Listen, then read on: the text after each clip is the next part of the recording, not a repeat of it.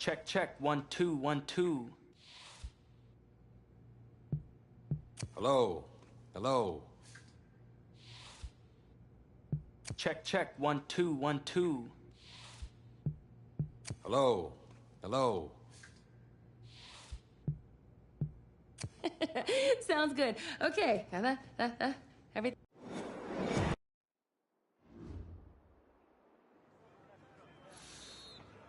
Now for the beast de Renaissance. Your helmet. Got those fancy words from this French girl I met recently. Okay then, let's see what you can do. I don't know, Coach. Haven't played since Pop Warner. Okay, football's just like music, kid. Once you learn how to play it, it never leaves your soul. Besides, if you're as half as good as you are in hockey, we're in great shape. Hey, Tommy, give him a ball, would you? We've already got a QB, Coach. A darn good one based on the colleges that have already made me offers. And a modest one, apparently. Look, we still don't have any depth behind you. If we want to compete for state, it's always best to be prepared. All right. Suit yourself. We got plenty of room on the bench anyways.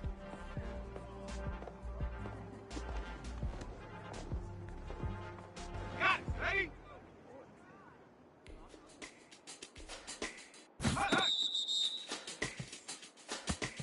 Here we go! Here we go! Deputy Timberwolf! Ready? Hut! Hut!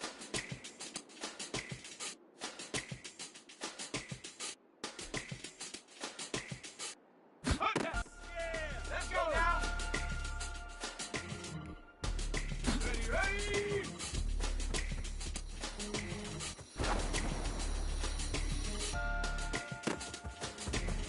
Yeah! Ready up! Let go!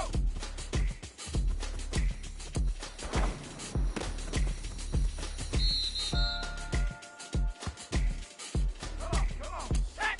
Cougar 19! Go!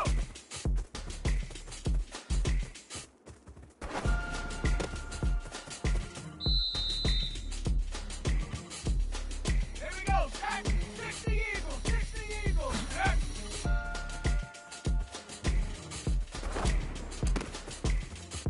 Pick it up already! Set! Cowboy 80! Ready, go! Here we go! Ready! Okay, well done!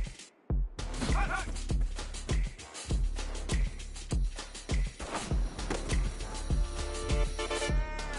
Hey!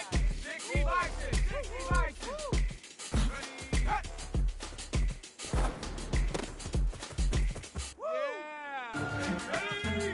18 God! 18! Woo!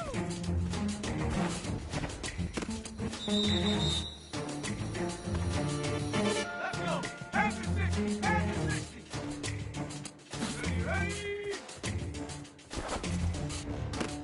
Yeah! Go! Bronco 80! Let's go!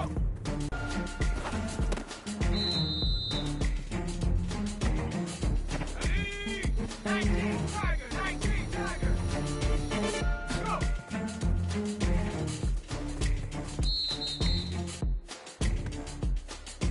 Ready! 70 Lions! Here we go! Here we go! Here we go! Hawk 70! Hawk 70! Ready, go! Yes! Yeah! On the race! Hut, hut! Oh, yeah! A little rough around the edges, but I definitely see some potential. What do you say we smooth out those edges at practice? Find yourself a box, keep it clean.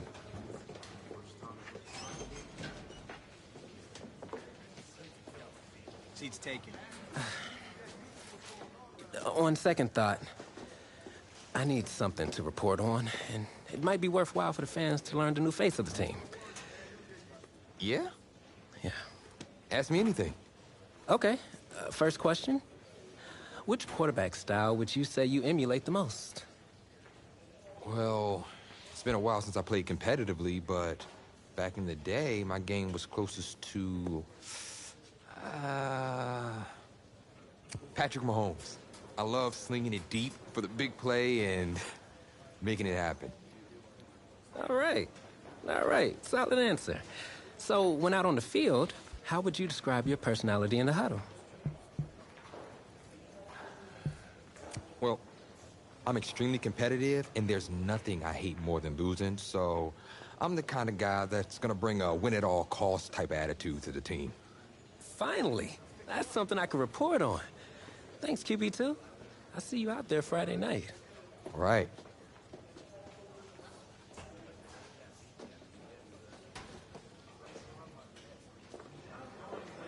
Tommy. You all right, man? Yeah, I'm fine. I just have this bug that's going around. You don't look fine. You look sluggish. It's like you're not playing with any heart out there. Don't you dare talk to me about my heart. I've put everything I have into this. This game is my life. If you have so much heart, prove it. Because you're not showing any out there. Whoa. Whoa, hey, easy. Easy, man. I didn't mean to upset you. You're right. About what? About my lack of heart.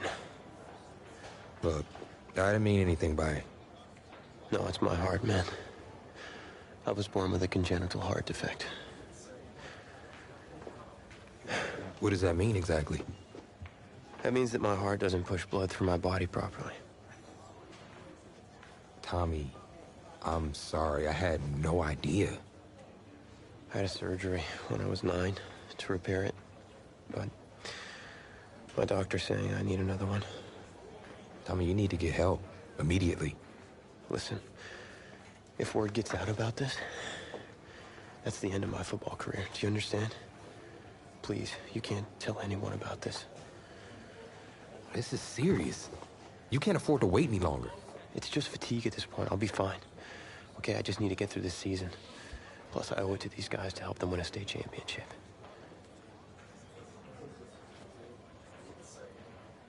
You're not helping anyone out there tonight, especially yourself. Plus, you're putting a huge risk with your health. You should sit this one out. Why didn't let you take over? I don't think so.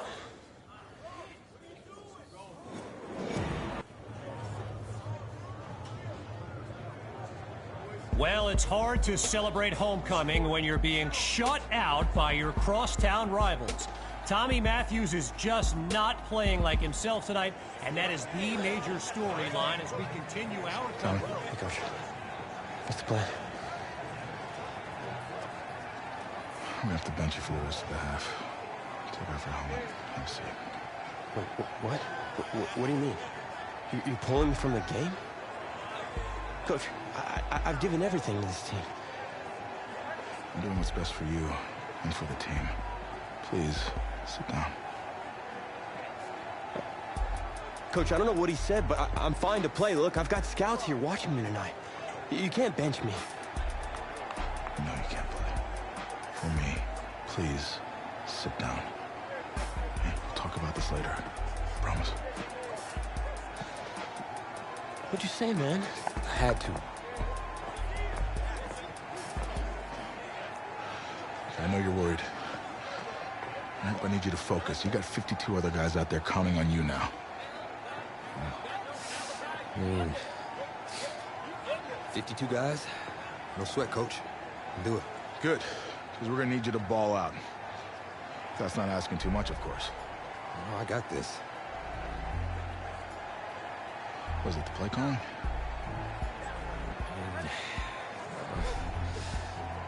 I had 2 whole weeks to digest everything. I'll be fine. What can go wrong? Great. Well, with your raw athleticism, you got this. Hope you're right. Whoa, you forgetting something? Your helmet. The piece de renaissance, the most important part. Come on, you got this. Yeah, you're right, Coach. I got this. Yeah? Yeah, you got this. He so doesn't got this.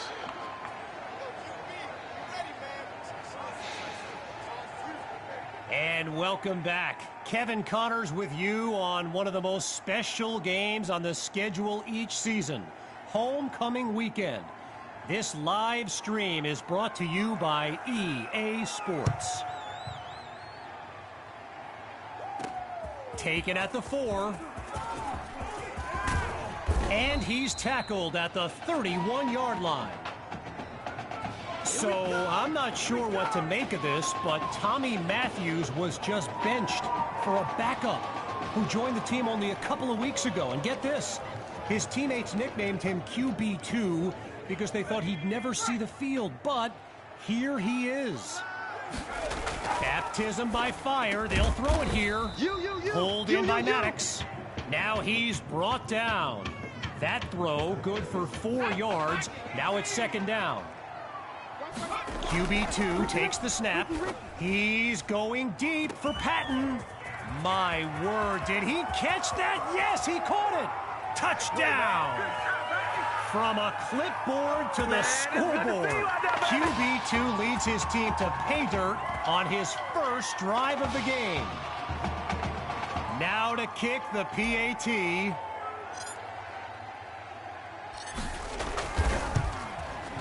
And it's good. So they trim the lead by 1 more point. The score now 13-7.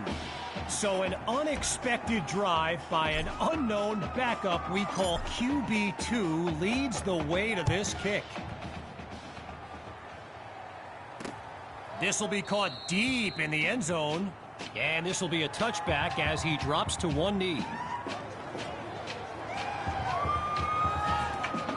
So the Bearcats are lined up now. And there's Carpenter making some final preparations as we await the snap.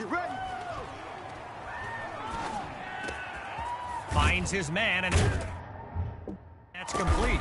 And a solid gain up to the 33. A pickup of 8 on the play, and that makes it 2nd and 2.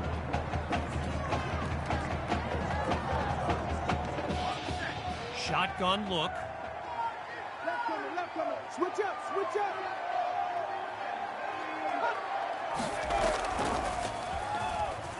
Pushes through contact. Oh, and he's brought down for a loss of yards.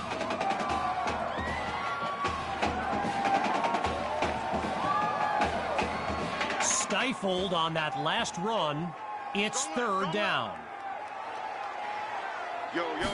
Looking to throw. Here's Carpenter. They set up the screen, and that's complete. He's got enough for the first down, and it's a nice pickup before he's out of bounds.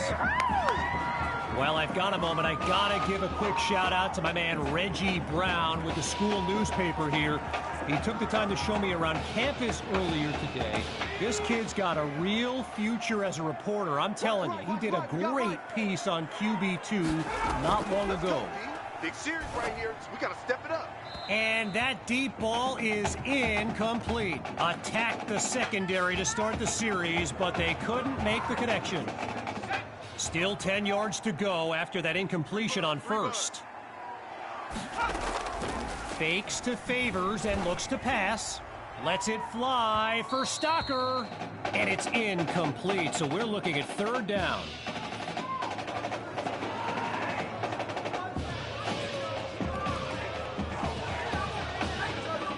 Following the incomplete pass on 2nd down, it's 3rd and 10. Looking to throw again. Wait, maybe not. He's on the move. And now he'll hit the deck. 1st down in hand.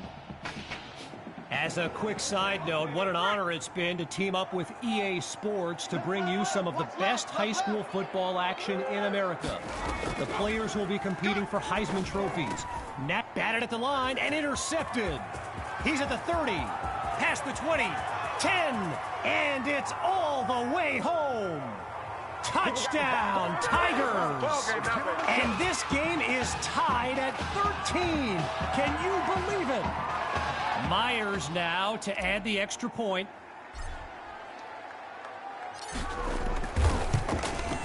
And they'll take a narrow lead, just 1 point between the teams. Our score now, 14-13. Following that pick-6 touchdown, the Tigers are ready to kick it away.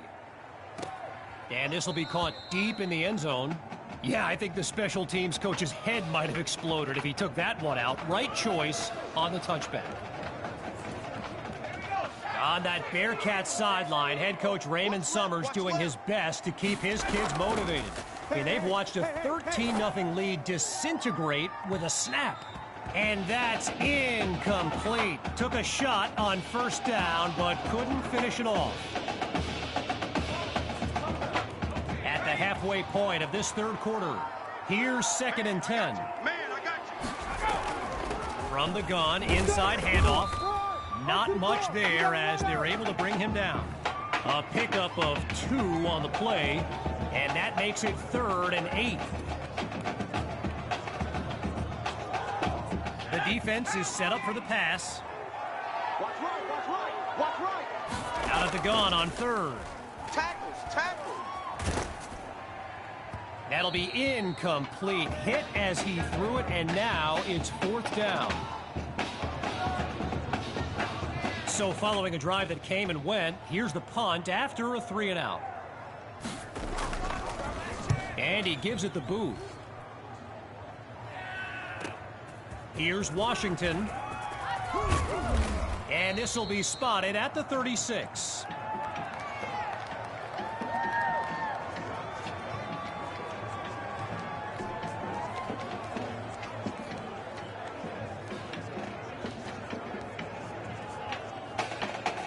The Tigers send out their offense. And there's Coach Fetu calling out some instructions for QB2 from the sideline.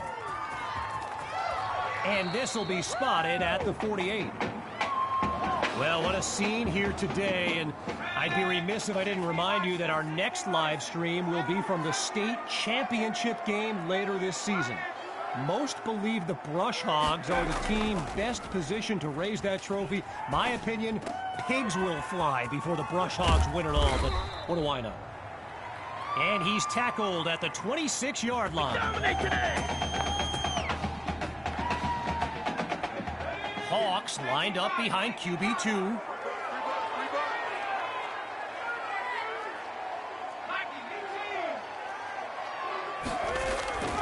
The Tigers will run it. And he's stopped at the 17-yard line.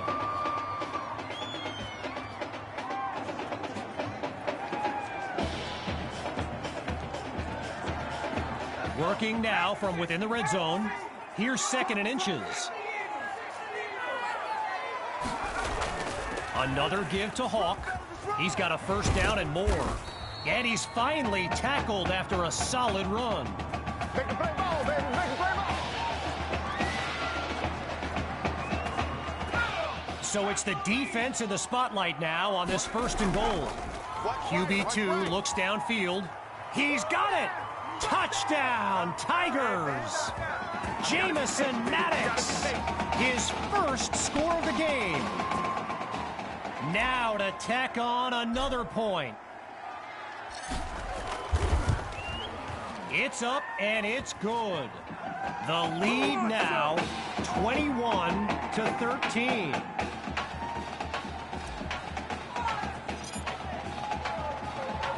After giving up the touchdown, the Bearcats are back to receive. Fielded in the end zone, and it'll be a touchback as he elects to take a knee.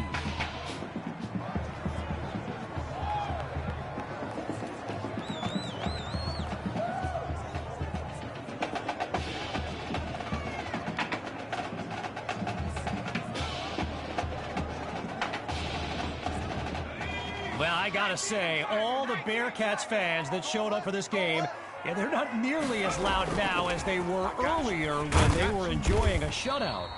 And they'll make the stop after a solid gain on the play.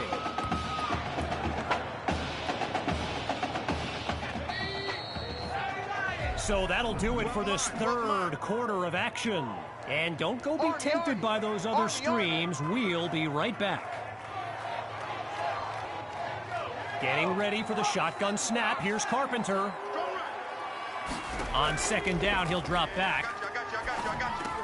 Now he dumps it underneath to his running back, and he moves the chains. First down. Way to go, man! Lined up in the shotgun. Let's go deep, tighten up. Let's go deep, tighten up. Back to pass on first down. Absolutely nowhere to go, and he eats that sack.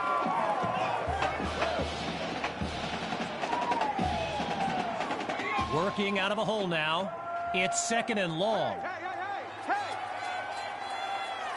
Shotgun snap. Here's Carpenter. Feeling the pressure, and he's down again. Back-to-back sacks.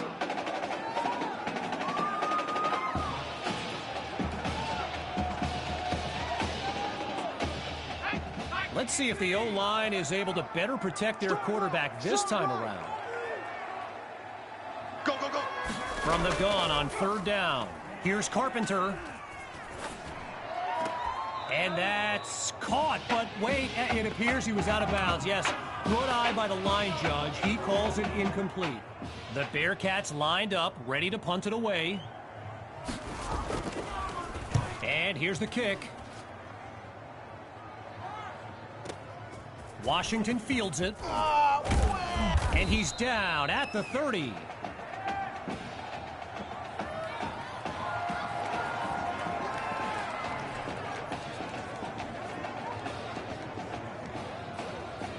Opening play of this drive for the Tigers.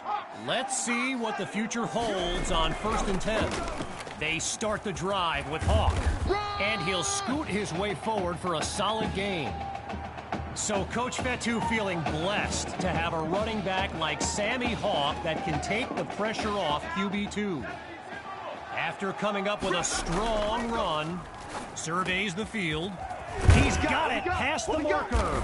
And he's down at the 45-yard line. You know, I gotta say, it's kind of odd seeing someone other than Tommy Matthews delivering these throws. I mean, he was basically the face of this franchise, in a manner of speaking. QB2 gives it to Hawk, and they'll make the stop at the 38.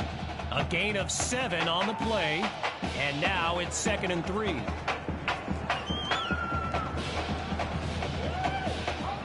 Clock still running as they work to preserve their lead. To throw on 2nd down. Here's QB2. Goes to Maddox. And he's stopped at the 22-yard line. 16 yards gained. And they pick up the first. Hawks lined up in the backfield. On 1st down, back to pass. Oh, change of plans. He tucks the ball. Now this will be marked inside the 15-yard line. A gain of 8 on the play, and that makes it 2nd and 2.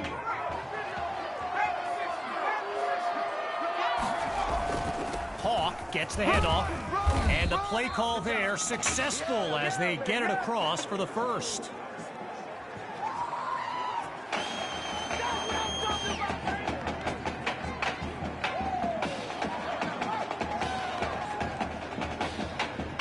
All right, so following the short gain, here's the start of a new series. Big stop, D. Big stop. Let's go.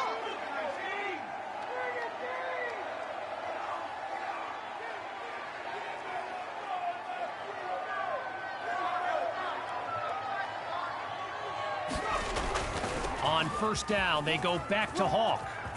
And he takes it into the end zone. Touchdown, Tigers. And that should seal the deal.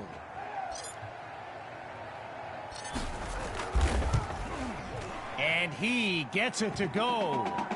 The advantage now, 28-13.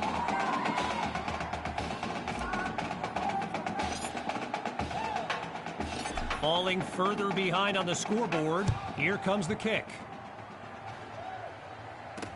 From a yard or two inside the goal line, he's got it. And this drive will be getting started inside the 20. Not ideal. First play of the drive for the Bearcats. And let's be honest, this drive will be a success if it doesn't end in an interception. I'm sure they'd even take a punt at this point. It's complete to Justice. Tackled as he pulls in the ball. The connection on that play, good for 7 yards. Now it's second down. And he's not able to come down with it. Third down on the way.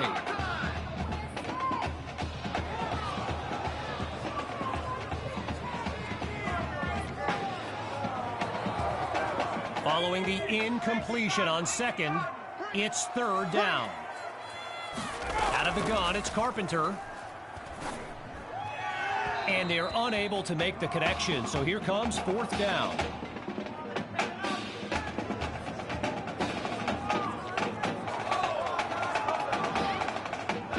Ready to take a chance. It'll be 4th and 3. Drops back again. Makes the connection this time. And he comes up with a first down. That's all! That's all! All right, crisis averted, but they've still got work to do. They snap the ball. Into the flat, it's complete. Drives through the defense. Now he gets past the 40 before he's out of bounds. A pickup of 5 on the play, and that makes it 2nd and 5. Shotgun look. Double dog, that's the way. Back to pass on second down. Fires quickly, and that's complete. Timeout called by the Bearcats. No choice but to stop the clock as we take a quick timeout of our own. Drops back to throw here on third. Deep throw for Justice. And that'll be incomplete. It's Washington who knocked that away.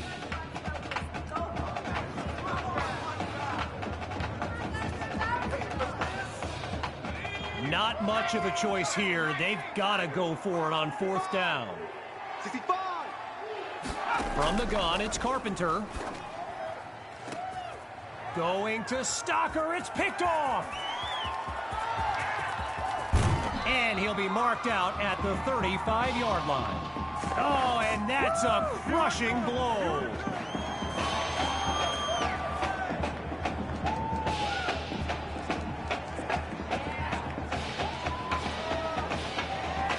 So the Tigers are lined up now, and this is excellent field position as they begin this drive. Go, go, run. Touchdown! Sammy Hawk! And that's the kind of play we've come to expect. Now for the token point after. And they add yet another point, one of many in this matchup. They're on big right now.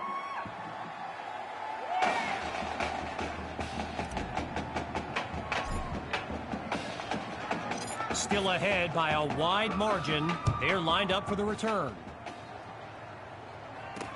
Caught in the end zone.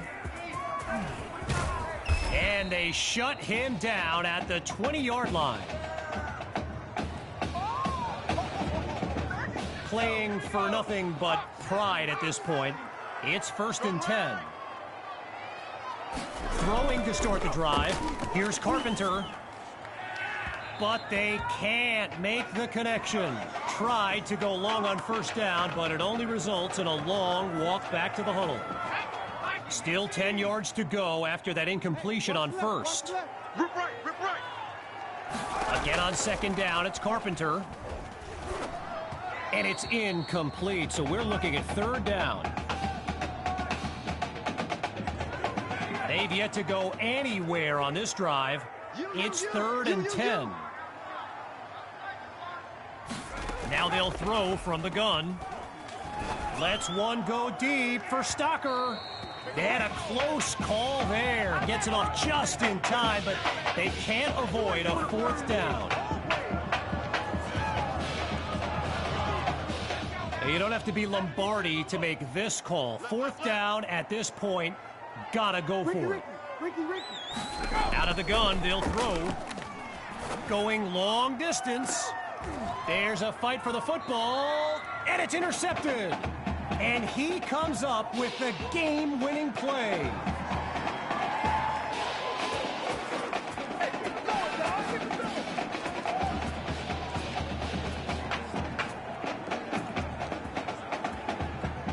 First play of the drive for the Tigers, and they are very much in control of this game. Get ready. Get ready. Going for a big play downfield. And he's into the end zone. Touchdown, Tigers! A show-stopping score from beyond midfield. Myers is on now for the PAT.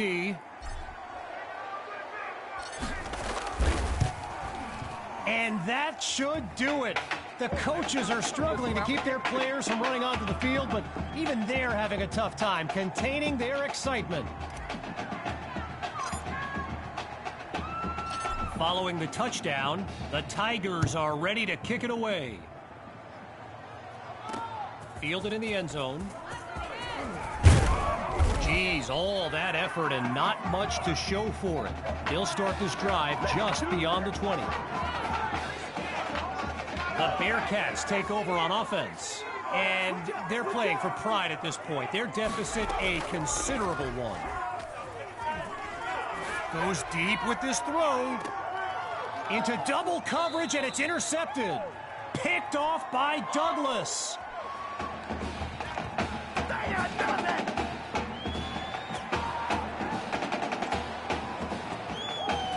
And that will do it. A comeback to remember. So as our EA Sports live stream comes to an end, I'm Kevin Connors, signing off. I'm gonna be watching you. Not just with one eye, with both of my eyes. All right? Keep doing good work, and I'll be in... Hey, Grant Simmons, recruiting analyst over at recruitstowatch.com. Heck of a game out there tonight, son. Hey, you ever think about your future in football? Where you might want to commit to? Not really. I'm just kind of having fun out there. Yeah, I see you out there having fun. Well, look here, when you're ready, give me a call, all right? We'd love to add you to our site. My man.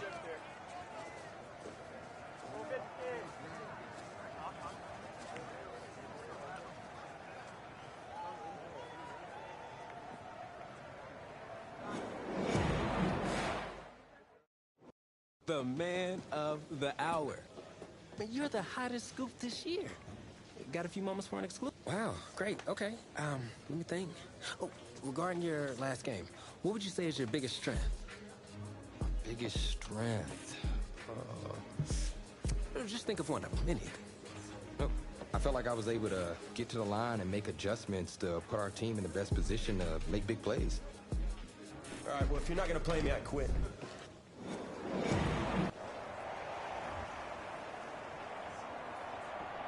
Welcome to our EA Sports live stream from Levi's Stadium, the home of the California High School Football State Championship and the host of tonight's clash between the Brush Hogs and the Tigers. Joining you on this beautiful evening, I'm Kevin Connors. Well, the anticipation is over. A year's worth of blood, sweat, and tears has come down to this. Game time in the state championship. Caught in the end zone.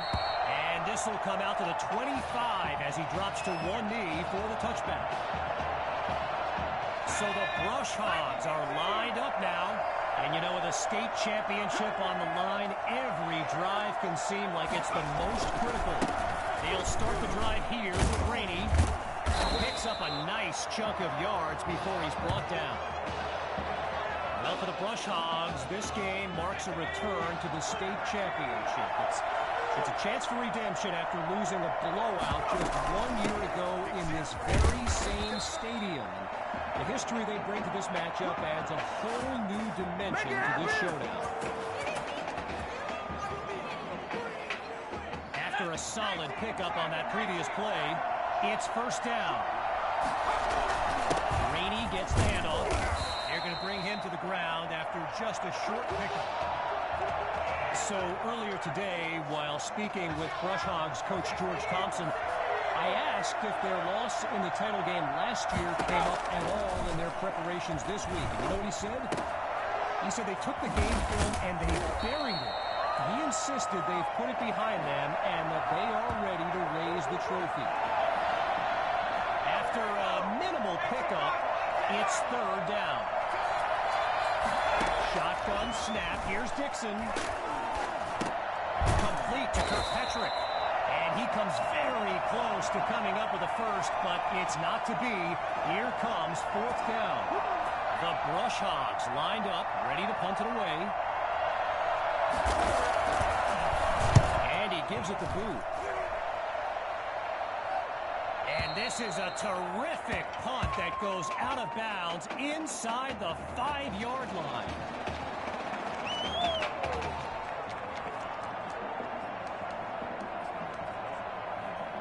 QB2 and his brigade of playmakers take the field for the first time in this title game. And they can't make the connection, so it'll be second down. As anyone knows, high schoolers and social media, it can be a recipe for drama. And Clay Rainey stirred up some controversy this week when he predicted a championship win for his Brush Hogs. You can imagine how well that went over with QB2 and his squad. Spoiler alert, not well. On first down, here's QB2. He's taken down for a... Oh, wait, no, he's free. Sending it downfield for Patton. Oh, and it's incomplete. Attacked the secondary to start the series, but they couldn't make the connection. Still 10 yards to go after that incompletion on first. He makes the delivery. And he's tackled on the 50-yard line. A 28-yard gain and one for the highlight reel. Lined up in the backfield, there's Sammy Hawk. They'll throw from the 50. And the ball pops free as the defender timed that hit perfectly. Okay, so you're hitting me up on social media wanting to know exactly what Clay Rainey posted, and it was an invitation to his championship party tomorrow evening. Yes, very bold, and you know what? He was pretty quick to delete it, too. Meantime, they pick up the first through the air on second down. Scans the field. Wait, maybe not. He's on the move. It's caught at the 10. And he's got the first down just outside the end zone. Lots of success through the air on this drive. It's first and goal. They'll go with the run. And he goes straight at him. Touchdown. Sammy Hawk. He bulldozed his way into the end zone. Now they'll kick the PAT. And that's good for a 7-0 lead.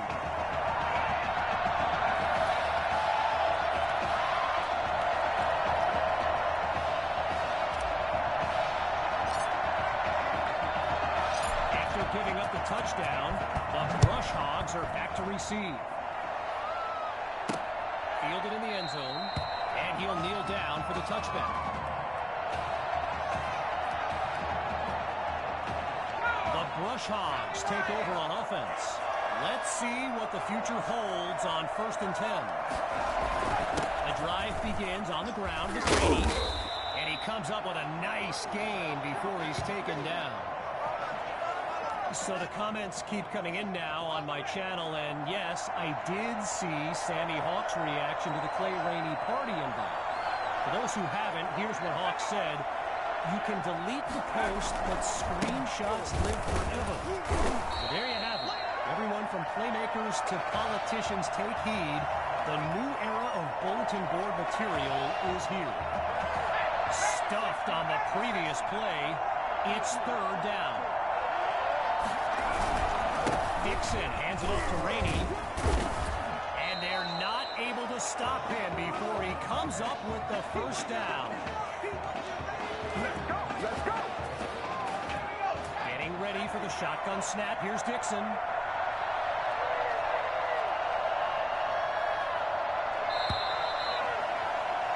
Before they can get off the snap, the first quarter will come to a close. 3 more to go in this state championship showdown. Back in a moment. So we'll pick back up with the action here in the second quarter as we await the snap on first down. Looking for a receiver. Caught by Rosas. They bring him down. 5 yards on the catch there as they prepare for second down.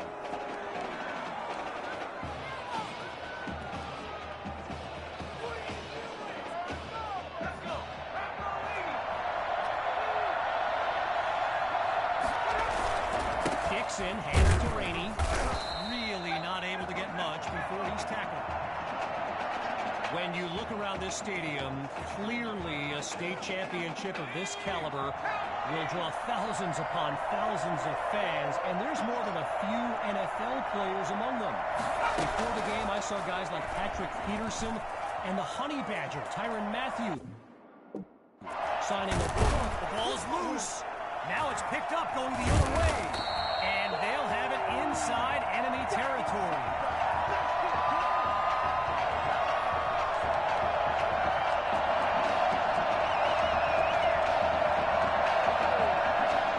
Play of this drive for the Tigers, and all eyes are on QB2 as he gets set for this drive. I think every smartphone in the stands is pointed at that, and it's complete. And he's taken down at the 9. Way to go, boy. Way to get a start. So it's the defense in the spotlight now on this first and goal. They'll go with the run. And he's stopped just short of the goal line. A pickup of 9 on the play. And now it's second and goal.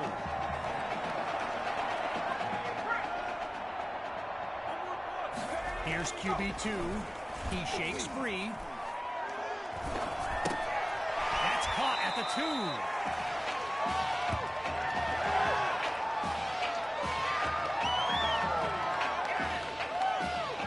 Just 1 yard away. Here's third and goal. Going with the run. And he takes it into the end zone. Touchdown, Tigers. Sammy Hawk, his second rushing touchdown of the game. And they stretch the lead 14-0.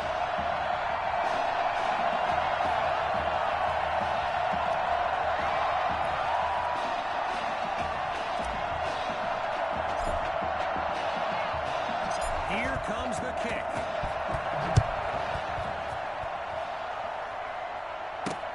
This is fielded just inside the goal line.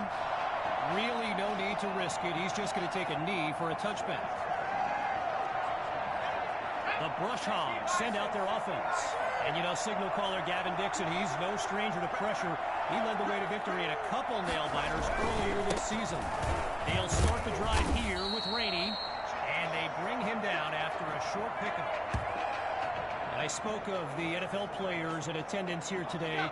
Earl Thomas and Jarvis Landry happen to be watching from the sidelines tonight. And get this, Adrian Peterson showed up at Coach Fenton's request and surprised his players with a pregame speech. Can you imagine that?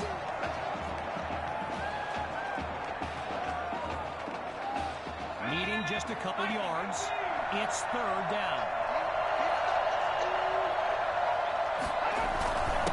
Rainey gets the handoff. And that's a sweet run to get the first. His O-line set him up beautifully. Come on with it, man. While I've got a moment here, I'd like to thank my guy Reggie Brown for the well-researched game notes he gave me earlier. Reggie writes for the school newspaper that's covered QB2 since he joined the team, and I got to tell you, that little Sparky has really earned my respect. Might be after my job one day. So meanwhile, this offense needs to score any kind of points on this drive. Dixon's pass is intercepted. Picked off by Washington. And they'll have it at the 50-yard line. There we go.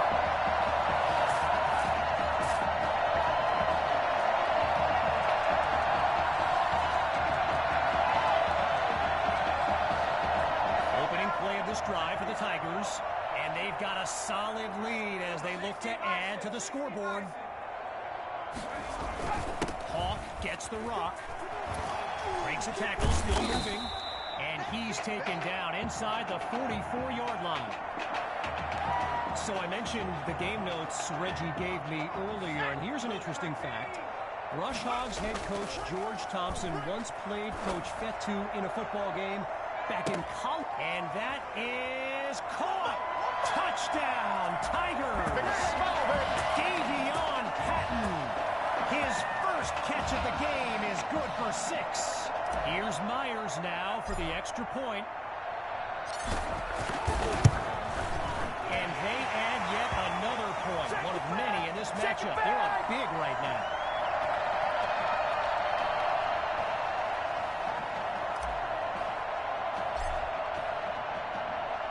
Still leading by a comfortable margin. Here comes the kick. Caught in the end zone. And we won't see a return here as he kneels for the touchback. So the Brush Hogs are lined up now. And at this stage of the game, every minute counts for them to have any shot of making a comeback. And they're unable to hook up on that play. Here comes second down. Gavin Dixon, the field general of this Brush Hogs team, and someone who comes from a family with deep ties to Nebraska football. His dad, Clyde, played running back for the Huskers, as did his older brother, Tommy. Mom, Olivia, was a star on the Huskers track team, so I'm not so sure Gavin has ever even considered going anywhere else. Getting ready for the shotgun snap. Here's Dixon. He'll go to the air on 3rd and short. Forces that throw, and it's intercepted.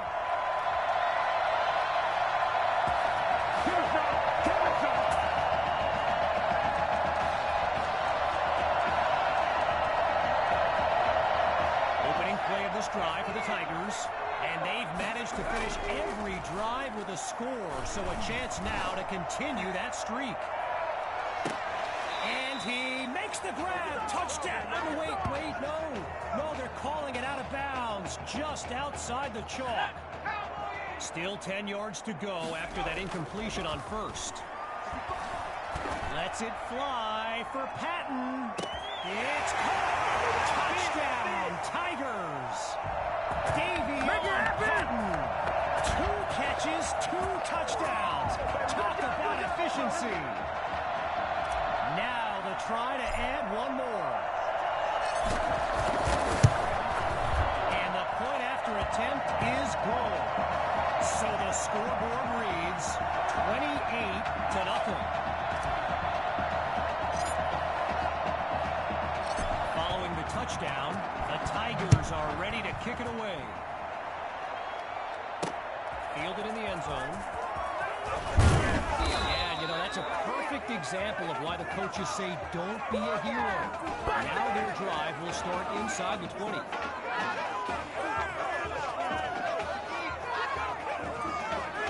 Here come the Brush Hogs to start the drive. And with this kind of deficit, Gavin Dixon and his playmakers will need to come up with something big on this drive. And he makes the grab. Taken down as he makes the grab. 5 yards on the catch there as they prepare for second down. Here we go. 18 Cardinal. One last try before the break. Completes that throw to Rainey on the screen. And he's stopped at the 37. So, after a one-sided first half, it's the Tigers in control. And when we return the second half of this historic showdown, we can only hope the rascals who pulled off that halftime prank are brought to justice. Either way, it's time to get back to the game. Here comes the second half.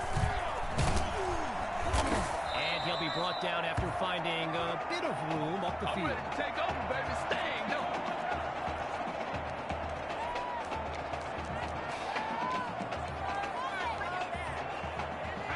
Hawks lined up behind QB2. Looking to pass on first down. He's got a man. First down, Tigers. I've got to take a break from the game here for a moment. I think the pranksters I mentioned earlier are still on the loose. Over in the Brush Hogs fan section, they're holding up signs they found underneath their seats with the letters that spell, well, let's just say there's a reason we aren't pointing our cameras at them right now. On first down, he'll drop back. Gets it to Maddox. And that's complete. Good for the first inside the 10-yard line. 7 yards to the goal line. Here's first and goal. He'll throw again. Pulls it in the end zone. Touchdown, Tigers. They are running away with this game. Myers now to add the extra point.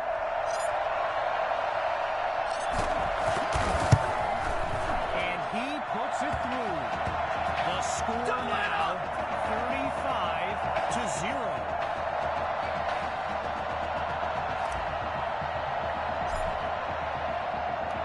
Ready now for the kick.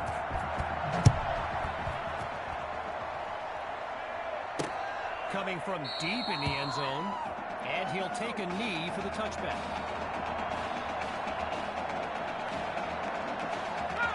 Getting ready for the shotgun snap. Here's Dixon. Back to pass on first down. Right side of the field. It's complete. Now he's out at the 29. I mentioned earlier Gavin's ties to Nebraska football. Look, he's obviously been asked about it since, I think, the 8th grade. And to his credit, he's never been shy about saying, yeah, I mean, if given the opportunity, who wouldn't want to be a Husker? So it's not a done deal till he signs that letter of intent, but there's a very good chance we'll see this young man in Lincoln someday. All right, so following the short gain, it's 3rd and 2.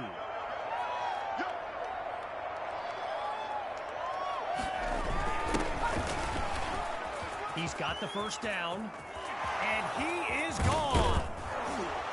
Now he's finally stopped. A big-time play that gets a roar from this crowd. Okay, now that I'm back in my seat, why don't we pick back up with the action here, 1st and 10. Gathers the snap. They run the screen, and that's complete to Rainey. Now he's finally out of bounds after a huge gain on the play. Here we go, here we go. Still in search of their first points. It's 1st and goal. Here's Dixon. Not able to throw it away. Gives up the sack.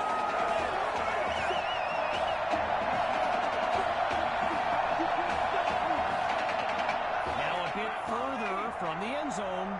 It's 2nd and goal. They'll go with one. Just a bone-rattling tackle as he's dropped to the ground. A gain of 2 on the play, and now it's 3rd and goal. Out of the gun, it's Dixon. Now he tucks the ball, looking to run. And he'll do it himself. Touchdown! They finally put one in the end zone. Now for the point after. And he knocks it through. The tally now, 35-7. After giving up the touchdown, the Tigers are back to receive. He fields it at the 5. He's taken down after putting together a nice sequence on that return. Good job.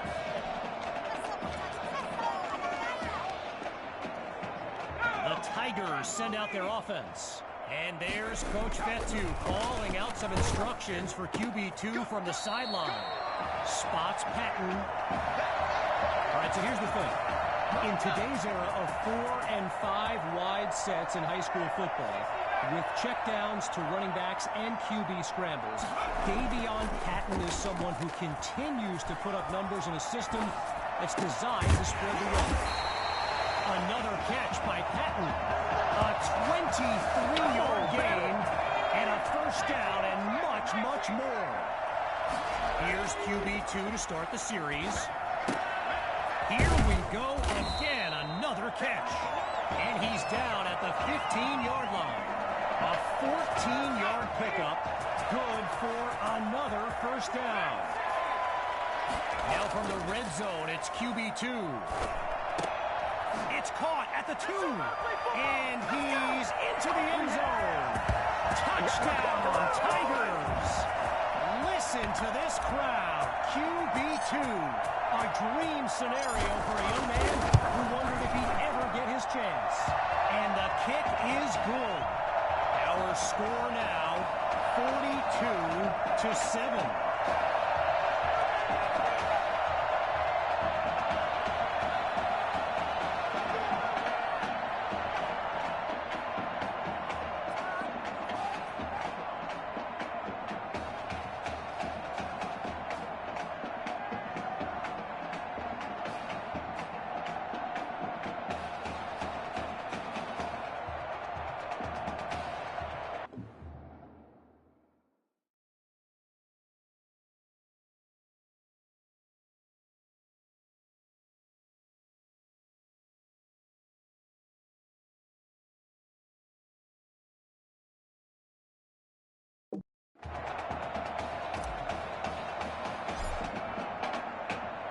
Still very much in control of this game.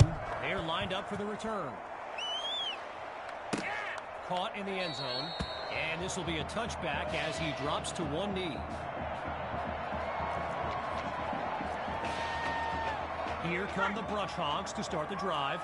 And there's Dixon making some final preparations as we await the snap. The drive begins on the ground with Rainey. And there's a flag on the field as he's taken down. Offense.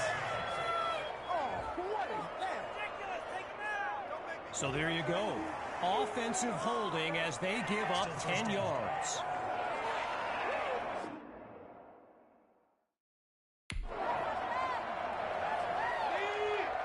Rainey's lined up in the backfield.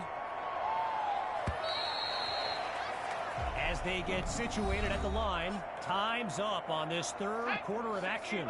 And after a quick break, we'll return with the final act of this state championship. On first down, back to pass. Well, the ball comes down. He's looking to go, but he doesn't get far. Just a yard on the play. You know, another thing about Nebraska football, we got a couple of former Cornhuskers in the house here today. Levante David and Rex Burkhead are here to take in this championship game. Tip of the cap to my pal Reggie for the heads up on that. Look at him rack up the yardage on a big-time play. A 29-yard gain, and that's a first down and then some. They'll throw from the 50. Completes that throw to Rainey on the screen. And he's brought down at the 49-yard line. Leading this drive to finish in the end zone. Here's second down. Back to throw. Here's Dixon. Sends it to Rainey in the flat. And that's good for a first down as he's out just beyond the marker. It's an 11-yard gain. Good for a new set of downs. Looks to throw out of the shotgun. Now he'll tuck it. Run, but it doesn't result in much, just 1 or 2 yards.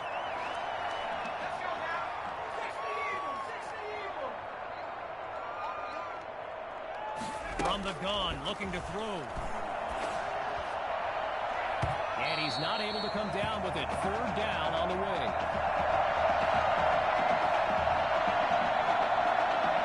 Looking to convert once again. It's third down. Dixon takes the snap. And he makes the catch. And he'll rack up some yards before he's out of bounds.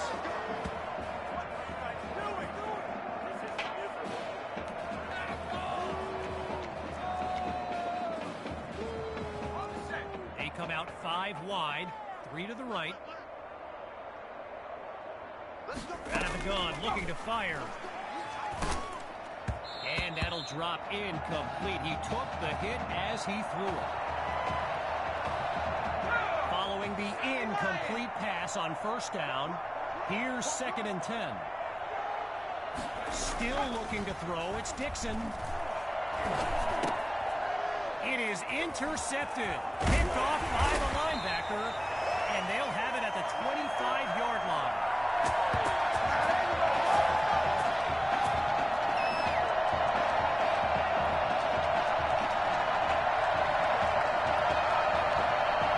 So the Tigers are lined up now, and they've got a sizable advantage on the scoreboard. Now he brings the ball down. He's on the move.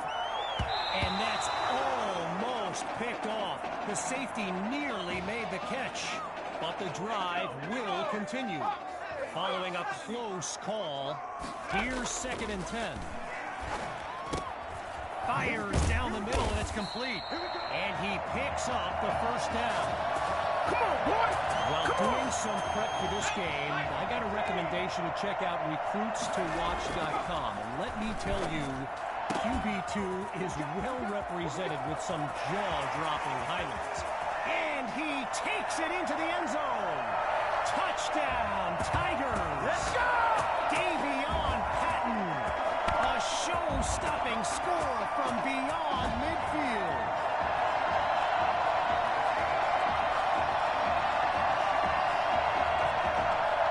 Myers is on now for the PAT.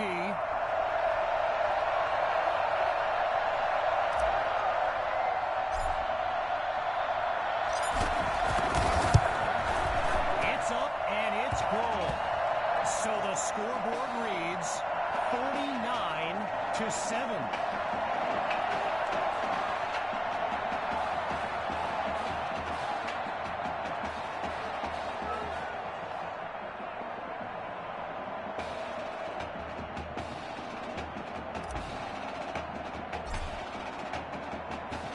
Following the touchdown, the Tigers are ready to kick it away. Fielded in the end zone. Yeah, I think the special teams coach's head might have exploded if he took that one out. Right choice on the touchback. Going through the motions now. It's 1st and 10. Throwing to start the drive. Here's Dixon. Pressure comes, and down he goes. One last thing on Recruits to Watch. You can go to the archive and watch videos they have on players that are now in the NFL. I highly recommend you search for DeAndre Hopkins and Le'Veon. Live ball, and the offense takes it back. They reacted quickly to save their drive.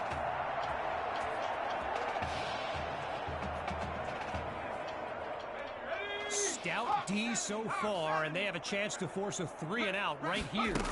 Back to pass. Shows off the arm strength, and that drops incomplete. So now they're looking at a 4th down. And as the seconds...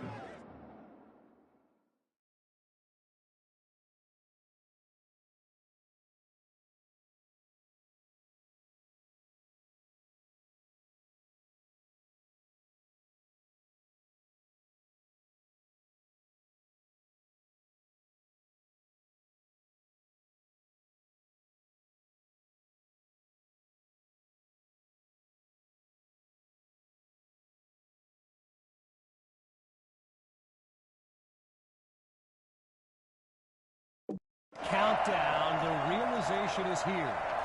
The Brush Hogs will come up short once again. Now look, I know character is formed at times like these, but man, knowing what it would have meant for this team, I mean, you're not human if you don't hurt for these kids.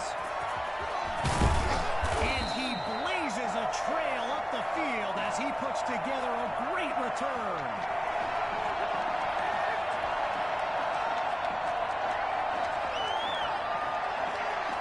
Opening play of this drive for the Tigers, and they are very much in control of this game.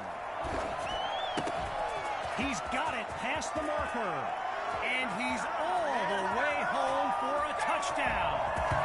And that should seal the deal.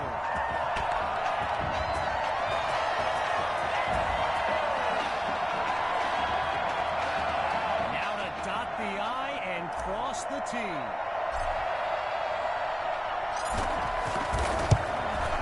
And he gets it to go. That's the way to make the play, kid.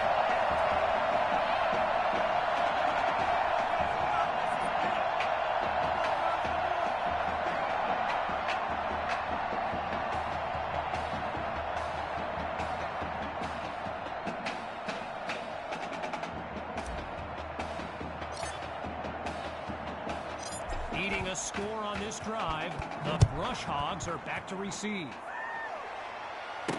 From a yard or two inside the goal line, he's got it. And he's not able to do much with it, just a decent return.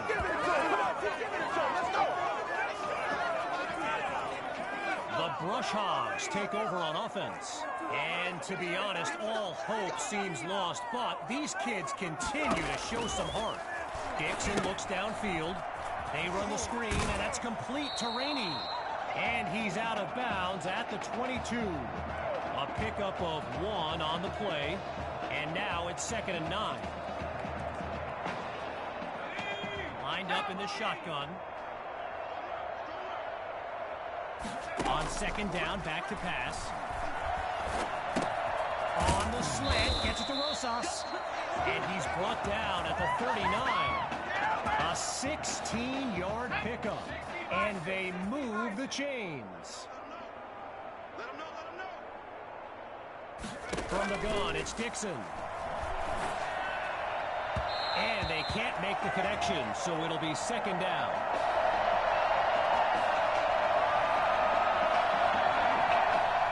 Still 10 yards to go after that incompletion on 1st. Drops back, and he'll throw it again. And they drop him for a sack. Come on with it, man. Good job, good job.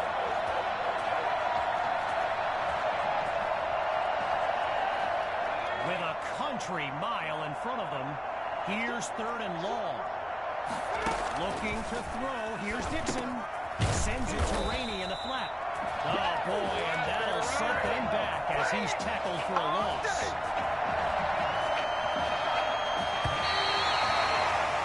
And that will do it. The Tigers are state champions. Signing off now, I'm Kevin Connors as we give way to this euphoric scene.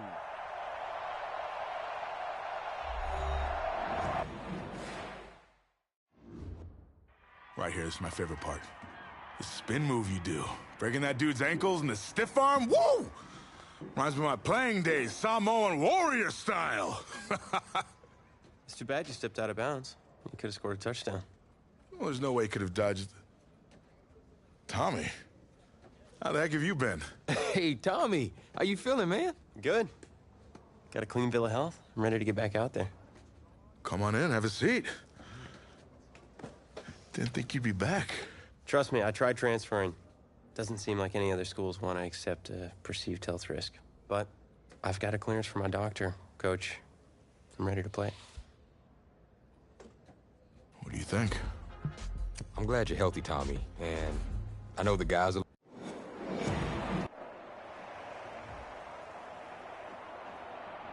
One of the loudest venues in the NFL on Sundays looks to be no different on a Friday night. We've got a packed house for the Midwest Prep Showcase. showcase.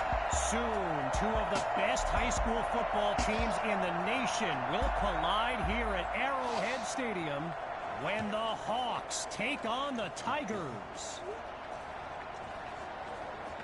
Wait, it's your... Yeah, rapper, producer, entrepreneur, Snoop D-O-double-G. Please believe it, that's me. But hold up. Ain't you one half of them Heartbreak Boys? I'm a huge fan of yours. Nah, man, I'm a fan of yours. Check this out.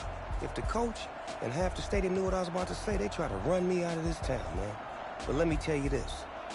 I've been following y'all story for quite some time. And I'm pulling for y'all tonight. Wow. That's amazing. Thank you so much. For sure, my brother. Now get out there and go do your thing. Snoop, you know Tommy Matthews? Well, the crowd is loud and on its feet as Alan Myers gets things started.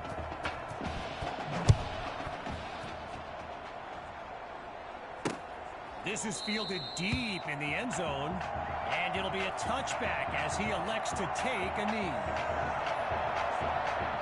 So in this matchup of top-ranked QBs, it's Braxton Knight and the Hawks with the chance to strike first on this opening drive. Under pressure and sacked. Braxton Knight, easily one of the best quarterbacks in the nation, hasn't faced a double-digit deficit since he became a starter last season. When he gets this offense clicking, it is a sight to behold. Looking downfield, here's Knight. Into the flat, it's complete. And he'll be marked out at the 15-yard line.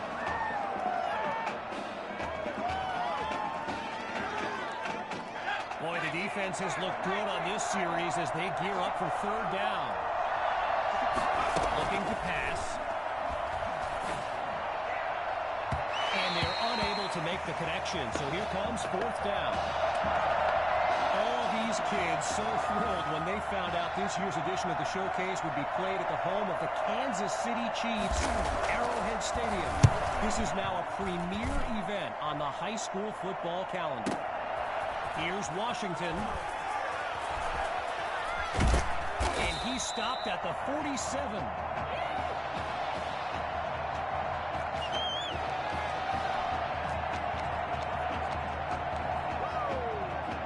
So for the first time in this showcase, we'll get a look at QB2 and his offensive weapons, Tommy Matthews among them. And he's across midfield into enemy territory. So get this, earlier today I was speaking with Hawks coach Kevin Robbins, and in typical fashion, he did not hold back about today's matchup. He proclaimed his D would be so good against QB2, they'd end up putting Tommy Matthews back at quarterback. Bold words. Grabs the snap. Oh, change of plans, he tucks the ball.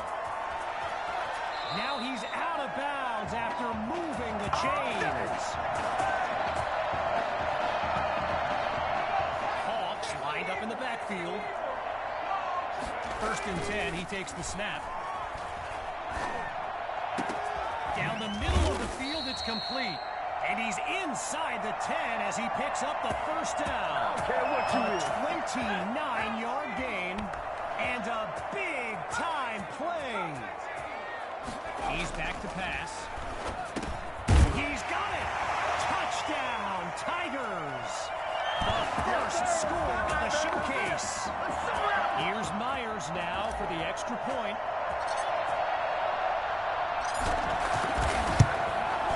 And that'll make our score 7-0. Oh, yeah, baby. All day, all day. You know, I can't help but think back to what Coach Robbins told me before the game, how his defense was going to shut down QB2. Hadn't exactly happened, right? And I'd be very interested in hearing his thoughts right about now. And this will come out to the 25 as he drops to one knee for the touchback. The Hawks send out their offense. And the chat for this live stream filled with opinions presented as facts. By the way, feel free to add your own. I know I did. And they'll stop him after a minimal pickup. Apparently, the kids on the field weren't the only ones thrilled about this game being at Arrowhead. We've got an incredible turnout for one of the most hyped matchups of this season. Shotgun snap. Here's Knight. Sends it to Thrash. And he's taken down at the 48-yard line. A 21-yard gain and a first down and much, much more. Getting ready for the shotgun snap. Here's Knight. They'll go with the run. And he's down at the 46-yard line. Arrowhead Stadium, one of the best venues in all of football. And you know who loves it here? The coach, Jonathan Coachman. Big-time Chiefs fan. He's a Kansas native. In fact, I wouldn't be surprised if he's in the house today. Into the flat, it's complete. And that's good for a first down. There you go. There you go. Shotgun look.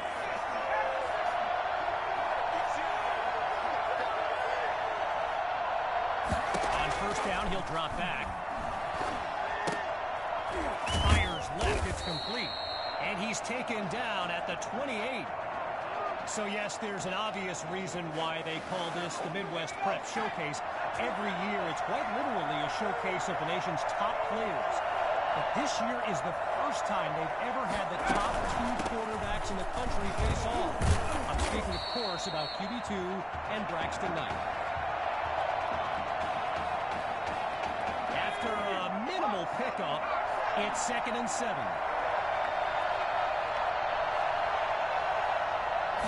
Knight looks downfield. Oh, hold on, he's running left. And they get to Knight for the sack. Tried to use his feet, but could not avoid the takedown. And that'll bring us to the end of the first quarter. And after a short break, we'll begin Chapter 2 of the Midwest Prep Showcase. We await the play call on third down as we start up the second quarter. From the gun, it's Knight. He makes the delivery. First down, Hawks.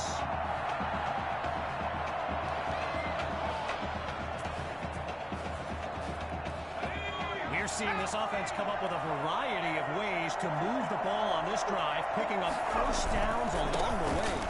The Hawks give it to Grove. A strong move along the way, but he's still taken down for a loss.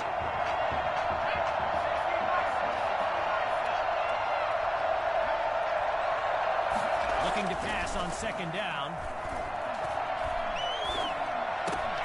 He finds Thrash, and he's out at the 13.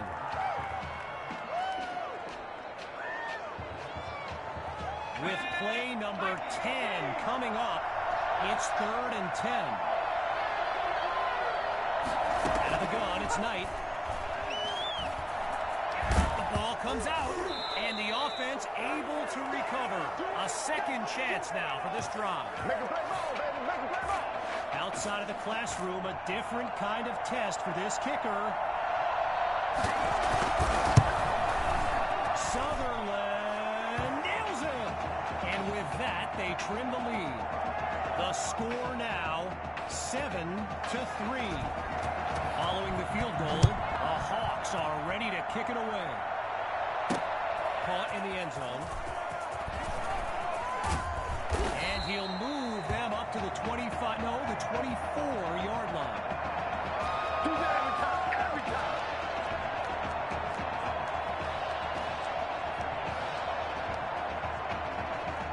First play of the drive for the Tigers. And there's Coach Fetu calling out some instructions. Holds onto the ball as he takes a shot on that play.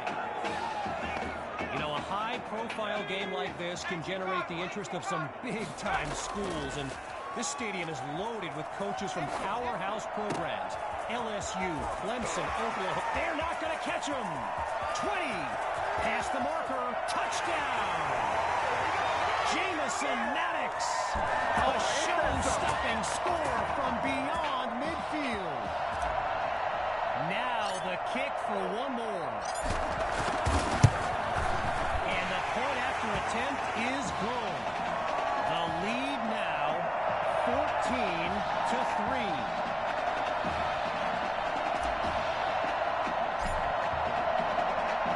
After giving up the touchdown, the Hawks are back to receive.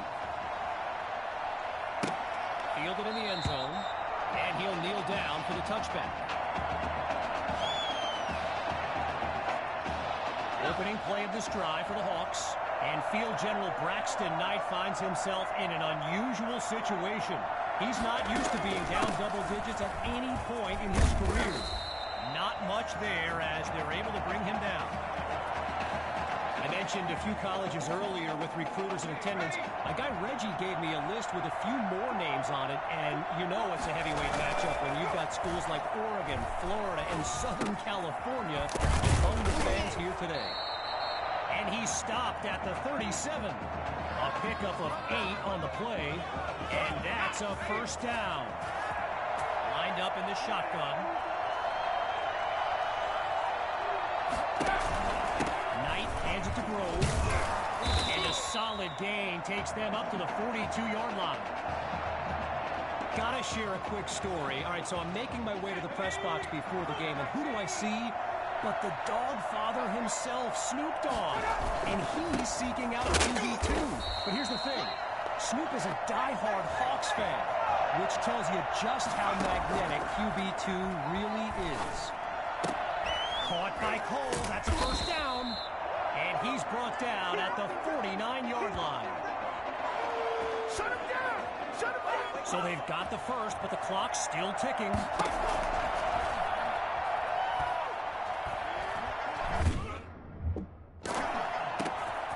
Knight's pass is intercepted. He's out in front. And it's a pick-6 touchdown. They're looking unstoppable right now. Now they're lined up for the extra point. And they add yet another point, one of many in this matchup. They're up big right now.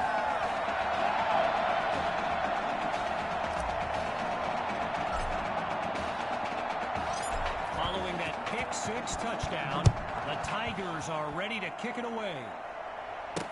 Caught in the end zone. Really no need to risk it. He's just going to take a knee for a touchback. As we near the end of the half, it's first down. Throwing after the interception. Here's Knight. He's in trouble, and down he goes. One last thought on Snoop, you know. He's a Southern California guy, Long Beach, if I'm not mistaken. And I wonder if he wasn't whispering in QB2's ear about the Trojans, right? I mean, who knows, but I wouldn't be surprised. Now they'll throw from the gun. Down goes Knight, and that's back-to-back takedowns. Can you imagine being one of those O-linemen right now, having to look their quarterback in the face after giving up back-to-back sacks? I almost feel badly for those dudes. Knight hands it off to Grove, and he's nowhere close to a first down. I mean, let the second-guessing begin on whether they should have passed it there. So following a drive that came and went, here's the punt after a 3-and-out. So after 2 quarters of action, it's the Tigers out in front. Kevin Connors and our entire EA Sports team are back after the break. As we get set for the kick, the second half is about to get started. Fielded at the 3. He's all by himself. The 30, 20, 10, and he'll finish it off. Touchdown! Ryan Washington. A stunning sequence on the return.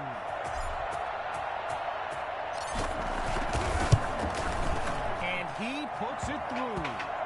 The tally now, 28-3.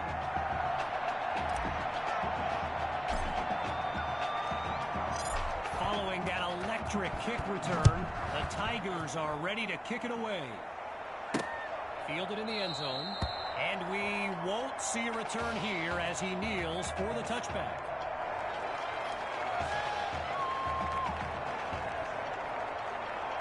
Opening play of this drive for the Hawks. And they really need Braxton Knight to flip a switch and march this offense down the field for points. They'll run it with Grove. And no gain on the play there at second down.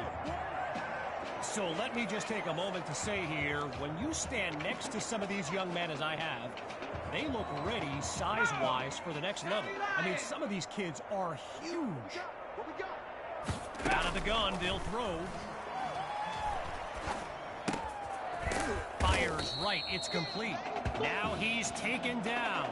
6 yards is the pickup as that'll lead to third down. Getting ready for the shotgun snap. Here's Knight. He'll go to the air on 3rd and short. Goes to his left. It's complete. And he picks up the first before he's tackled, but there is a flag down. Defense. That's not good enough, man. So it's roughing the passer. And that's a 15-yard penalty.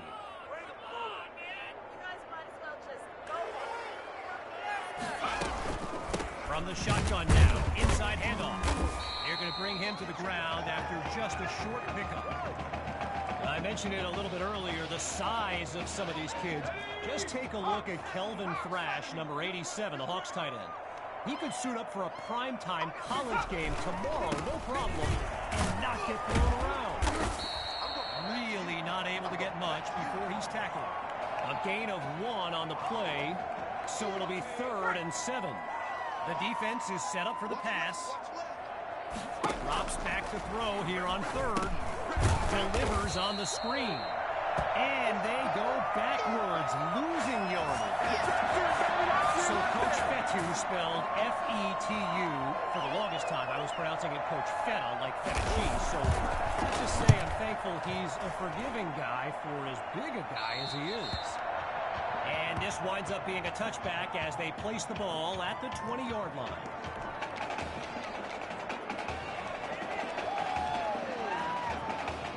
Opening play of this drive for the Tigers. And there's QB2 making some final preparations as we await the snap.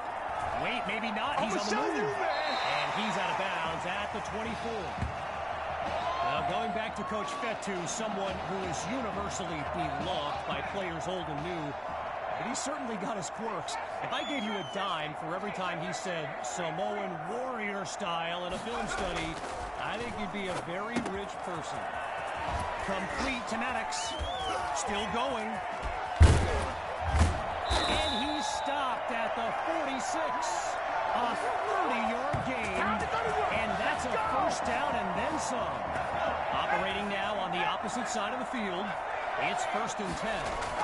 Looking to throw. Here's QB2. He's got a man. First down, Tigers. Good shot, good shot. Naturally, people across the football landscape are sharing their thoughts on where they think QB2 will go to college. Some think Miami, others insist it's Texas. I can tell you this, I am beyond confident his decision will be the top thing trending on signing day. And the ball pops free as the defender timed that hit perfectly. QB2 takes the snap. Maddox is wide open.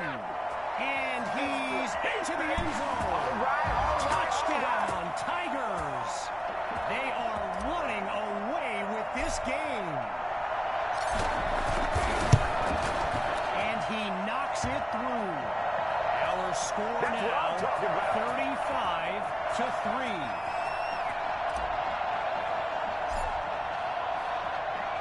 After giving up the touchdown, the Hawks are back to receive.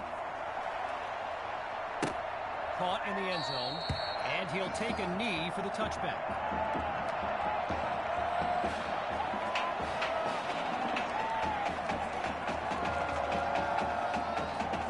First play of the drive for the Hawks. Let's see what the future holds on 1st and 10. Throwing to start the drive. Here's Knight. And they're unable to hook up on that play. Here comes second down. Still 10 yards to go after that incompletion on first. Once more on second down. Here's Knight. The Hawks give it to Grove. And that doesn't go anywhere. So now it's 3rd and 10. They ain't got a chance, bud. They ain't got a chance. Zero progress on this drive thus far. It's 3rd and 10. Looking to throw. Here's Knight. They set up the screen, and that's complete. Now he's brought down. The defense holds him to just a yard, so it'll be 4th down. With the Hawks lined up to punt and down big, I can't help but think of that stat I highlighted earlier. The one about Braxton Knight and how he hasn't faced a double-digit deficit since the middle of last season. Woof. Talk about jinxing a kid. This has been tough to watch. Opening play of this drive for the Tigers. It's just been amazing to see. They've yet to finish a drive without putting points on the scoreboard. The drive begins on the ground with Hawk. He might take it all the way. 10. Touchdown! Sammy Hawk. A showcase highlight for years to come. Myers now to add the extra point.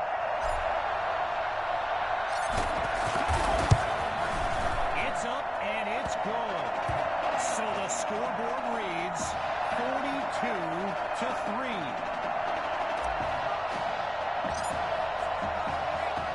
Still ahead by a wide margin. Here comes the kick. Fielded in the end zone. And really not much there as he's tackled just beyond the 20-yard line. Getting ready for the shotgun snap. Here's Knight. Looking to pass on first down. Absolutely nowhere to go, and he eats that sack.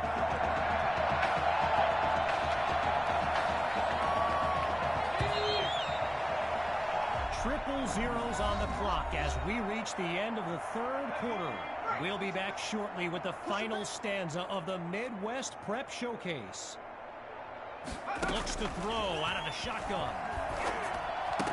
You know they pay me extra. Knight is picked off.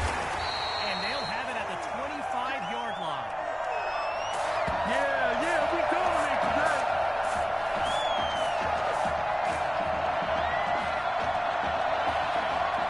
The Tigers send out their offense. And they've got a sizable advantage on the scoreboard. Throws left, it's complete. And he makes the grab, picks up the first, and moves them even closer. Now 3 yards from the end zone. Here's 1st and goal. And he takes it into the end zone. Touchdown, Tigers. Just 2 plays needed to find the end zone.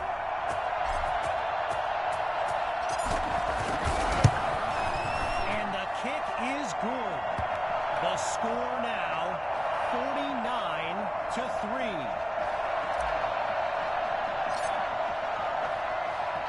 Following the touchdown, the Tigers are ready to kick it away. Caught in the end zone, and this will be a touchback as he drops to one knee. Opening play of this drive for the Hawks, and the last thing they want is for this drive to end with yet another reason to bring on their punt team. Looks to his right, it's complete. Now he'll get it past the marker before he's out of bounds. First down. 12 yards that time, and that's good for a first down. Here's Knight. Delivers on the screen. And look at that. Tackled for a loss, sending this offense backwards. Wanting nothing more than a score. It's 2nd and long. From the gun, looking to throw.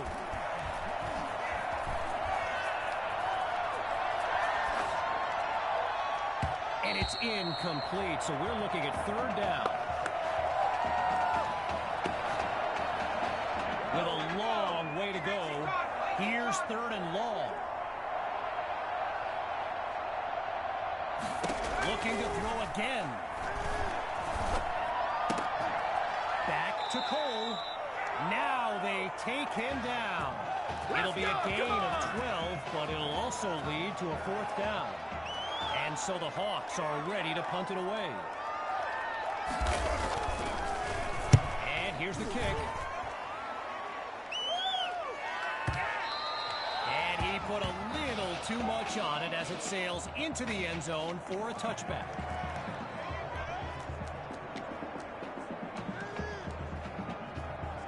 So the Tigers are lined up now, and all eyes are on QB2 as he gets set for this drive. I think every smartphone in the stands is pointed at that young man.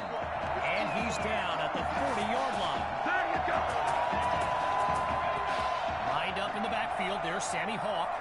Back to pass on 1st down. Airing it out for Matthews. And it's incomplete. Choice there to break that up. Still 10 yards to go after that incompletion on 1st. Hand off to Hawk. Pushing into the clear. 10. Oh, it's a touchdown. Sammy Hawk. Yet another clip for his growing highlight reel. Myers is on now for the PAT. And he gets it to go.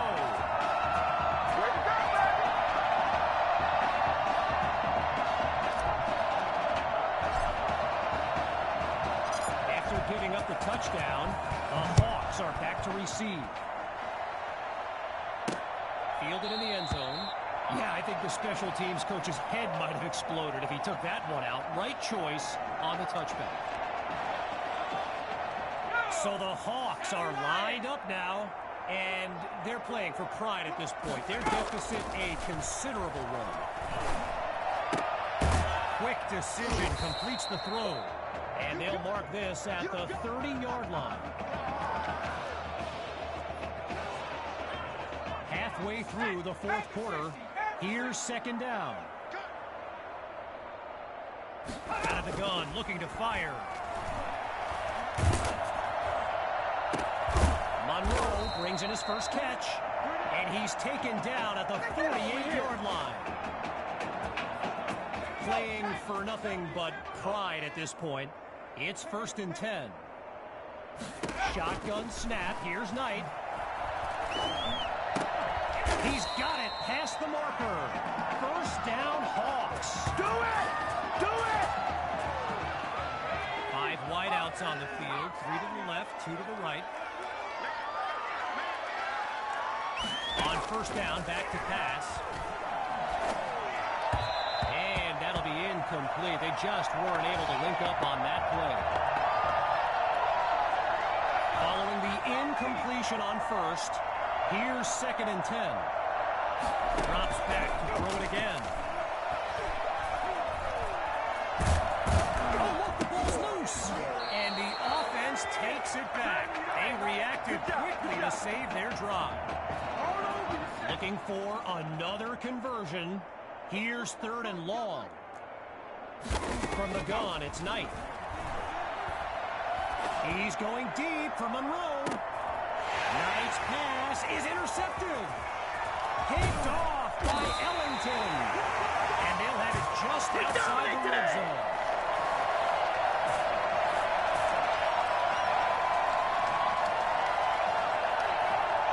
Opening play of this drive for the Tigers. And they are very much in control of this game. Oh, change of plans. He tucks the ball. Hauled in by Maddox. Collects the first. And he's into the end zone. Let's go! Touchdown, Tigers. Jamison Maddox. And his mom, she's going crazy right now. Her son's having an incredible game. And the point after attempt is good.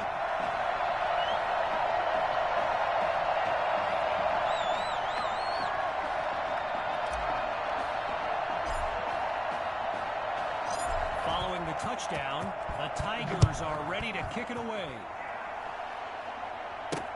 Caught in the end zone. And it'll be a touchback as he elects to take a knee. The Hawks send out their offense. And now Coach Robbins barking some instructions for Braxton Knight from the sideline. Surveys the field. And they can't make the connection, so it'll be second down. Still 10 yards to go after that incompletion on first. Again on second down, it's Knight. Lets one go deep for Cole. And he's not able to come down with it. Third down on the way. They've yet to go anywhere on this drive. It's 3rd and 10. Out of the gun, it's Knight. Sending it downfield for Monroe. He makes the grab. 10, and he takes it into the end zone. Touchdown, Hawks. They finally put one in the end zone. And he puts it through.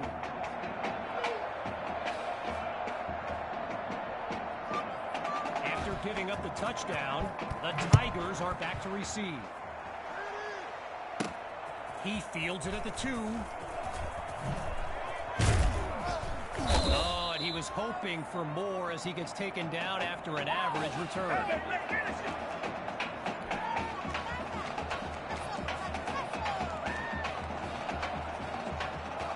Hawks lined up behind QB2. On first down, he'll drop back. Lets it fly for Matthews. He caught it. So Coach Fatu keeping the playbook open as Coach Robbins stares a hole right through him. This is getting tense right now. And that will do it. The Tigers win the showcase. On behalf of everyone at EA Sports, I'm Kevin Connors, signing off.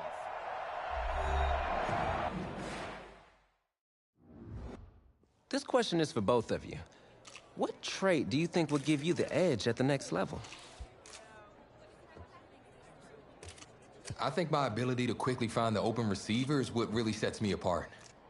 I mean, it must have been a little easier with me out there, right? When you snap the ball, you throw it to Tommy, rinse and repeat.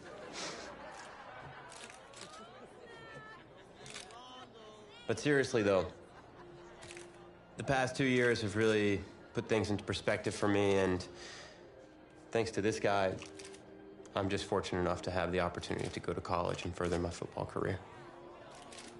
Wow, okay, gang.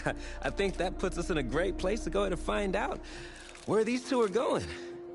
All right, gents, who wants to go first? I want you to have the honors.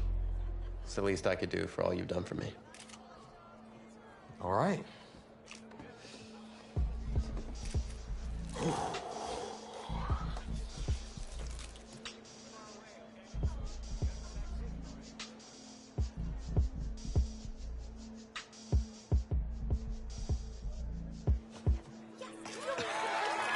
Oh, wow, man.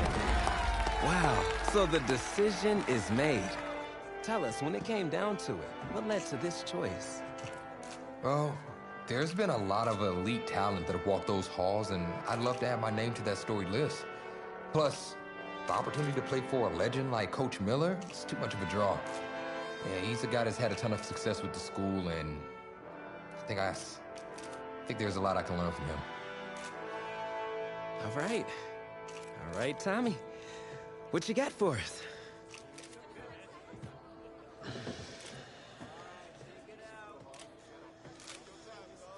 Let's see. Who's it gonna be?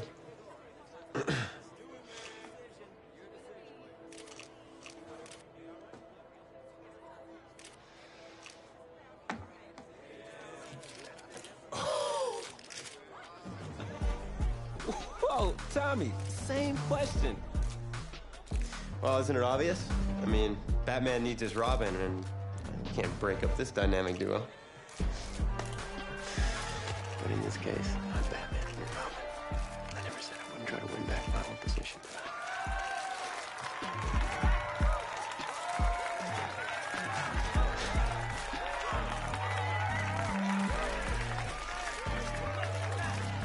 More details rolling in, everybody. On today's crazy news, Coach Miller is stepping down from his illustrious college coaching career, and in his place, the school is promoting hotshot defensive coordinator Red O'Brien. Now, Coach O'Brien has been all the rage for quite some time, sitting at the top of a ton of schools' shortlists for head coaching gigs, but it sure looks like he's just going to stay put and take over the entire program. But what I really want to know is what it's going to mean for everyone's favorite dynamic duo, the Heartbreak Kids. I know you've both been sitting patiently for the past 2 years, waiting for your shot, so I made a decision. Neither one of you will be starting.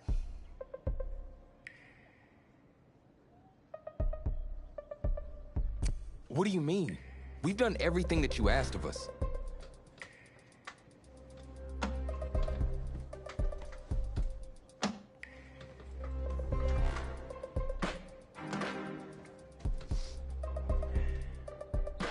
How many of those do you guys have?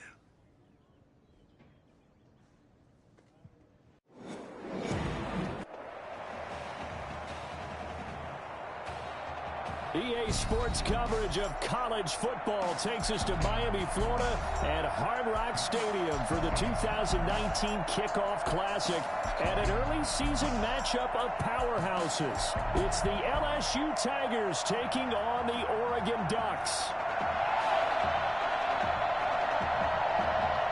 College football is back here on EA Sports. The new season underway here in Miami.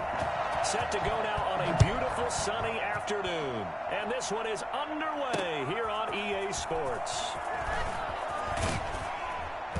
And he returns this to the 22. Take over 1st and 10 at their own 22-yard line. Here's a 1st and 10 Oregon.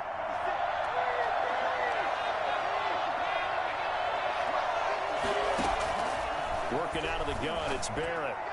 And his first look is incomplete. From the snap, he certainly looked like he knew where he wanted to go with the ball, but surprise, that guy was covered. So that took his attention elsewhere to no avail. On 2nd down, it's Ferguson. And a nice job to break free of one tackle, but it slowed his momentum somewhat, and he's taken down right after. 5 yards, now it's 3rd and 5. Third play here, this opening drive as they're up against a 3rd and 5. A quick burst there, and he nicely bit off a pretty decent gain. Now a 3rd down throw, but it misses the target, incomplete. How about some applause for the defense there? They forced him to throw that one into coverage, and just like that, they're staring at a 4th down. Well done. And this is away. It's a high kick, and he got all of it. And that hits at the 6 and carries into the end zone for a touchback. At their own 20-yard line.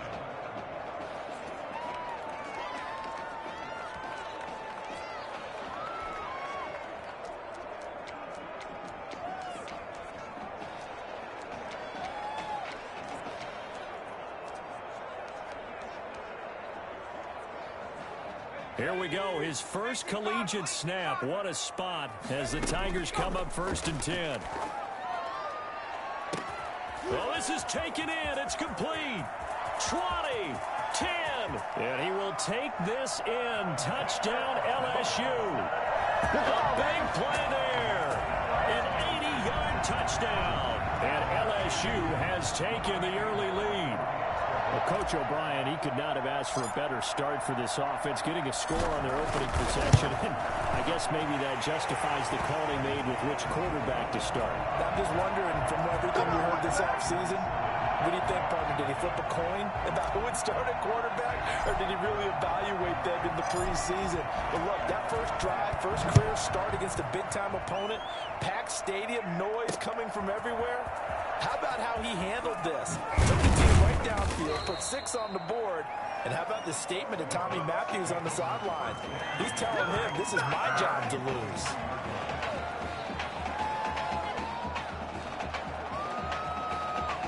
The Ducks set to go on offense as they come to the line. And a 3 and out on that first drive. We'll see if they can do better here.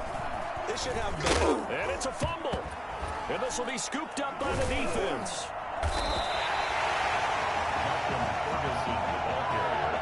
There are 2 words that we hear coaches say all of the time. One starts with a B, one starts with an S. Ball security.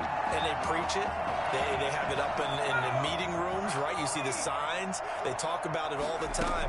But still, when you got defenders out there who are preaching, hey, we're going to take the ball away from you, no matter what position you play, you've got to take care of the rock. Now, meanwhile, a pass that should have been intercepted, but it winds up falling incomplete. And complete on the right side to Bennett.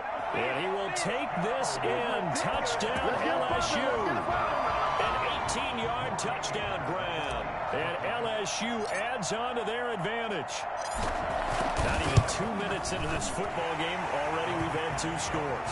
You know how much I like to read about teams of old, right? The teams of yesteryear. There were some teams that were known as the point-a-minute teams. Well, obviously in a 60-minute game, that's 60-plus points. But 2 touchdowns in the first 2 minutes? My calculator doesn't operate that way. And now on the other side, they better wake up. They haven't even gotten off the bus yet. And beyond the 20, but not by much. In fact, just a yard pass there to the 21.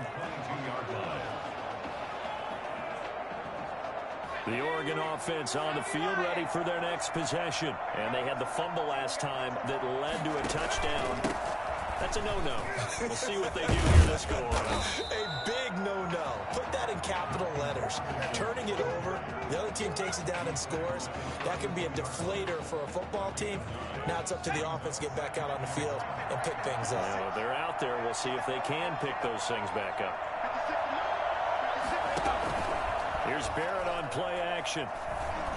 He's going to air one out. He rifles one that's intercepted. Picked off near the 34.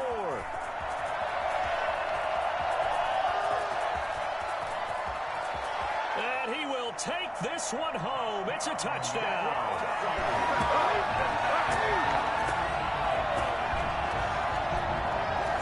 Partner, what we just saw, that's a great example of a team that was really amped up. They've been playing so well. Yeah, they didn't get overexcited and have a bust on defense and gave up a big play. Instead, they created their own big play with a pick-6. This one may be over. Yeah, it's just the first half, but that lead has swelled to the point where you're wondering if it is over already. So they'll get another shot on offense following that pick-6. And now the kick is away.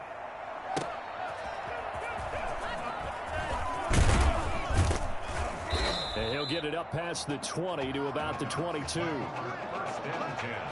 At their own 22-yard line. The Ducks set to go on offense as they come to the line. And some dangerous territory. You're already down 3 scores. A 3 and out here, or an inability to put any points up. This one might be over by half. Yeah, and what you also have to guard against is calling every play for a big shot downfield. You know, thinking you're going to get all these points back on one drive. You're not. And last time I looked, it's still the first half. I'm not saying you have ultimate patience here, but you also don't have to go ahead and force everything either. They try to throw on second down, but this one is incomplete. The scoreboard tells a story for them, a little bit bleak, and while it's not quite desperation time yet, it's definitely getting close, but the defense reads the scoreboard as well. They're going to back up and make them really earn it. And they'll try and run the option to pick it up. And he will be very close to a first down, but I see the closed fist of the referee, and that means 4th down. 4th and short, partner. I mean, this would be a really risky call. Here we are in the first quarter. On your own side of the field. Side of the field. But, boy, what a tone setter that would be to go for it and get it, wouldn't it? You're gritty today. I like it. I'm feeling it. And a nice special teams job here. This is going to be down inside the 10 at the 7-yard line. Absolutely love the flexibility of these punters. Their leg drive, able to get it way up in the air, and that allows the punt team to get down there and down it inside the 10 because they've had some time. Looking deep for Bennett. He's got him in, complete. And he will finally be taken down up at the 48. And a huge play that time. 42 yards. The big play has him all the way out near midfield for a 1st and 10. Here's a throw right side taken in by his tight end. Oh, now he bowls him over. And he's able to get this way down deep into enemy territory. 39 yards the distance covered on the catch and run. So how about this for field position after the big play? Inside the 15 now as they come up on 1st and 10. And he will take this in. Touchdown LSU. From 13 yards out. And LSU adds on to their advantage. I'll tell you what, a pretty special performance for his first ever start, now with 3 touchdown passes. That's not a bad number to get things going, is it? Because, let's face it, we had our attention on him coming into this game. He's fully captivated us now. With every score, I think he's making his case to stay as the starting quarterback and not get involved in a rotation system. After the touchdown, the LSU Tigers kick team out there to send this one away.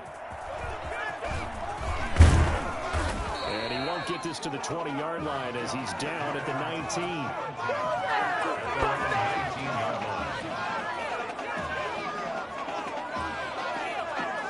The Oregon offense on the field ready for their next possession. Not only are they in search of their first score, they're in search of their first down in this ball game as they come up 1st and 10. Fights forward for only about a yard up to the 21.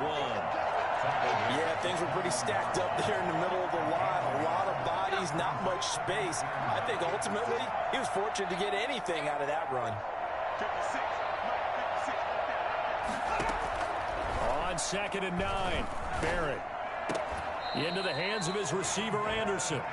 And he'll have this past the 30 prior to going out of bounds. So they'll come up 1st and 10 now from the 33. Well, these guys certainly need something good to go their way because this first quarter has been something of a disaster for them trying to move the ball. But that completion there maybe can get them focused and moving in the right direction.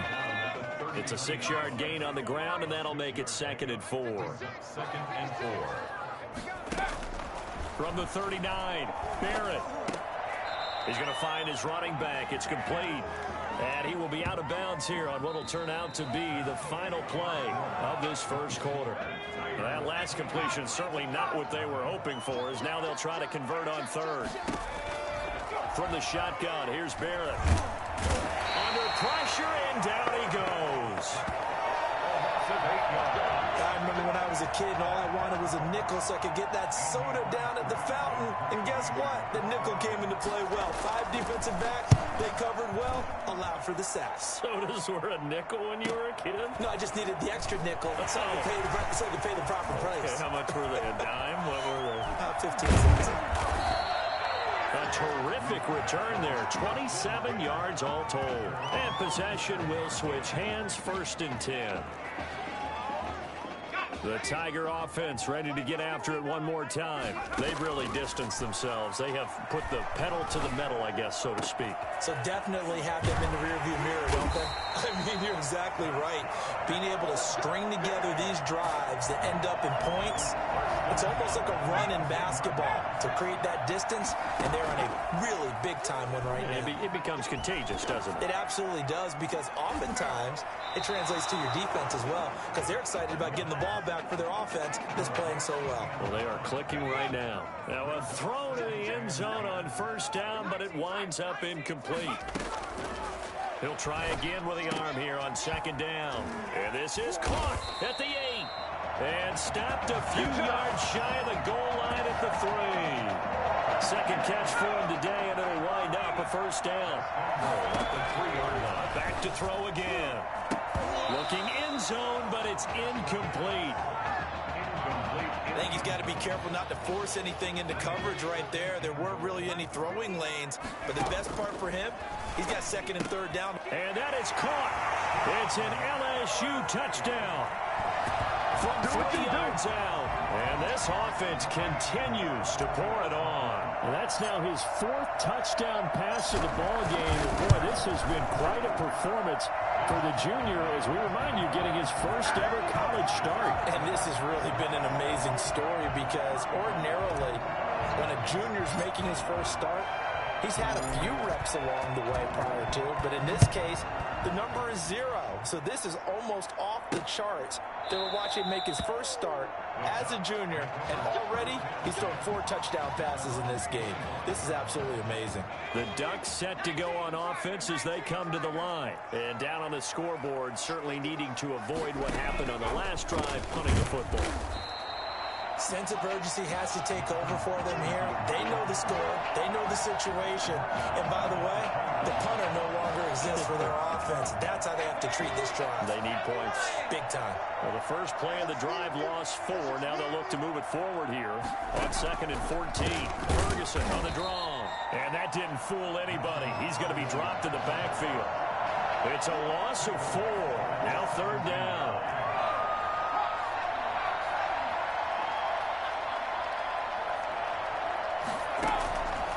Operating from the gun, Barrett. And that is incomplete. The passing game not in sync here early. And now it's 4th down. Well, this first half has not gone according to plan so far, offensively or even defensively for that matter. They could use a big-time spark somewhere, but it's not going to come on this drive as they have to punt this one away. That's taken on the 25. Good blocking there, nearly sprung him. As it is, it'll go as a 19-yard return. And out will come the offense as they take over. The Tiger offense ready to get after it one more time. They'll try and start this drive in the air. And caught. This is Bennett, the tight end. And he'll work it across midfield inside the 45. Solid way to start the drive. 13 yards, picking up the first. LSU with a 1st and 10. So in the second quarter, he's already up over 100 yards receiving now. And isn't 100 the magic number for a really good game for a receiver? So he got a chance to really shatter that and have a profound effect on this game. So now a throw on 1st down there, but it's incomplete. And 2nd and 10, he'll look to throw again. Eluding the pressure right. He's going to take off with it. And he'll get this to the 30-yard line before crossing over out of bounds. Good coverage downfield led to him taking off, picking up the 1st down on a 13-yard run.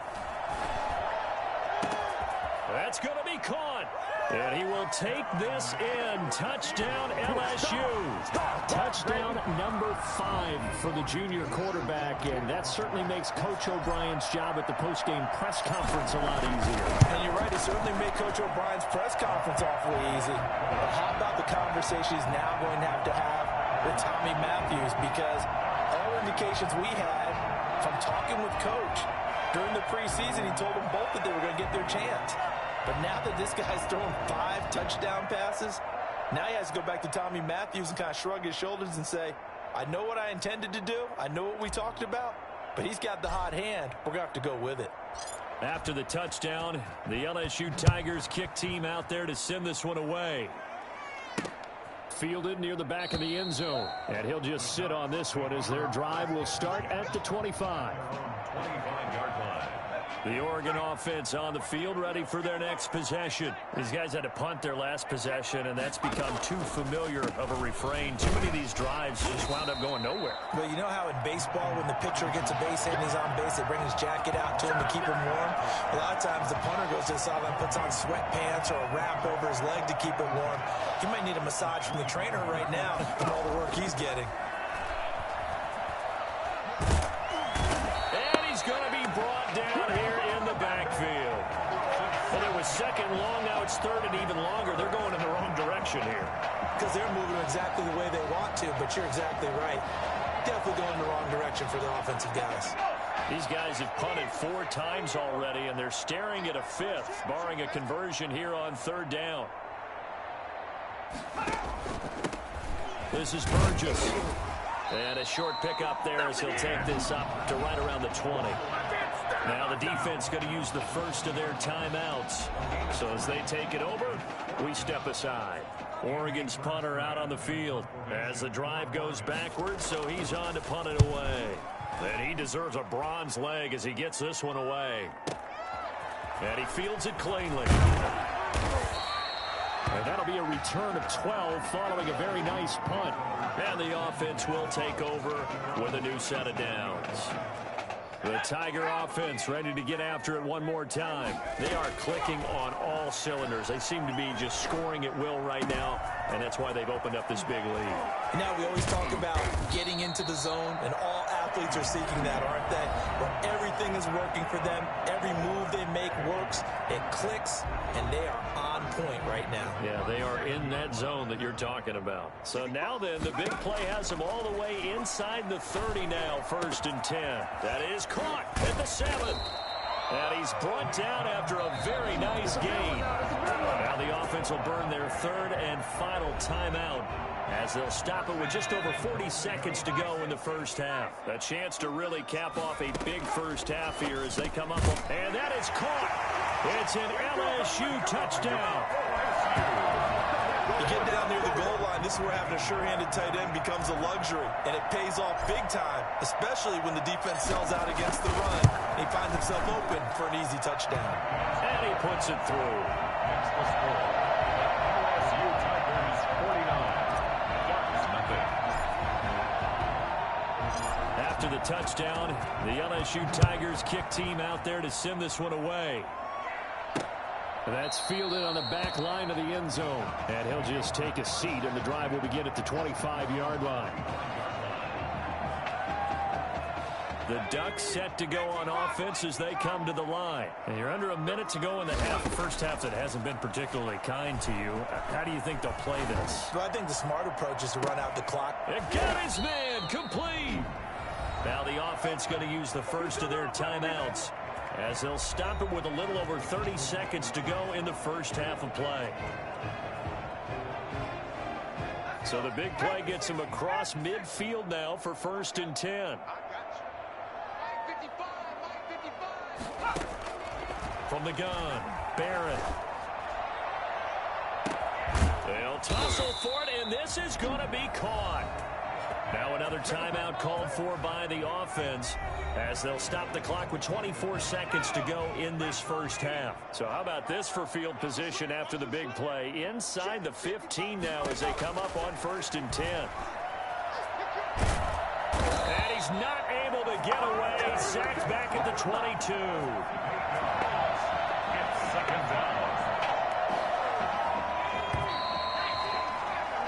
And with that, we reach halftime in Miami in the opener to this college football season. Ducks nothing.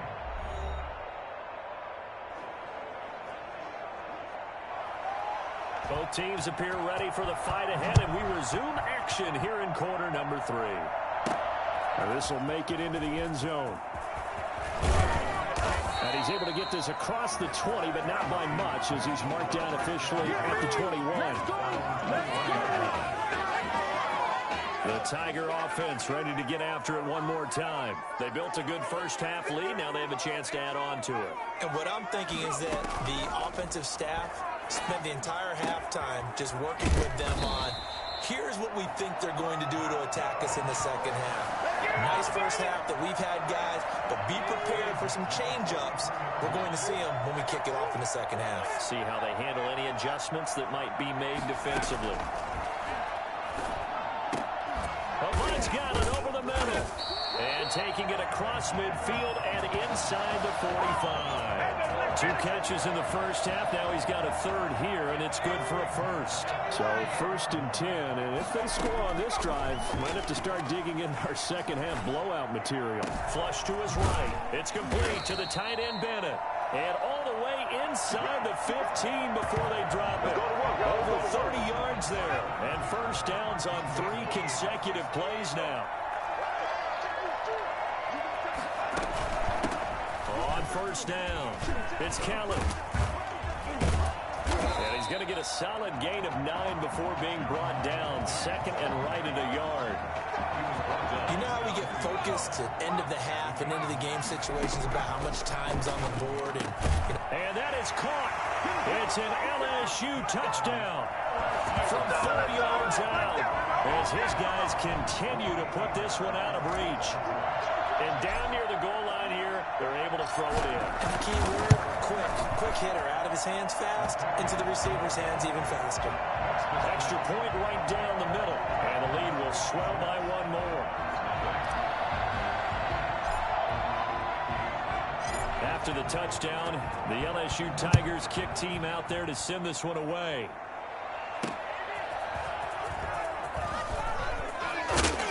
And he brings us out past the 20 to the 24. First and 10 at their own 24-yard line. The Oregon offense on the field, ready for their next possession. They trail offense, first time to touch the ball in quarter 3, and we'll see what they can do. And I can't wait to see what they have planned, because some teams script to start a half. Other teams just go, okay, these are the sequence of plays we want to run. These things worked well for us. And sometimes they throw in that big chunk play right away. Shocker. Try and get after them early and try and create a big play to give themselves some momentum. See what they have up their sleeve. Throwing again on second down. Barrett throwing over the middle, and it's incomplete. Cameron, the intended receiver there. Third down here. I didn't like the look of that play right from the beginning. I thought he should have seen the coverage that was there, tried to force it in. That one, he's fortunate, just fell incomplete. These guys have punted 4 times already, and they're staring at a 5th, barring a conversion here on third down. On the carry is Ferguson, and he'll be brought down at the 28, and that is well short of the first. Just a 1-yard gain on the play, and that'll mean a call to the punt team as it's fourth down. He continues to struggle to find a crease to break off a big one and might need to just put that aside and just try and ram his way forward and get what he can. LSU takes over first and 10 at their own 20-yard line. The Tiger offense ready to get after it one more time. They'll come out throwing here on first down. And that is incomplete. He couldn't hold on through the contact. Brings up second down. And that's one of those plays where it's hard to keep 2 eyes on the football when you know the contact's coming, let alone getting 2 hands around it, hugging it to your body, and absorbing the hit, even for those big tight ends who you would think could absorb that contact. That one good for a first down pickup of 18 yards. Now a shotgun snap as they'll look to throw. He's going to let one fly here for Avant. This is caught, and he will take this in. Touchdown LSU. A big play there. His second touchdown of the afternoon. And this offense is running away with this one. In order to lead in a game, you're going to get plenty of contributors, but that's his second touchdown catch of this game. He's one of the key guys in this one. And you better believe he'll be looking for the hat trick here as this one continues to go. After the touchdown, the LSU Tigers kick team out there to send this one away.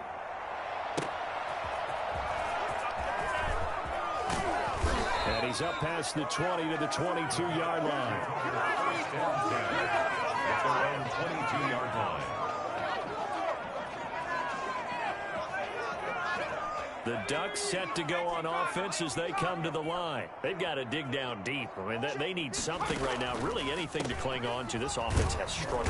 Partner, join me in a walk to their locker room at the half, okay? Because I think what we would have seen is an offensive coordinator and his assistant coaches getting together with all their positions, then coming together as a group, going over adjustments, and then the head coach coming in and just screaming, wake up. Yeah. Let's get moving, guys. I'm kind of glad we weren't in there. Pressure comes, and down he goes. Okay, you know my bias is about to come out here. A lot of people think that the offense is just moving in the wrong direction. I'd say they're moving in the right direction because the defense is pushing them back. Former defensive guy. Now, as a quarterback, third and long, you really got to rally the troops here, don't you? Yeah, you do in a big way. And what else do you have to look out for? More pressure coming at you because it seems to be working pretty. Well, this is taken in. It's complete. And all the way to the opposite 45. It's a big play there on third down. 42 yards. First and 10 at the 45-yard line. On first down, Ferguson. And he's going to get a solid gain of 9 before being brought down. Second and right at a yard. He hadn't had a ton of success here so far, but you get the feeling that he might be on the verge of popping one. Yeah, even on that one, there was a little bit of a hole, but it closed there quickly at the end. And he is going to be taken down. And that should be the final play of this third quarter.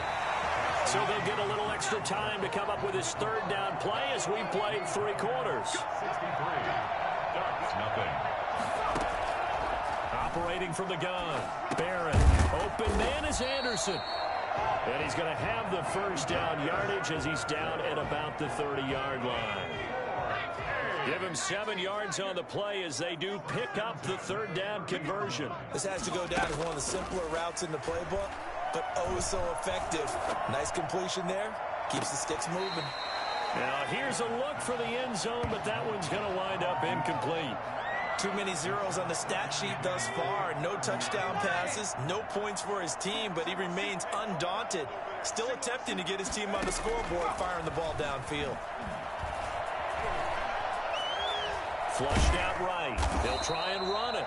It's just a gain of a couple there on the scramble, and now it's third down. How about a tip of the cap to the defense? They're working against a very mobile quarterback, but all day long they've kept him under wraps. And on that play, they held him to a short gain.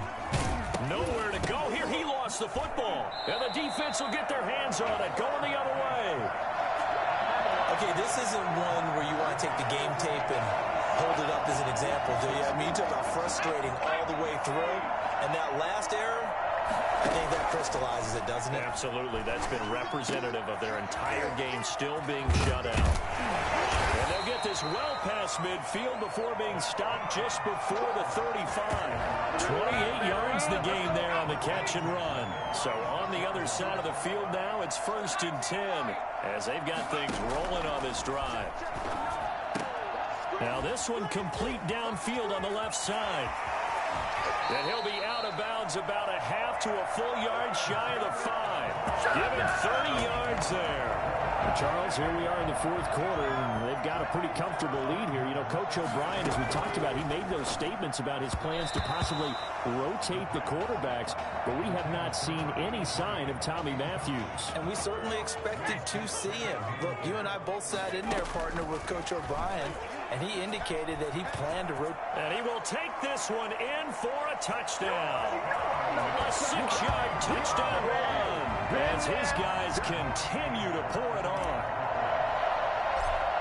As we saw right there, they've got a quarterback that, while yes, he can throw it, he's not afraid to tuck the ball and run, and it paid off with a score on that last play. Yeah, Brandon, he's a true dual threat guy. I mean, if you take away the passing lanes, he'll use his legs and create plays like one we just saw there. I really think this young guy could just tuck it and go more times than not if he chose to do so.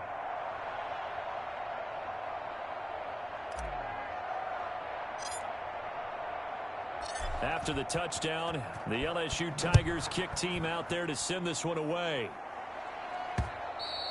And this will be a touchback as that sails over the end line.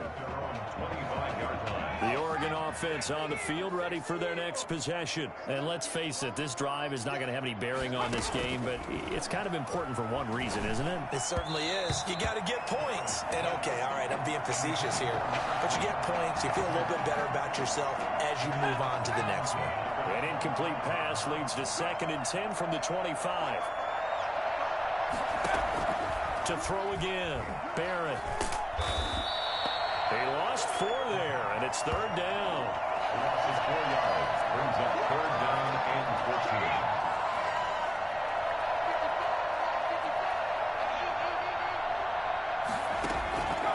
From the gun, Barrett. He's going to go for a big play downfield. He's got a man, complete. And he gets us to the other side of midfield across the 45 before going out. Able to convert on 3rd and 14. A terrific play call. On 1st down, Barrett to throw. Nowhere to go here. He lost the football. The quarterback forced out of bounds and sacked. Second time in this game, Charles, the ball has squirted out from his hands. Luckily, his teammate was there to pounce on it. You're right. Got the lucky bounce, able to retain possession. You know, we often talk about the combine and why do we measure quarterbacks' hands. Is that really a big deal? It's for situations like this. Do you have the hands big enough and strong enough to hold onto the football while being jostled? And he'll get this one down near the 20-yard line, just shy of the 20. That'll wind up a gain of 27 on the catch and run. On 1st and 10, here's Barrett. That is caught right at the 10-yard line. And he gets it inside the 10 to the 9. It's a nice pickup of 12 yards, and it gives him a 1st and goal. They'll try and run down here with Ferguson. And he'll get about 4 there as he takes it from the 10 down to the 6. The tackle made at the 6-yard line. A 4-yard gain brings up 2nd and goal.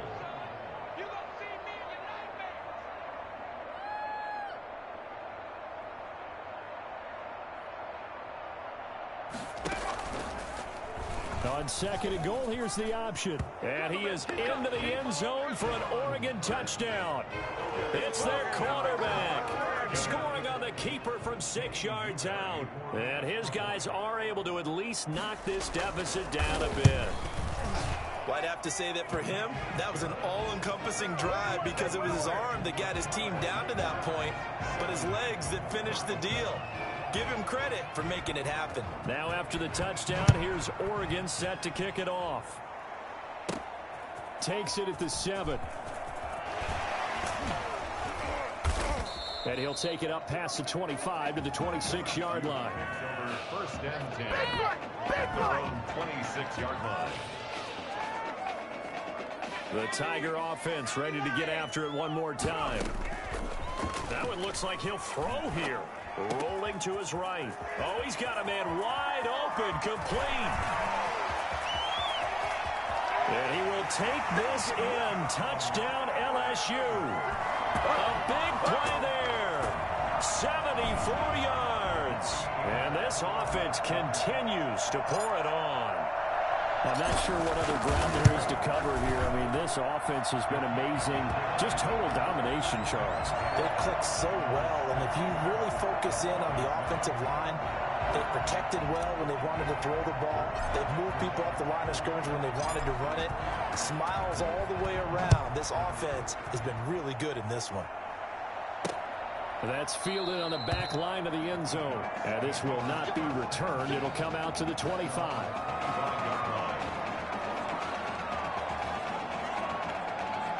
The Ducks set to go on offense as they come to the line. Let's just be frank. They're playing for pride at this point. That's all that's left because victory, not a chance now.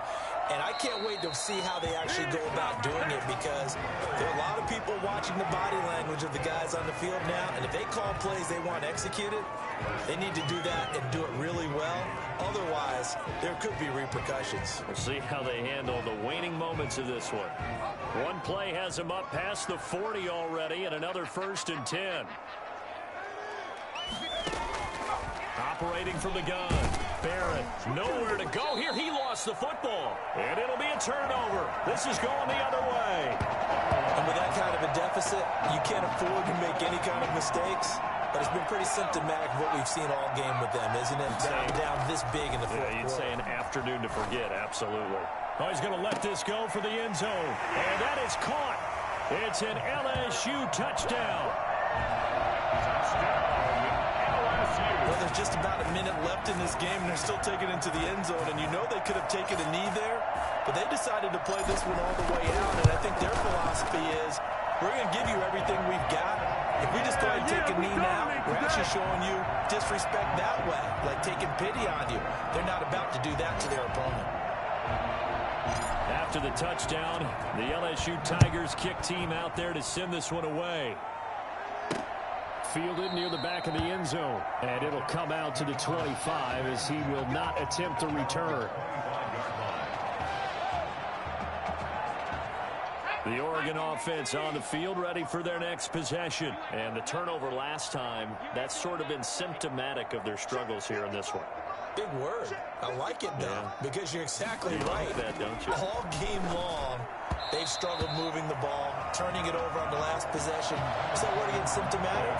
Yeah. I like that. Your analysis symptomatic of the success of this broadcast. What I like is that you gave me the word, and I just kept using it.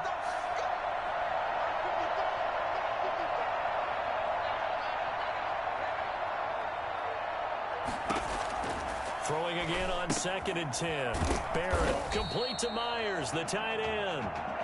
9 yards, and that leaves him just short, so it'll be 3rd and less than a yard. The last catch nearly got him a first, but it did not, and they'll try to convert on 3rd and inches. Throwing there, but this pass is going to wind up incomplete. This has been a rough one, to put it mildly, for him, but after this one's done, you just feel like at the post-game press conference, this team's going to have a lot of questions and definitely not a lot of answers. Now on 4th down, on is the punt team sending this one away. This is taken at about the 14.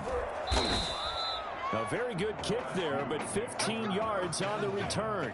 At their own 28-yard line. The Tiger offense ready to get after it one more time. They'll come out throwing here to start the drive. Airing one out deep for Holmes here. It's caught at the 10.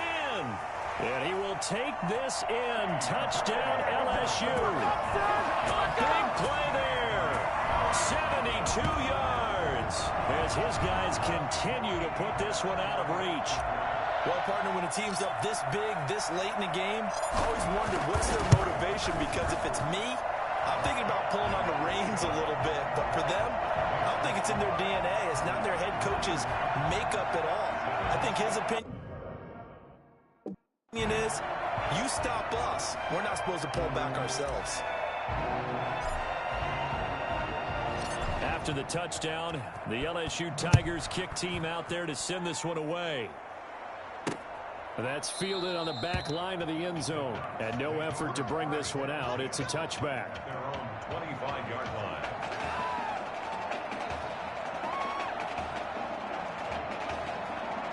The Ducks set to go on offense as they come to the line. They have a little bit of time left here, but this one not going to go their way.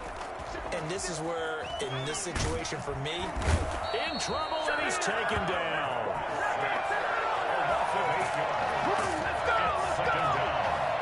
That right now, that's a defeated team out there. I think you can see it totally in their body language. Hands on hips, heads low. It's just been a struggle from the start. Yeah, this team has been thoroughly beaten right from the word go. 91, Duck 7.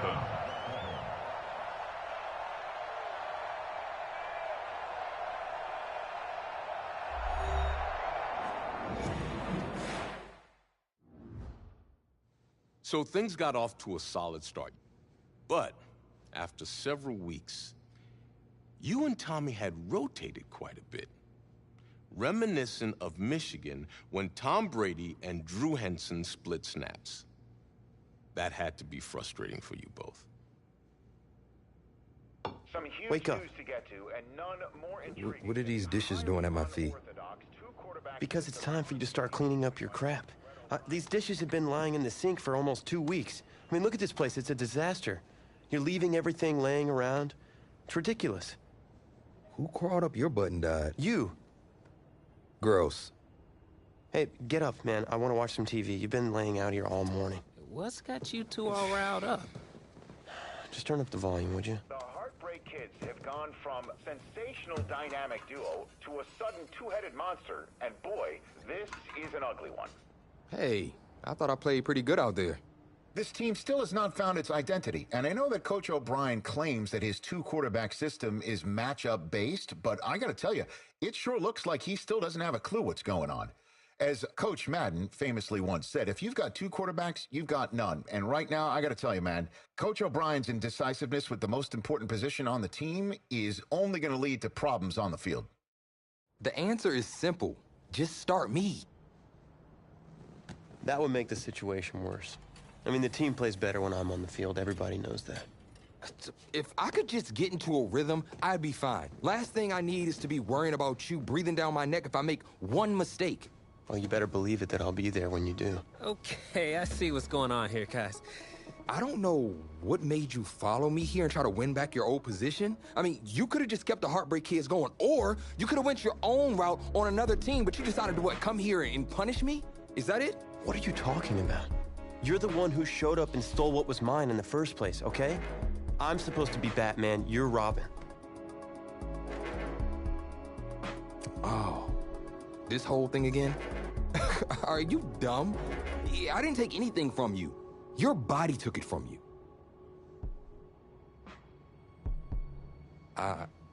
Look, Tommy, I'm sorry. No. I'm just gonna leave. I don't know what his problem is. You gotta go talk to him, man. Go clear the air. He's the one with the problem. Look, if he wants to talk, he can come find me. Jumping fiddlesticks.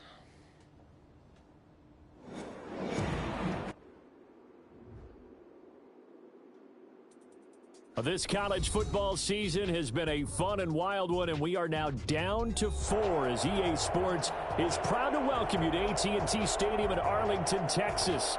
This afternoon, it's the first of our college football playoff semifinal matchups, as we'll see the Oregon Ducks taking on the LSU Tigers.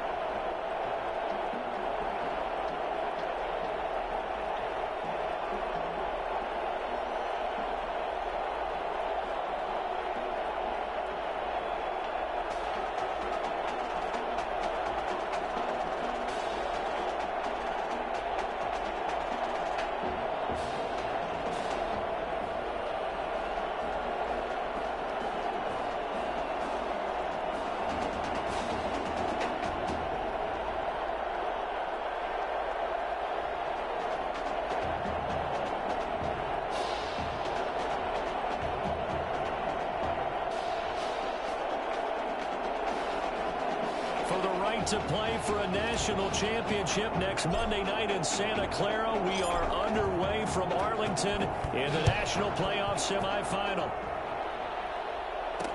Fields it in the middle of the end zone, and they will elect to not bring this one out as our first drive will begin at the 25.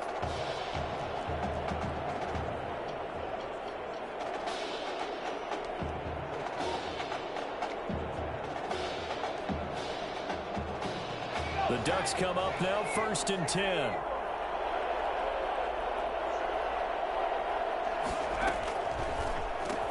They start out with a run by Ferguson. And he's upended after a gain of 2 out to the 27. He's definitely tough to get down. We just saw it right there. But how about what we did see? Pursuit, wrap up, and then the big finish with the tackle. The last run got a couple. Here's 2nd and 8.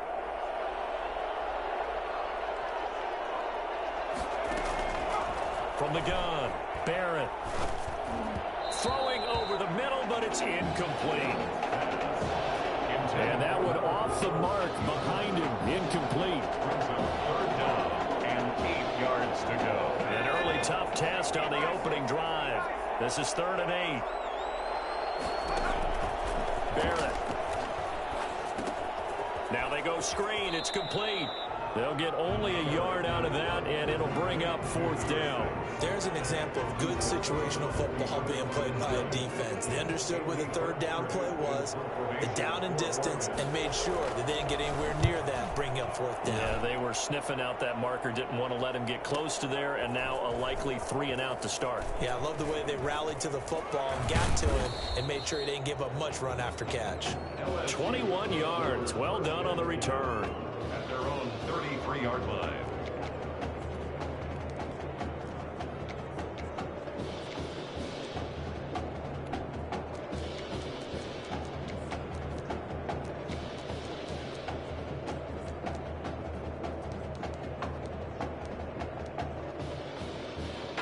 So they'll come up 1st and 10 now from the 33.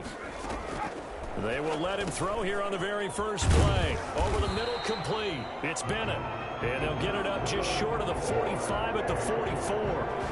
Right off the bat, it's a 1st down to start the drive, 12 yards. Now they'll throw here out of the gun. Throwing left side here, and it's complete. And taking it across midfield and inside the 45. That one goes for 13 yards, and it moves the sticks. So on the other side of the field now, it's 1st and 10 as they've got things rolling on this drive. There's a ball thrown right side and complete. And he gets this one inside the 15, just a yard or 2 shy of the 10. That'll go as a pickup of 32 on the catch and run. So how about this for field position after the big play? Inside, and that is caught. It's an LSU touchdown. Mason Thibodeau there to make the grab. And LSU has taken the early lead. An ideal start for them, really. You force the punt, and then you go down and score. And you've got to see a fist pump on the sideline from the head coach, don't you? Because he's turning into his bench, and he's telling his team, this is how we prepare. Force the punt, go downfield and score. I told you guys, it's just like a boxer in the gym preparing for the fight. Now we get to turn it all loose. This taken in about 4 yards deep. And he'll decide to not bring this one out as their drive will begin at the 25. The Oregon offense on the field ready for their next possession. And they'll certainly be trying to do better than that first drive where they went 3 and out. And sometimes the first drive is just simply to settle nerves. You know what it's like at the start of a game with the emotion. Guys a little bit jumpy. You do. Oh, you understand the same way. Just like us calling one, right? Making sure we ease into the game, let it come to us. Well, you went and 3 now and they out. have that opportunity. No, you didn't go 3 and out. I went 3 and out on that first drive. I'll try to do better here. Now a fake on the give here as they try the run-pass option. And hit behind the line. He lost the football. It's loose. It's going the other way. And this is where you need the quarterback to morph into being a running back. The ball can't be away from his body. It can't be loose. It can't be held like he's going to throw it. Tuck it away. Take care of it because he's going to run through a lot of traffic. And if he doesn't take care of it, we're going to see less design runs like that. And he doesn't quite make it, taking it within an eyelash. Dropped at the 1. A well-executed 22-yard gain. To the end zone, but knocked away and incomplete. Quarterbacks work all the time on manipulating a defense with their eyes and their head movement. In this case, he just stared the receiver down. That allowed for excellent coverage, able to knock that one away. Escaping the... And he'll take it into the end zone for a touchdown. Punching it in from a yard away. And LSU adds on to their advantage. He hit him earlier in this first quarter with his arm. Now he does it with his legs. Right now, he's one of those stat stuffers that you see on the basketball court. You know, the guy with points, rebounds, assists, steals. One with the arm, one with the legs. Let's see if he can continue this pace. And sending out the reminder that, yeah, look, I'm known for having an arm, but I can do it with the legs on occasion when I need to. Takes this about 5 yards deep. And this will not be brought out. It's a touchback. At their own 25-yard line. The Ducks set to go on offense as they come to the line. And last time, not only the turnover, but that turned into 6 points. They got to make up for that here. We always hear about empty possessions, but some are worse than others. You can have an empty possession, punt the ball away, get yourself set to play defense, but when you turn it over, it changes momentum, and when they take it downfield and punch it in on you, that's a bad possession all the way around. Yeah, but you're hungry to get back out there, aren't you? You better be, because otherwise, it's going to be a long day for you. And he's taken down, but able to slip across the 35. It's a first down on a gain of 10.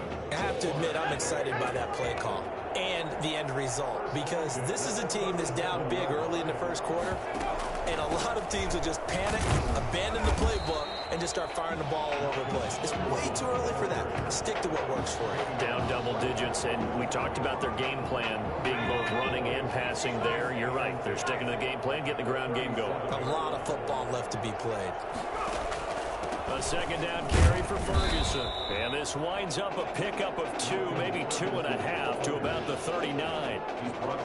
Well done to sniff that out defensively. He had it diagnosed pretty quickly. I love that description because diagnosed is perfect on that one. Read his keys, made the play, and he couldn't even get going moving the football. Now throwing on third down there, but he cannot connect. I know this offense was expecting to do big things, but it certainly hasn't turned out that way, at least not through the first 3 drives. They're definitely going to have to put their heads together and start concocting some offense that'll move the ball downfield.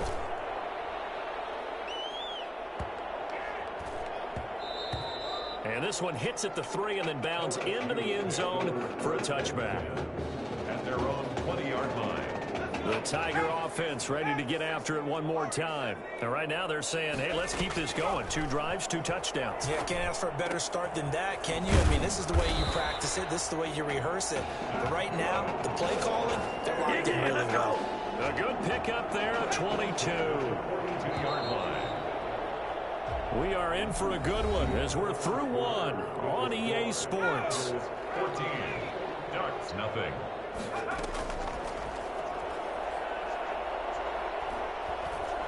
Looking deep for Bennett. And this is caught inside the 5. And they're into the end zone, but it's not verified yet. Hold on, there is a flag down. Illegal touching. Offense. Brutal, so take away the long touchdown. It's a cruel game sometimes, partner. Back to throw now on 2nd and 10. And complete on the right side to Bennett. And he'll go down, but not before getting this inside the 30. The catch and run pays off for 29 yards. So on the other side of the field now, it's 1st and 10 as they've got things rolling on this drive. And he will take this in. Touchdown, LSU.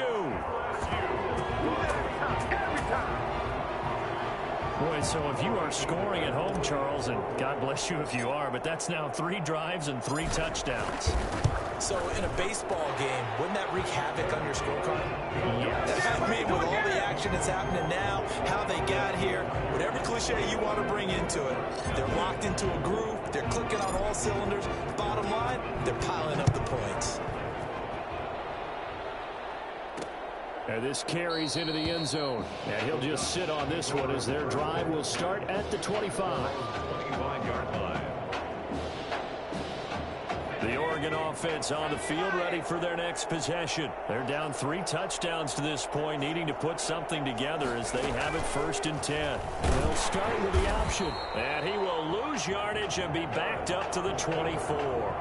Officially, it's a 1-yard loss. That's going to bring up 2nd and 11. This defense is really floating around in the first half. They've gotten to the ball carrier before they can really get started. Offense got to come up with something else in order to try and get this running game going. On 2nd down now, it's Ferguson.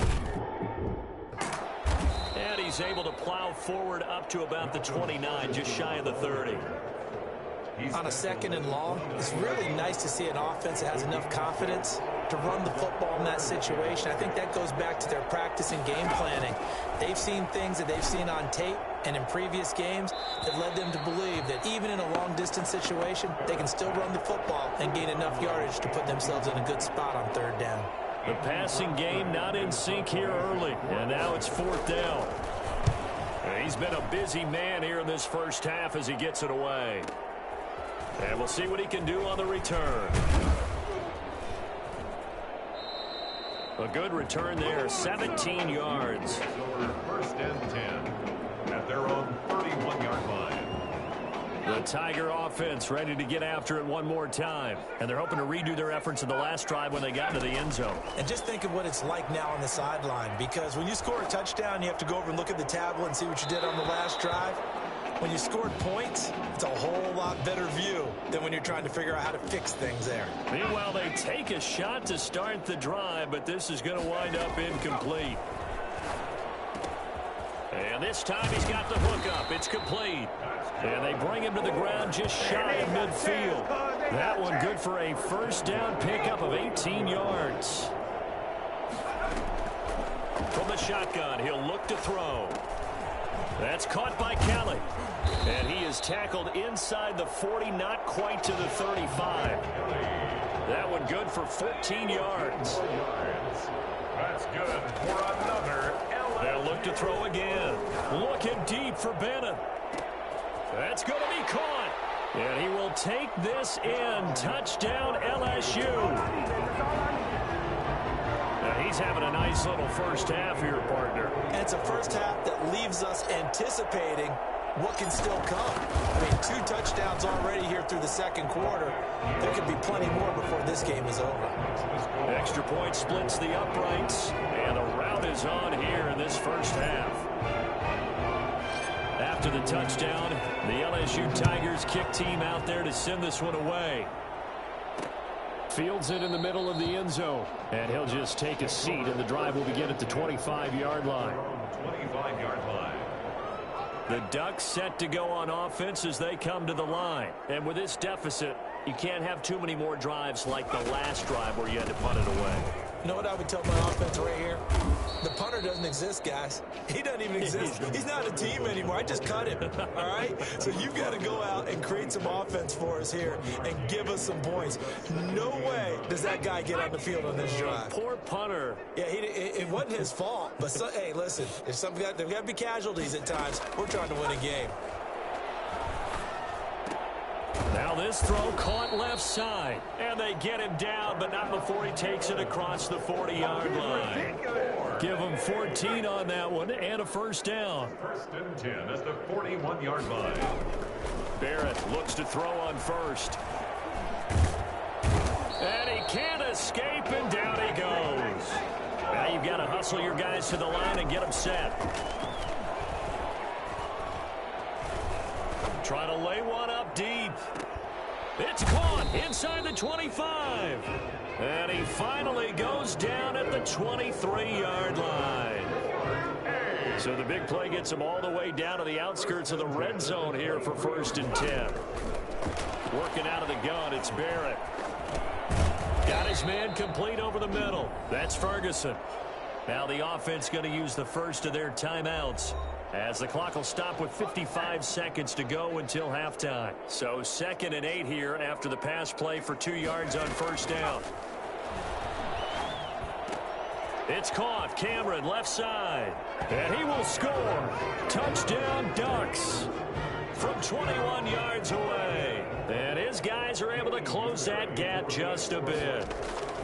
I'm not sure that they have illusions right now of, okay, we're going to score 8 times in a row, we're going to be terrific. But to get one, that was huge for them. That has to feel much better right now. And you do have, we're still in the first half. You do have the entire second half. There's something about that goose egg that just looked bad on that board, but now they've broken it. Yeah, broken through. Can they maintain the pace? We'll see as we go along. And he's going to have a first down here. They're also in a field goal range now at the 27-yard line. The Tiger offense ready to get after it one more time. And we'll see how this is played. Offensively, they've got the lead. Not a whole lot of time left. What do you think, Charles? Well, it's tempting to try and add to your lead, but a mistake there, that can change things in a big way. I say go ahead, take the knee, get on out for the half. Looking left side, and it's complete. And they work this well upfield across the 45. Now the offense going to use the first of their timeouts, as the clock will stop with 35 seconds to go in quarter number 2. Eluding the pressure right. Wide open receiver complete. Now another timeout called for by the offense, as the clock will stop with just under 30 seconds to go in the first half. 1st and 10 LSU. A throw there, but that's going to wind up incomplete. So many times when we talk about coverage, we're just about a defender running with a receiver, but a big part of it is understanding where the football is, finding it. In this case, when it arrived, it wasn't a surprise, and he was in. And he will take this in. Touchdown LSU. A 22-yard touchdown grab. And LSU adds on to their advantage. What a game that he has had throwing the football now. 4 touchdown passes. This offense playing at a very high level. Tell you what, he's going to be filling up your social media timeline tonight. Point after, right down the middle. And a round is on here in this first half. So not much time to speak of remaining in this first half as the kick's away. Takes this about 5 yards deep. And not wanting to risk anything here late in the half, he'll just take a knee and they'll bring the football out to the 25. The Oregon offense on the field, ready for their next possession. We're under 20 seconds to go in the half. I'm guessing the wise play here is be safe. That is the wise play, because if you think about trying to fool them here, here's what you're facing. You're facing a loosened up secondary, playing a lot deeper than normal. So even if you run some type of misdirection, you're only going to fool them for a second or so. And guess what? They're so deep, they're really not going to be out of position. Take the knee, get to the locker room. And that is caught on the right sideline, but out of bounds, says the line judge. The throw took him a little too far at 2nd down. So after the incompletion on first, now 2nd and 10. Throwing again. Barrett. Throwing the out route, incomplete. That's Myers. Complete to Bradley Myers. And the line to gain here is the 37 on 3rd down. The final shot before break. Barrett, he's going to float this over the middle, deep. And unable to connect, incomplete. I'll give them credit, they took their shot, but it's going to bring up 4th down. With the score, the LSU Tigers 35, Duck 7.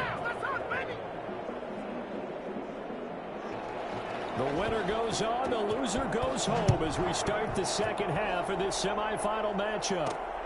Fielded just outside the goal line. And he'll be tackled just shy of the 25. LSU takes over 1st and 10 at their own 24-yard line. The Tiger offense ready to get after it one more time. They'll try and start this drive in the air. And Charles, look, I mean, coming into this one, you and I, we didn't know what to expect. This could have certainly been a disaster, nothing short of it. But this young man under center, he has certainly risen to the occasion. He certainly has, and we certainly prepared in case it was the disaster that maybe it could have been. But there's no question, he's been the star of the show. But while we say that, let's make sure we remember the rest of the team, the supporting guys, because otherwise we'll have a lot of mamas upset with us if we don't mention them, and they have played awfully well in addition. And now here's a deep shot that's complete. And he will take this in. Touchdown LSU. Mason Thibodeau. 2 catches, 2 touchdowns here so far. And this offense is running away with this one. This is really something for a guy who has been rotated in and out of this offense. Heck, the last 2 games being his only back-to-back starts, he has come through with 5 touchdown strikes in this semifinal. And still, you got to think there's going to be talk about Tommy Matthews. So get ready for all those sports radio debates all the way until kickoff of the national championship game. And this will not be returned. It'll come out to the 25. 25-yard line. The Ducks set to go on offense as they come to the line. They are right now just ice cold. I mean, they have struggled big time in this game, and they're getting blown out. How do they adjust? So tough because we always talk about it being a team game, and you need all 11 working well together. But every now and then, partner, you need that one guy who could make a play against all odds that maybe can ignite things. And I think that's what they're looking for right now. Yeah, you talk about going to your playmakers. They probably need to do it. Find someone that you're used to touching the football that makes big plays and give them that opportunity to maybe wake up everyone else. 36-yard line. On 2nd and 11 now. Barrett, and he will be hit from behind and run over. Wow. Boy, he came in off the edge so quickly there. Look out, because that's exactly what it was being shouted by the offensive lineman to his quarterback because he had no chance to block him. And, oh, he took that in one-handed. What a grab. And all the way down to the 22-yard line. It's a big play there on 3rd down. 48 yards. So the big play gets him all the way down to the outskirts of the red zone here for 1st and 10.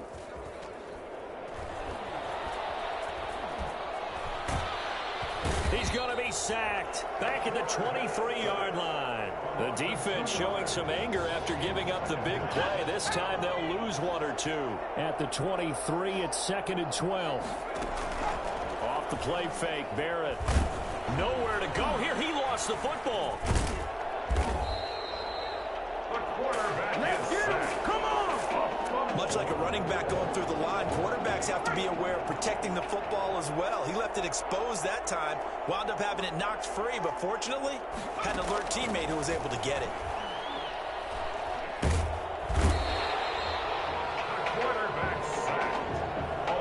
And that's the 2nd sack of the game, but this player, disruptive in all phases, whether he's going upfield, coming underneath, you name it. He's a big-time guy you have to block. And his kick is good. And they'll get back 3, but this remains a large deficit. I'm kind of surprised by that they kicked the field goal. I guess you get some points, but this deficit 3rd quarter, I don't know. Yeah, I don't either. Yeah, I'm with you on that one. When you're down that much, kicking a field goal, does it feel a little bit maybe waving the white flag and just want to get out of here? Yeah, I think you got to go ahead and try and get some bigger points on the board. The Tiger offense ready to get after it one more time. They'll look to throw now on 1st down. Throwing left side, it's complete. And he'll be taken down, but not before they work it across midfield. A well-executed 22-yard gain. And caught. This is Bennett, the tight end. And he's going to get this down near the 30-yard line. 18 more yards there and another 1st down. Under a minute to go in this 3rd quarter as they come up 1st and 10. Now a shotgun snap as they'll look to throw. Looking left side, it's complete. He's got it. And he'll get this one down to about the 20-yard line. Give him 11 yards that time and a new set of downs. Flush to his right. To the goal line, but it's incomplete. They certainly did a nice job improvising there, extending the play, hoping someone would come open downfield, but they never did. Flushed out right. This is caught. And he will take this in. Touchdown, LSU. A 20-yard touchdown as his guys continue to pour it on. I don't know what else to say at this point. Just an unbelievable performance. 6 touchdown passes. And you think about this guy, as we said, rotated in and out of the lineup all season. But right now, he looks as if he's had a zillion starts out there. He has been on point all game long. After the touchdown, the LSU Tigers kick team out there to send this one away. Fields it in the middle of the end zone. And it'll come out to the 25 as he will not attempt to return.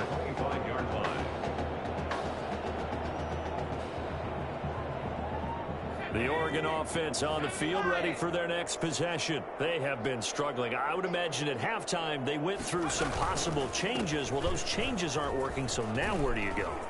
I think that now it's much more in their head. And what I mean by that is just what you said. You've gone over the changes. I bet they were pretty clinical at the half, not too emotional. They might need to go to the emotional side because you've got to find something, some spark somewhere. And so far, just being calm hasn't exactly worked. They need any spark at this point. Ducks 10.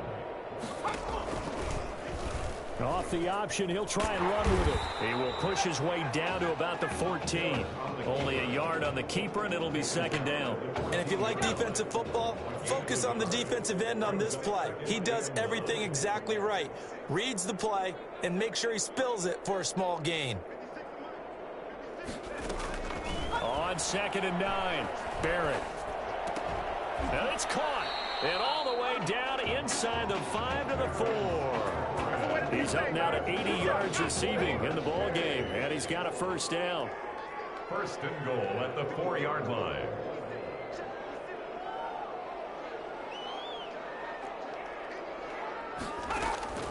From the shotgun, here's Barrett. He's got it. And this one will wind up with him losing yardage back to the 4-yard line. It'll go as a loss on the play. Not what you need down here. It's going to be 2nd and goal. At the 4-yard line. To throw again on 2nd down. Barrett. And it's incomplete. Cameron again the target, but now it's 3rd and goal. Not only did he have a chance to scan the field there, it felt like he had a chance to scan it twice. The protection was that good. Unfortunately for him, the coverage downfield, equally good. From the gun on 3rd down. Barrett, nowhere to go here. He lost the football. Yeah, we dominate today. So they escape, so to speak, maintaining the football. Defensively, though, opportunity miss. It definitely was, because that's all defenses talk about. Getting the football and either advancing it the other way or just getting possession and turning it over to their offense. That can be a little bit deflating. You're exactly right. A lost opportunity. Well, in the grand scheme of things, those 3 points likely not going to matter much, but I guess they get a little closer, a little more respectability. Yeah, you're exactly right. They've been outplayed all game long, but like my mom used to tell me all the time before I went out, dress up a little bit, son. Make yourself respectable. And that's what they're doing here. They're just dressing up the final score. The Tiger offense ready to get after it one more time. He's going to let one fly here for Avant. That's caught inside the 20. And he's able to get this way down deep into enemy territory. A real field flipper there as all of a sudden they've got a first down in the red zone. And that is caught. It's an LSU touchdown.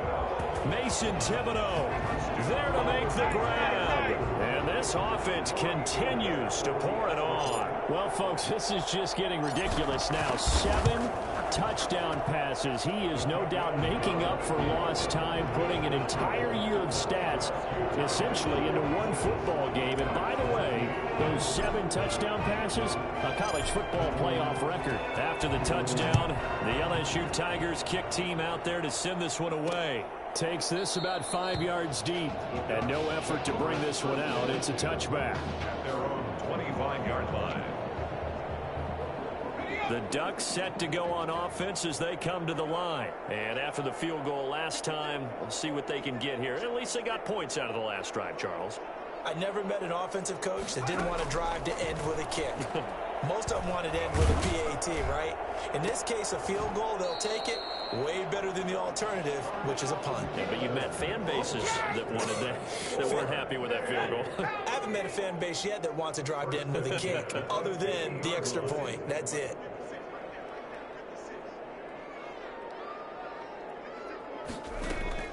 From the midfield stripe, they'll look to throw. Steps away to his left. And he's going to be taken down here with a penalty flag on the field. Holding offense. Come on, now. Well, there have been a ton of sacks. They were just trying to prevent another.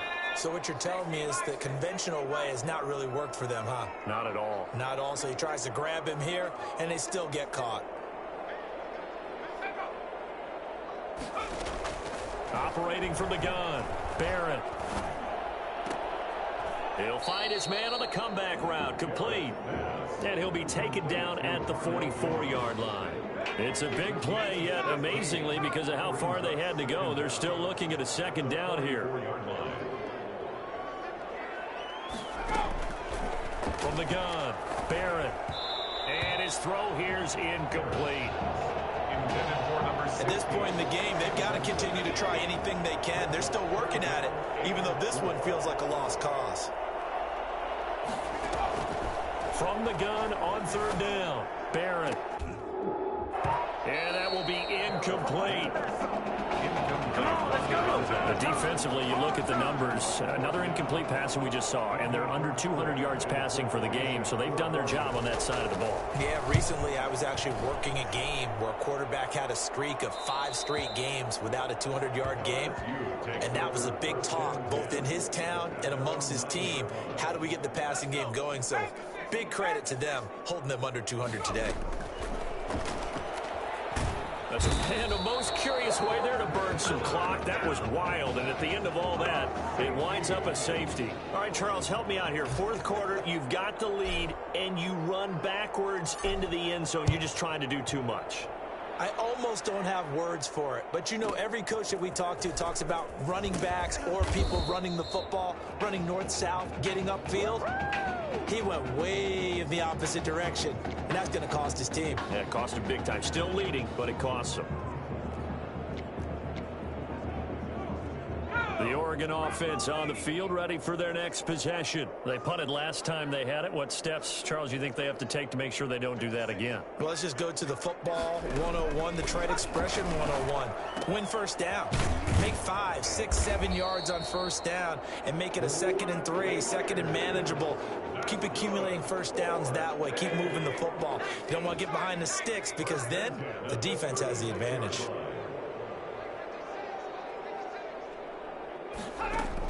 On 1st and 10, Barrett. Being chased out left. And he'll be out of bounds after getting this one across the 40. The improv on the scramble there gets him 6, and it'll be 2nd down. Brings up 2nd and 4.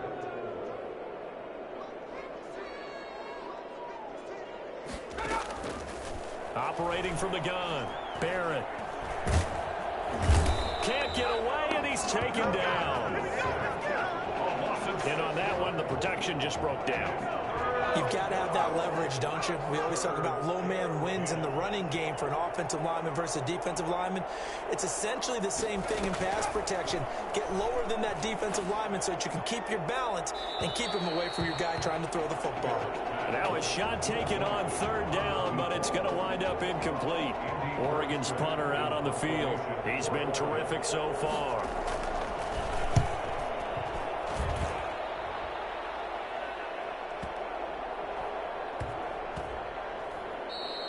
And no one there to stop it. Hits at the 8, but it carries all the way into the end zone for a touchback. 20-yard line. The Tiger offense ready to get after it one more time.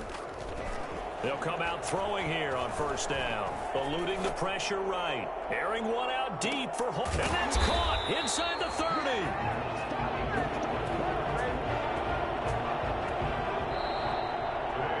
What a great start to the season here in the College Football Kickoff Classic. And for the junior quarterback, a first start and a first win, and a very big win at that.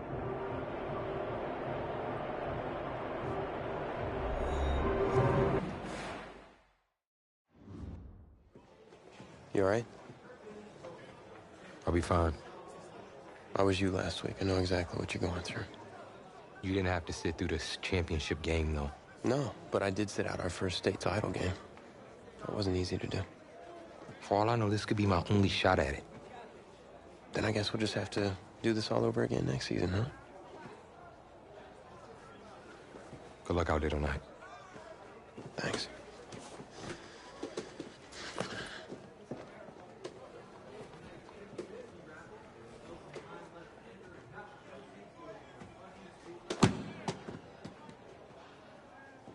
Who rained on your parade, Little Miss Sunshine?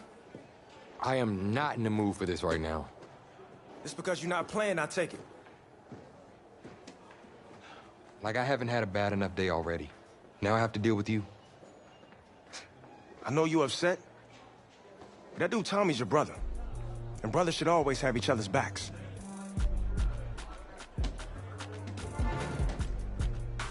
And wipe that sourpuss look off your face. It's game time.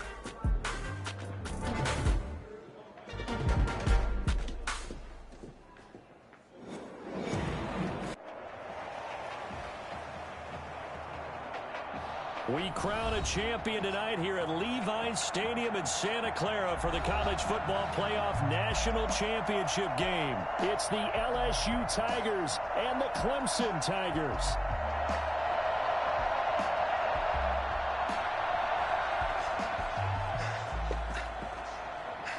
You okay, son? Yeah, Coach, I just... Tommy. You all right, Tommy? We need some help over here. Hurry. You got my back, right? Of course. Always. The pressure perhaps getting to this young quarterback as LSU trails at the break.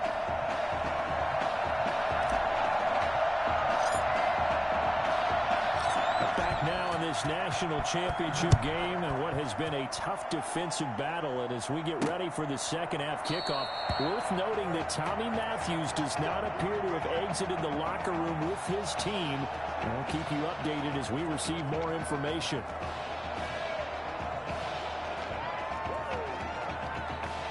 The Clemson Tiger offense, have to specify that. They're set for their next drive. And both of these defenses have been stifling these last few drives offensively.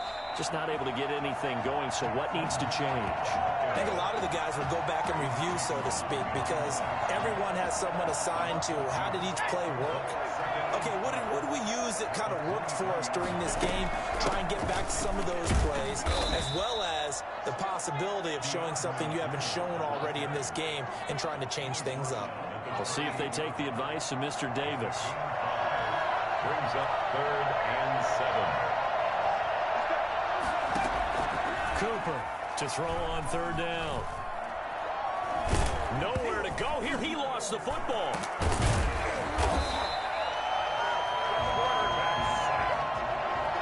We talk a lot about setting the tone to start the game. Well, you want to start the tone right in the 3rd quarter as well, and nearly lost a football there in their first drive. And sometimes we overdo it when we talk about halftime adjustments and what teams are going to do. Most of the time, it's just a matter of executing the game plan you brought in. But I'll guarantee you, they didn't draw that play up on the whiteboard at halftime. They're fortunate to retain possession. So a change of possession here on the punt. The Bengal Tiger offense, if we differentiate them, they are set for their next drive. Their defense has done the job. Now it's the offense's turn as they've got it 1st and 10. It certainly looked like someone was very confident in his ability to fit that one in. I would say he was overconfident because there wasn't a whole lot of separation there. Had that one covered pretty well downfield and knocked it away. And he'll be out of bounds just shy of the 40. A nifty bit of scrambling there. 12 yards, 1st down. That's something we have not seen him do to this point, and that's take the ball, tuck it, and run. Exactly right. His first carry of the game. I guess he picked a good time to do it. He certainly did. Not only did he have the element of surprise, he's making sure he's judicious in taking off. He'll wind up getting right about 4 there on the scramble, and it's 2nd down. Gain of 4. It's now 2nd and 6. Now here's a throw right side taken in by his tight end. And they move this all the way down to the 9. It's over! It's over! That's good for 28 yards. Out of the gun, they'll look to throw. And that is caught. It's an LSU touchdown. Mason Thibodeau there to make the grab. And LSU has jumped out in front. After the departure of Tommy Matthews at the half, the offense able to regroup and put the football in the end zone. Yeah, that's something they couldn't accomplish in the first 2 quarters of this game. So finally, finding their way downfield. I think Coach Red O'Brien He hadn't shown a preference for either quarterback, but this kid who's out there right now, one thing we know about him, he's a fighter. Yeah, you're exactly right. I was just going to say that, Charles. He's a fighter, and he does have plenty of upside. We know that he can lead. You and I, sitting with him this week, didn't you just see a guy who could step into any locker room and control the presence of his teammates? I just remember when we left that room, you said two things to me. I think this kid's going to be poised under pressure, and to me, he's a natural leader, and I concur with both of those statements. After the touchdown, the LSU Tigers kick team out there to send this one away.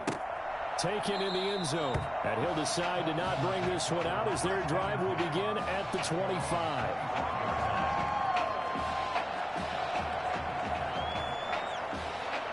The Clemson Tiger offense have to specify that. They're set for their next drive. These guys had to punt last time. It has not been a very fruitful game offensively thus far.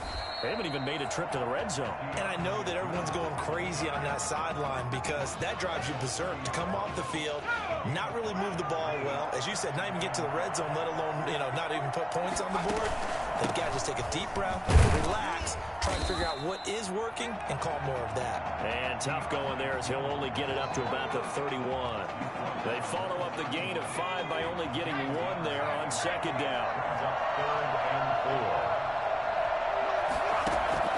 From the gun on 3rd down, Cooper. He's going to sling this deep downfield, and that will be incomplete. Well, they weren't scared to let it fly, but it falls to the ground and brings up 4th down. What we've seen so far in this game, they are not going to allow a big shot over the top. You can have whatever you want underneath. They'll give you that, but they're not going to let you beat them deep. They'll look to set up his blockers. And he takes us beyond the 35 before going out of bounds. A great return there of 22 yards. The Bengal Tiger offense, if we differentiate them, they are set for their next drive. He's going to let one fly here for Avant. Man, it's caught at the 6-yard line. It's a big play there. 59 yards. Well, partner, I'm not sure how this drive's going to end, but how about the way they flip field position there? A nice attacking play that picked up a heck of a chunk of yardage. And that is caught. It's an LSU touchdown from 6 yards away. And LSU adds on to their advantage. Well, since he's come into the game at quarterback, 2 trips into the end zone, and this offense starting to look remarkably relaxed. I love that description because it's evident to me, and it's evident to everyone watching, and now everyone's getting the memo. He's not a backup. He's played just as much as Matthews has this season. Yeah, that's the thing, Charles. There's the old adage of if you have 2 quarterbacks, you have none. Well, I think they're taking that script and throwing it right out the window because they're saying we've got 2 quarterbacks, and we like them both. I love the way you just said that. Not in this case does the old adage hold up. I think we've got a new one. They feel like they've got 2 good quarterbacks, and the offense should respond no matter who's on the field. Exactly. The Clemson Tiger offense have to specify that. They're set for their next drive, and they're coming off a 3-and-out, my friend. I think they've got to look at that play sheet and go to a spot that they haven't gone before. Time to shake things up a little bit to try and get this offense moving. Okay, so how do you do that? How do you shake things up? You look at what you've called before, realize it hasn't worked so well. Go to something else. And maybe you try and find one of those special plays from one of your better players, and maybe try and hit something big and get things going in the excitement area. The last play got just a yard. Here's 2nd and 9 from the 26. They'll keep it on the ground. Jewell. And he's taken down right at the 45-yard line. That one covers 29 yards. 1st down. At halftime, you had to feel like the defense had to be in a good position. They had to feel good about themselves. They'd had this guy boxed in all game long, but after that run, that might be the breakthrough that he's looking for. Now they may have some difficulty dealing with him the rest of today. Back now here on EA Sports. 1st and 10 now for Clemson as we are just about set to go here in quarter number 4.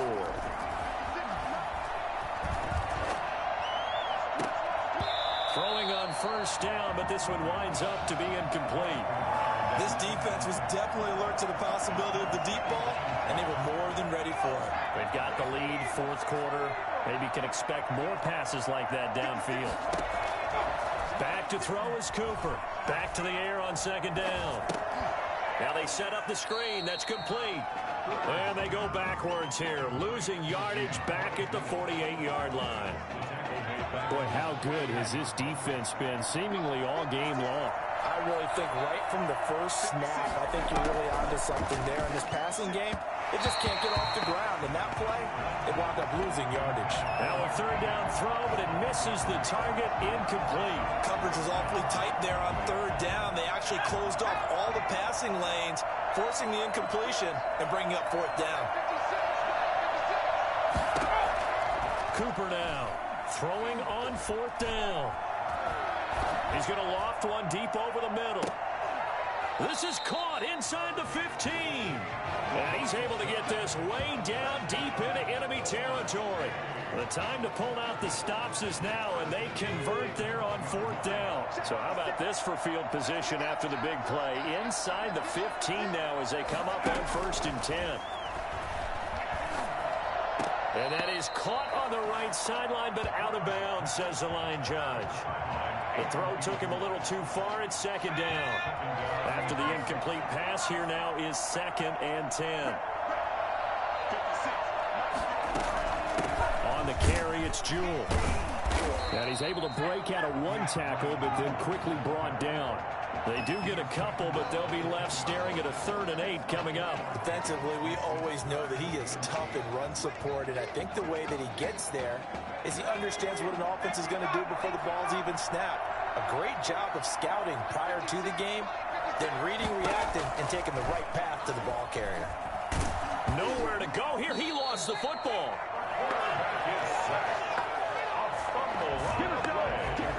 Fortunate to get that football back, because trailing here in the second half, last thing they needed was to lose the possession. And the word I think of here is opportunity, because it could have been lost there, their chance to score points. But the opportunity for the defense was to go ahead and really close this game down if they were able to get possession.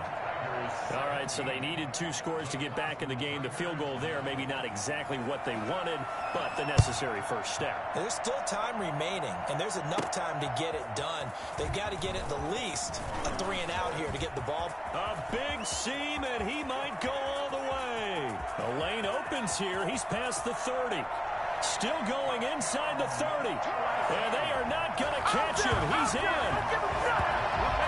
Remember, Charles, with Tommy Matthews under center, they weren't able to get the ball into the end zone. They had a single field goal, but he exits the game at half. And this offense since then, they've been on fire. That's the 3rd touchdown in this second half. Yeah, I'm sorry I jumped in there on you there, partner, but you're exactly right. I was thinking the same thing you were.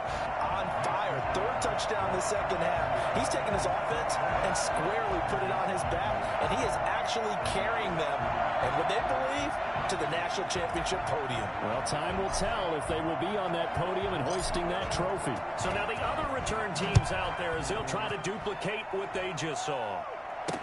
Fields it in the middle of the end zone. And we will not see an attempt to match that return touchdown, as this will be a touchback and bring it out to the 25. The Clemson Tiger offense have to specify that. They're set for their next drive. And a methodical drive last time, but they couldn't get that knockout blow. They had to settle for 3. And he fires one that's intercepted. Picked off at the 36.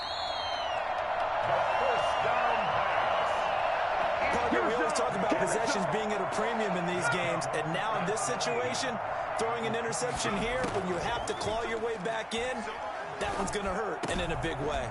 And this is caught at the 8. And they work this near the 5. He'll be stopped at the 6. That puts him in excellent position, 1st and goal after a gain of 19.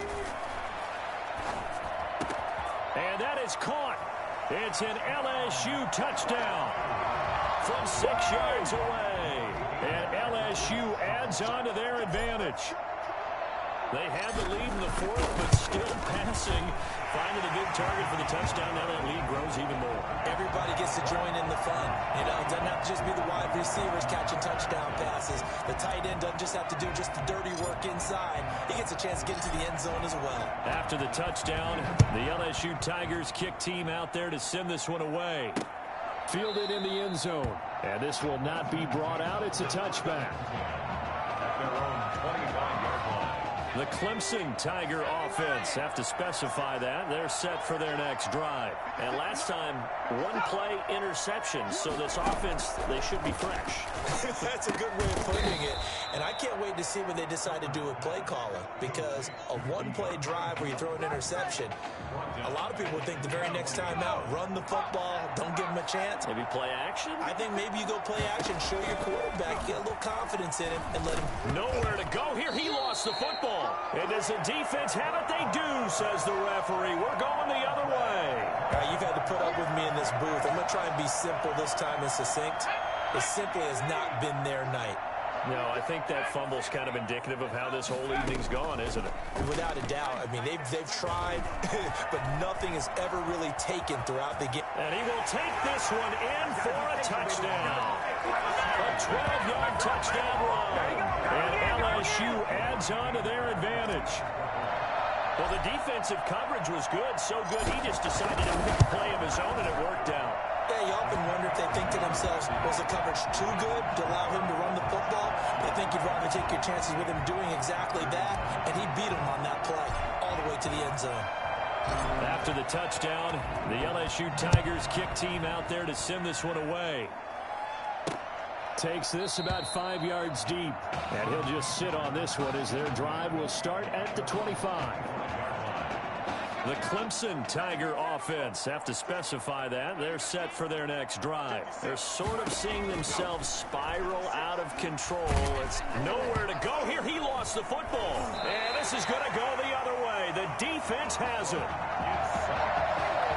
And I don't know that that fumble's going to matter a whole lot. You look at the deficit here in the fourth. It doesn't matter. The coach on the sideline still scratching his head. Yeah, not only scratching his head, but probably writing a note or two about, we're going to address this come practice next week. And that is caught. It's an LSU touchdown from 13 yards out as his guys continue to put this one out of reach.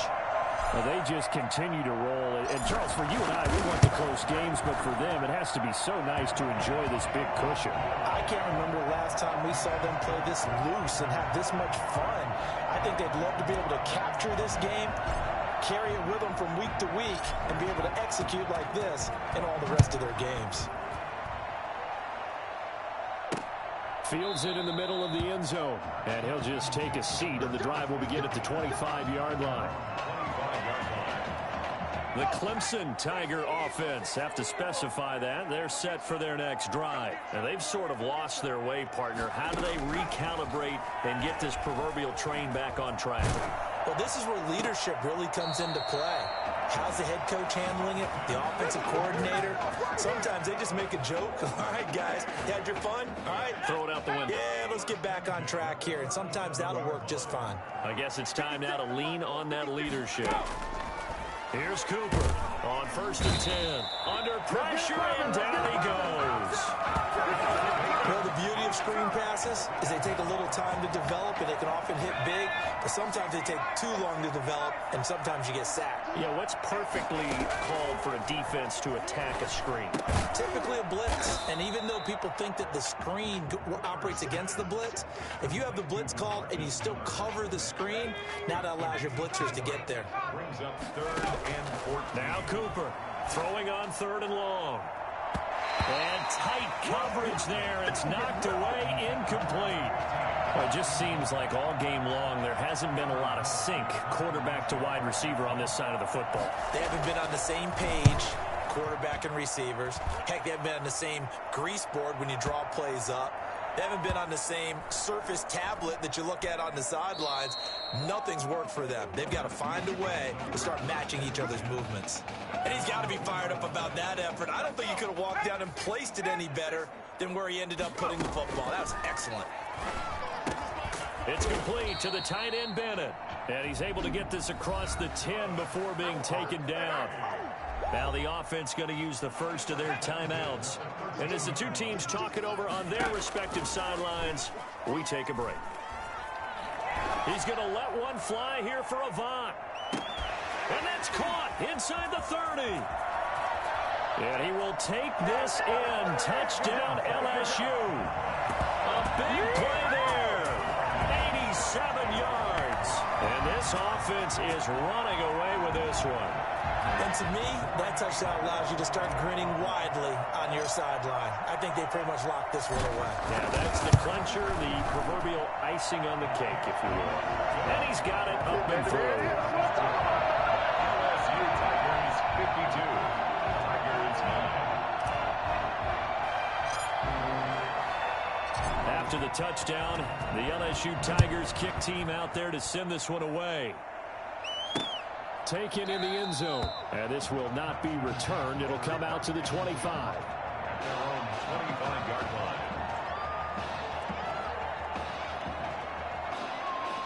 The Clemson Tiger offense have to specify that. They're set for their next drive and hoping to do better than they did their last possession when they punted the football. Appeal to the vanity. And he's going to be brought down here in the backfield. It's second down. Well, so much for setting the tone of the drive offensively. Giving up a big sack that loses that kind of yardage, not a great start. And the job becomes twice as difficult now. After the sack, it's 2nd and 20. Oh, it's a screen pass. That's good play. And he gets it here to right around the 24 before he's out of bounds. And give him 9 yards on the second down screen play. That's a gain of 9. Makes it 3rd. And on 3rd down, a nickel formation here defensively. Now Cooper looks to throw. And this is incomplete with a clock showing just 3 seconds left. Results in a 4th down. The Clemson punter out there now. He's been one of their few bright spots so far.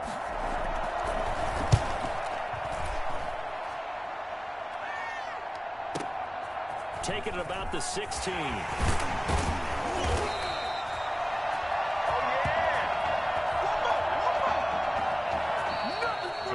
They changed quarterbacks at half and did not miss a beat. Here they are, your national champions.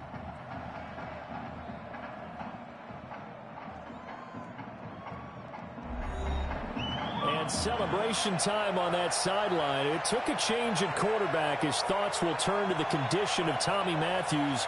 But for now, jubilation as they are the national champions.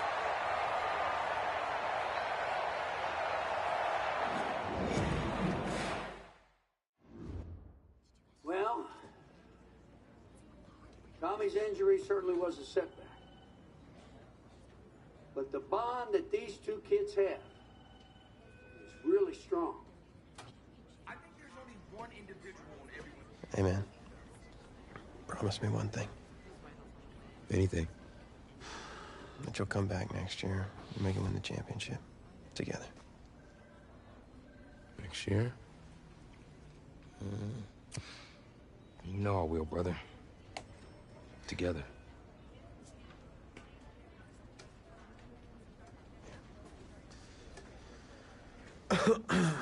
Doc said I shouldn't overdo it. Did she say what caused all this? Yeah. Something about the stress from my filthy roommate leaving his dishes lying around the apartment. She said if it weren't for that, I'd be the pinnacle of health. Please. Hey, seriously. You gotta start cleaning up after yourself. It's ridiculous. Really? Right now? Yeah.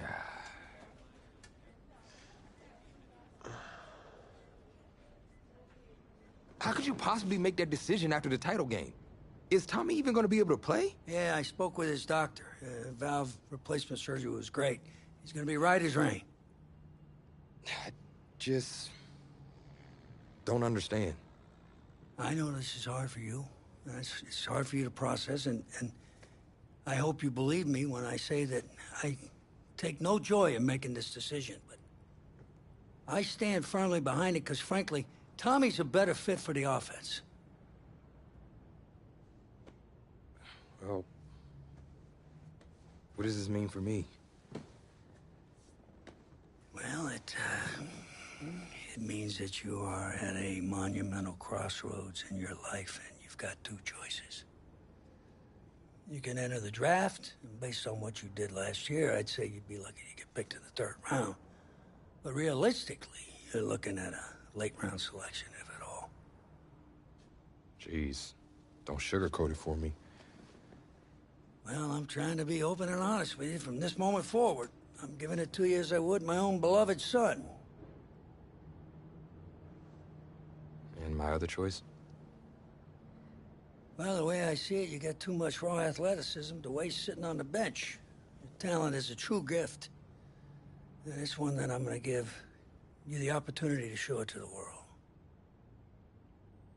And how's that?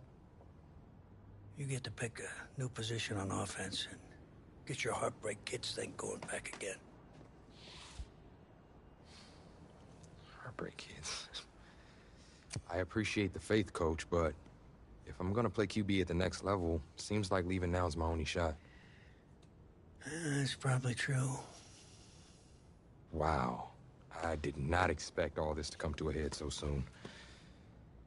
Well, anything you need, just call. And when those NFL coaches come calling, trust that I'll have your back. So, the NFL Combine. I spent so much time preparing for it, but some things you can't ever really say you're ready for. That's how the week felt to me.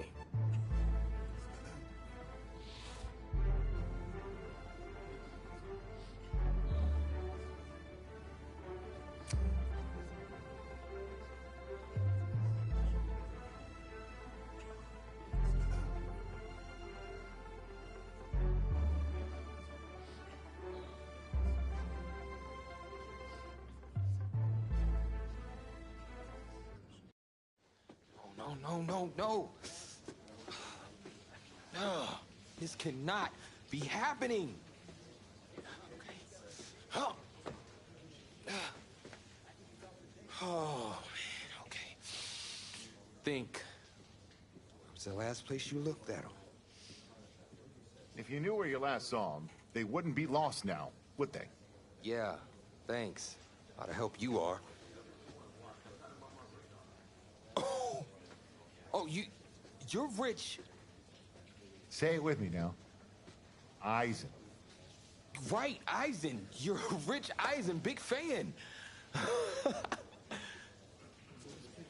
I'm gonna be the laughingstock of your next broadcast, aren't I? Depends. You gonna run the 40 barefoot? I may have a little fun with you, but don't worry. I won't make you a running joke, huh? Come on. I thought it was pretty good.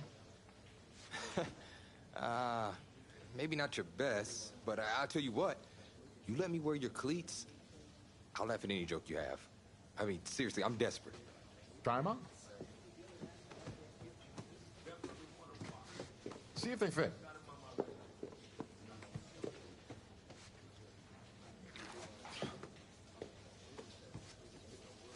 What's the verdict? Perfect fit, but honestly, and I don't mean to sound ungrateful, but they're a little damp. They're like really damp. Did you go swimming in these? Thought you said you were a fan. If you were, then you'd know I just ran my annual Run Rich Run 40 for charity. Right. How'd it go? Let's just say my days of keeping up with Saquon Barkley are behind me. Maybe you'll fare better than I did out there. What was your time? 5.98, baby. Well, I can't do any worse. I've seen statues move faster than that. All right, well, I want you to go out there and post a time of at least 4.6. Think you could swing that? Of course. 4.6? I can do that barefoot. That sounds like a challenge to me. That's challenging now that I don't have to do it barefoot, thanks to you and your cleats. Now that is what I like to hear. You're going to be helping those kids at St. Jude more than you know. Go get them, champ. Hope those shoes bring you good luck and an even better 40 time. Thanks again, man. Yep, I feel it.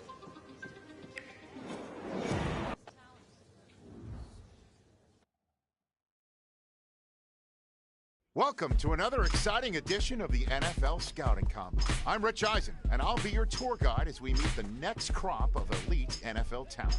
We're going to start things off with my personal favorite, the event that can break the spirit of any man, the 40-yard dash. First up, we've got one half of America's darlings, the Heartbreak Kids. An intriguing draft prospect, to say the least.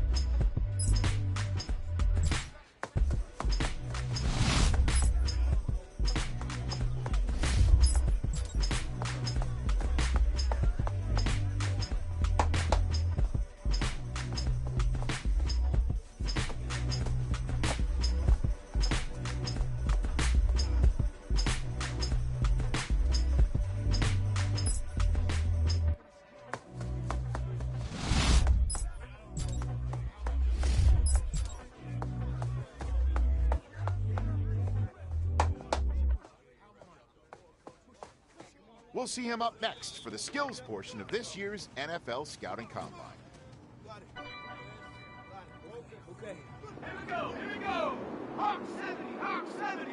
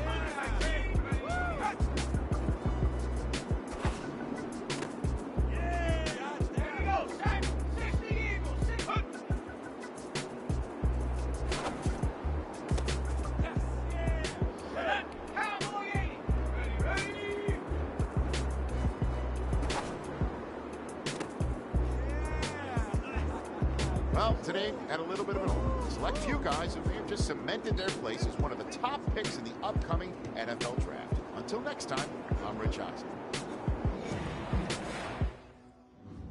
Welcome to the 2020 NFL Draft. Sure, the experts have done 2.7 million mock drafts, but you can toss those babies out the window. Welcome back to the first round of the 2020 NFL Draft. Hey, this is the offensive coordinator of the Detroit Lions. How you feeling right now? Oh, everything's great, Coach. Well, look, son, we've been following you for quite some time, and we believe you could be an integral part of this team. Thank you, sir. Thank you so much. I can't tell you how much this means to me. And I'm ready to do whatever it takes to show you I'm worth your pick. I know you will. I'll expect you to show up ready, okay? I'll be the first one there. Can't wait. And I'm just getting confirmation that the pick is in. Let's take it to the podium to see who the next pick in the draft is going to be. What a phenomenal pick. This kid has shown some elite abilities on the field. He's a freak athlete, totally capable of taking over a game in the right system.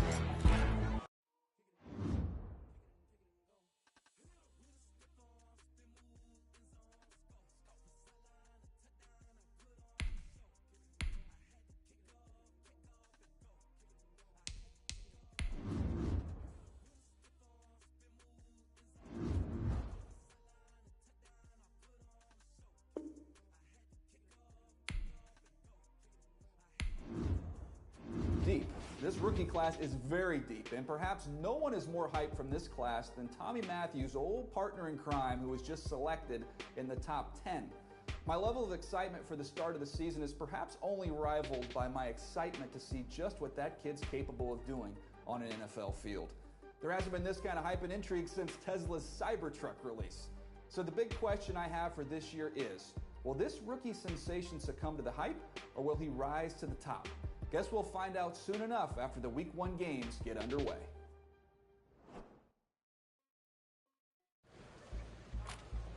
Being such a high draft pick comes at a cost. Mainly, everyone expecting you to resurrect the franchise. What helped you adjust to NFL life? I took every rep in practice seriously. Each one could be the difference in me getting on the field or not.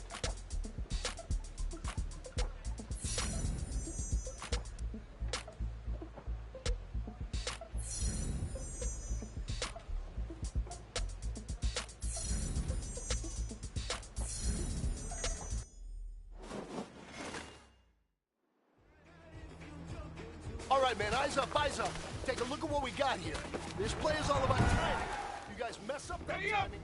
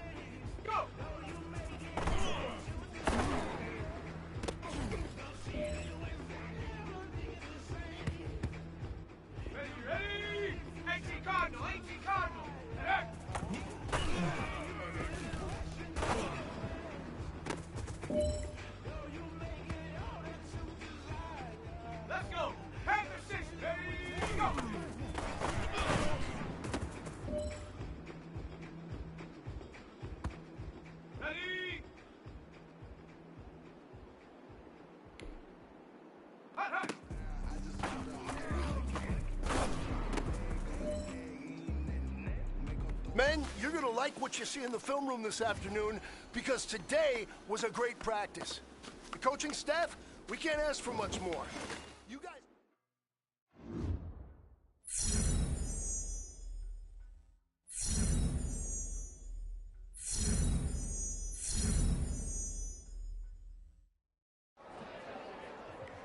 It's not easy being a rookie. The excitement, the pressure, the fanfare, the interviews, the draft process. Plus, there's a lot of players banking on you to make them successful too.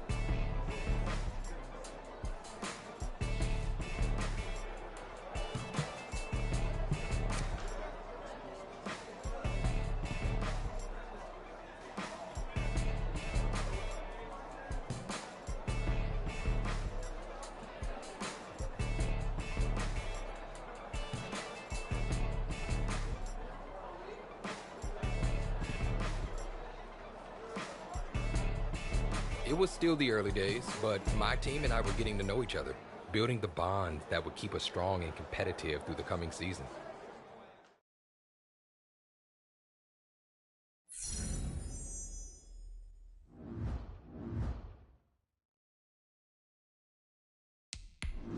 This is the player card. This is your development trait, superstar and super...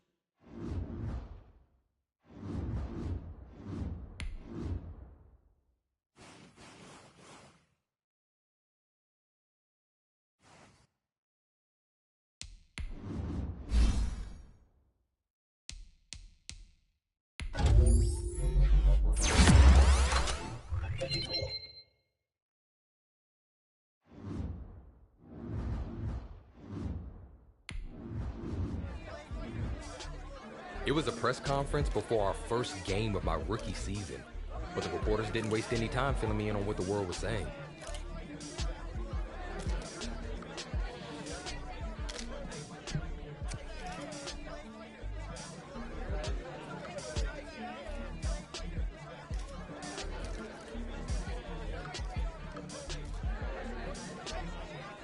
I was glad they asked because it helped me hone in on my ultimate goal.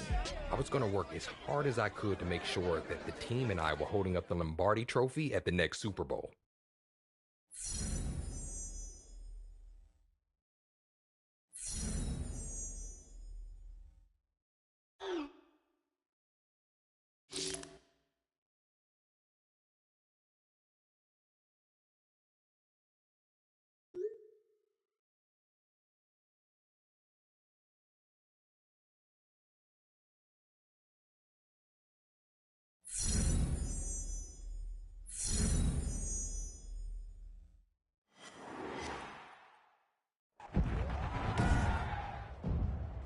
Today, from Ford Field in Detroit.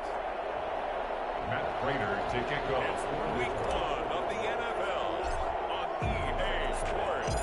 Time for a much-needed and much-welcome diversion. The NFL is back. Here we go, week 1.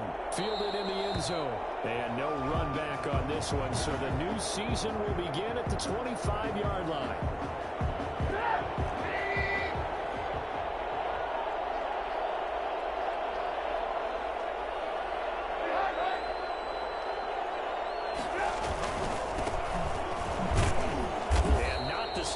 Hoping for there as he'll maybe get back to the line of scrimmage, and that's it. Call it no gain on the game's first play, and it's second down now.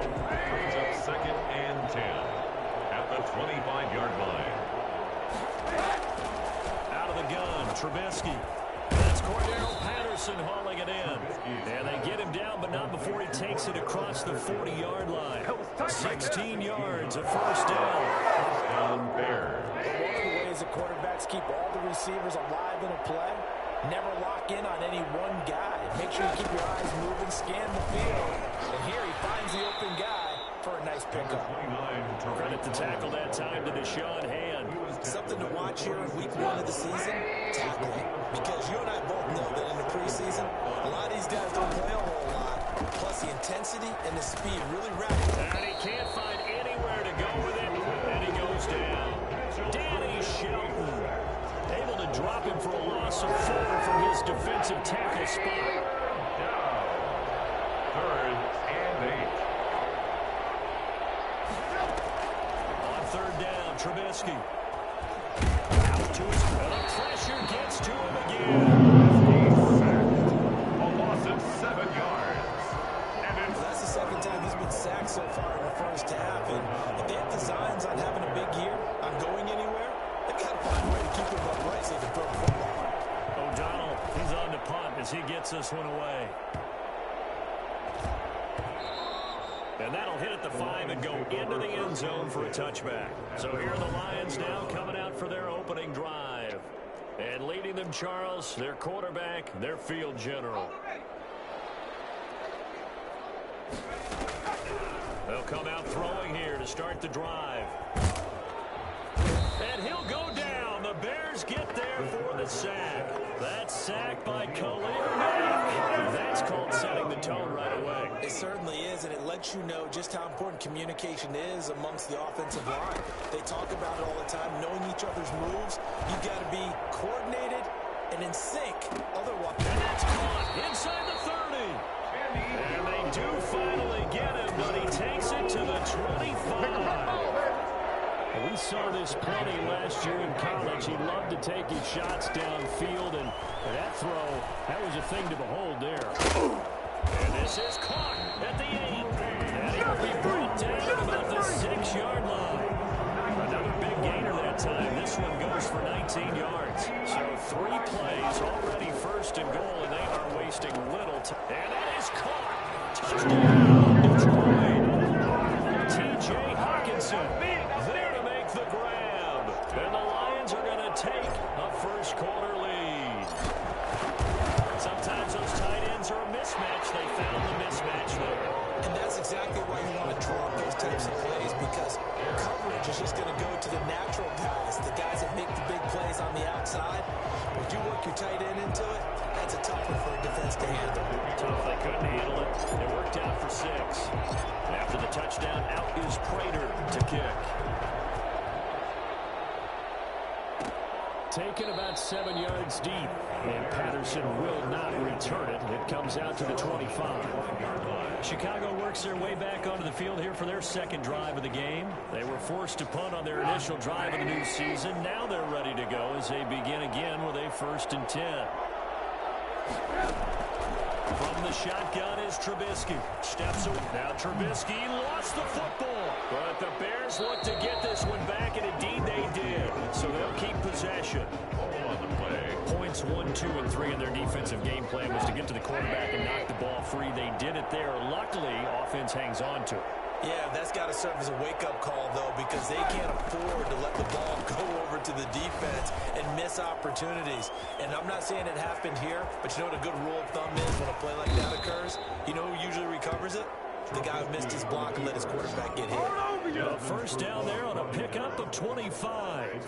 The sack on first down took him out of a traditional running play and put him in a passing situation, but didn't stop him from running anyway, did it? No, I was surprised when he took off. I thought, oh, he's got some space. He might pick up 5, 6, 7 yards. He goes all the way and picks up the first.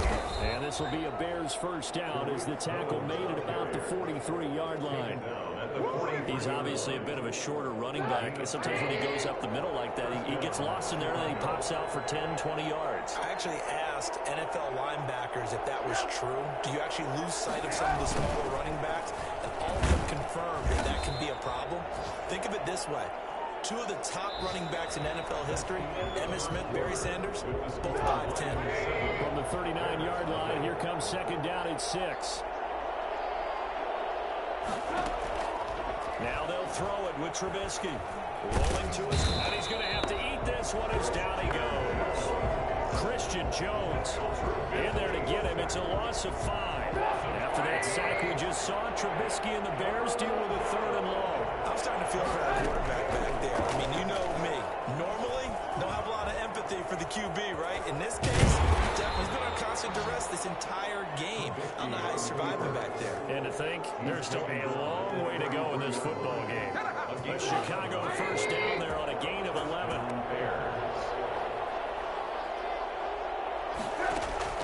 From the gun, it's Trubisky.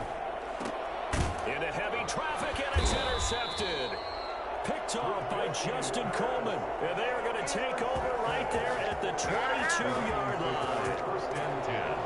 That throw, Charles, over the middle of the field, and a few too many bodies in there got picked. That's a normal situation, too, isn't it? No matter how hard you try and sprint. And this will be caught at the 30. Touchdown, Detroit. Kenny Galladay, 78 yards. And the Lions strike quickly here for 6 points.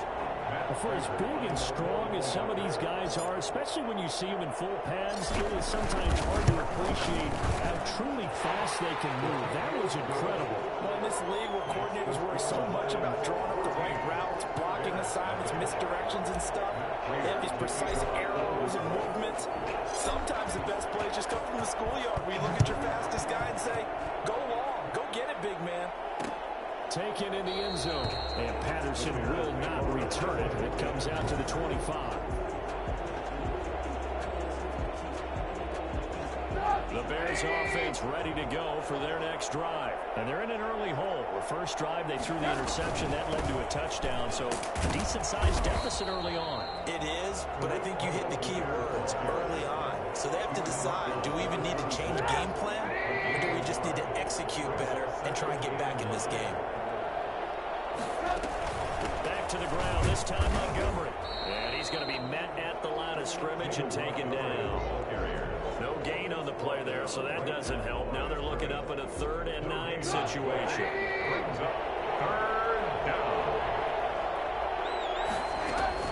Here's Trubisky to throw. And the throw there going to be incomplete. Passing game not in sync here early. And now it's 4th down. More problems here on 3rd down. They've converted only once so far in this first half. And you know as well as I do in this league, if you don't win on 3rd down, it makes it hard to win a ball game because then you're relying on your defense, you're relying on your special teams. You've got to get it done with your offensive unit. The Lions offense ready to kick off their next drive. Back to throw now on 1st down. Throwing deep for Galladay. It's caught inside the 25. And all the way down to the 22-yard line. Bring it up, bring it up, bring it up. Sometimes you just got to marvel at how these guys can throw the football. He gave that everything he had, and it was right on the money. And incomplete, he dropped it in the end zone. Intended for T.J. Hawkinson. So after the incompletion, 2nd and 10 from the 22. The 22-yard line. And this is caught at the 8. And they work this near the 5. He'll be stopped at the 6. First catch of the new season for him, and he picks up the first. 1st and goal at the 6-yard line. Back throw again. Looking for Hawkinson, and he's got it. Touchdown, Detroit. T.J.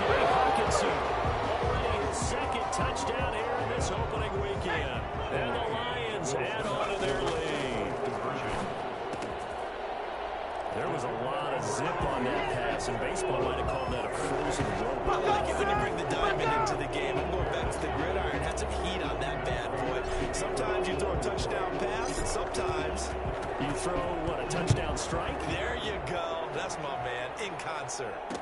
Fielded in the end zone. And Patterson will not return it. It comes out to the 25. 25-yard line. And we remind you, lots more to come here in this opening weekend of the Return to Football 2020. Coming up later tonight, it's the national debut of SoFi Stadium in Southern California. The Cowboys and the Rams doing battle there. And then two more to finish off the week on Monday Night Football. The Steelers and Giants from MetLife Stadium, and the Titans and Broncos from Mile High. And we've hit the 2-minute mark in this first half of action.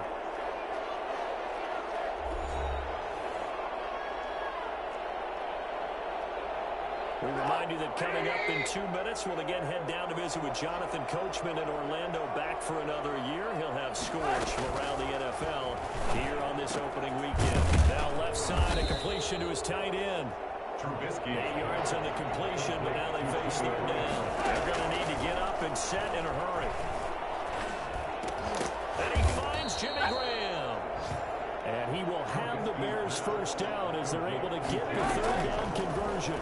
A gain there of 12 yards and a first down for the Bears. He rifles one that's intercepted. Picked off by Justin Coleman. And he will bring it back. An interception return for the Lions. Touchdown. That pick six extending this lead even further. Boy, it's been a while since I've seen a team struggle this badly in the first half. I think all they want to do is get to the locker room, try and regroup, and come out to start the third quarter. But things don't improve past then. I think the backups get a lot of play in the second half. Matt Prater to kick off. So they throw the pick six. They'll get another shot at it now as this one's in the air. Taken about 7 yards deep. And Patterson will not return it. It comes out to the 25. The Chicago offense set to get started. And in a spot like this, still more than a minute, I think if you put something on the board before halftime, that would go a long way towards helping them get back into the game. There actually is something to the psychology of the game at times, isn't there? How much better would they feel running into the locker room, as you noted, with something on the board in a positive fashion? You're exactly right. It's a great opportunity to get that done. Well, your QB's been sacked 4 times in the game already, and they're the holding goal. And you know darn well the offensive line coach is frustrated and upset that he's been hit that many times already. He doesn't really care that they hold now. Just don't let him get hit anymore. Going up top for Miller. And the throw left sideline here is caught, but they'll rule it incomplete. Couldn't keep his feet in. Second down. So they'll come up after the incompletion for second down. Trubisky will throw. In trouble here, and down he goes. Back at the 8-yard line. Trey Flowers, the former Arkansas Razorback, in there to get him. Now Charles dealing with a 3rd and long. They'll have to try to go back to the air again, and this time avoid the sack. Certainly hard to try to establish momentum when all you're doing is going backwards, not protecting the passer, and he gets dumped on his backside.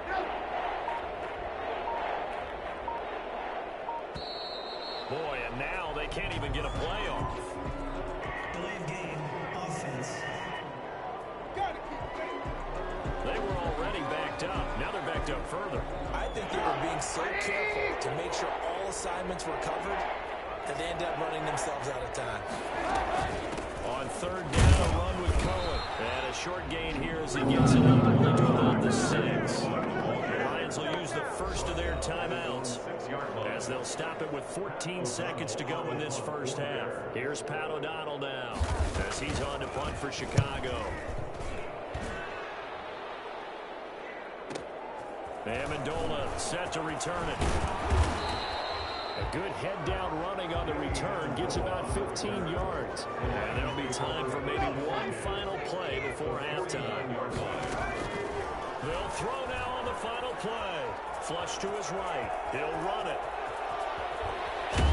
And he gets this inside the 35-yard line. So we reach halftime here on Open. All right, we will save the Week 1 highlights and apparently get right back to the action here in the third. We'll see if Week 1 fatigue becomes any kind of a factor as we are back underway in the second half. And they'll get him down right around the 25, actually the 26 officially, so a net gain of 1 there. They're on 26-yard line. The Detroit offense ready to begin their drive. On first down, he'll drop to throw. Throw him deep for Galladay. That's caught inside the 20. Kenny Galladay. That's good for the Lions. And that looked almost to be a case of, quarterback saying, hey, I'm going to throw this as far as I can and hope you run under it. Mission accomplished. From the red zone now, they'll look to throw.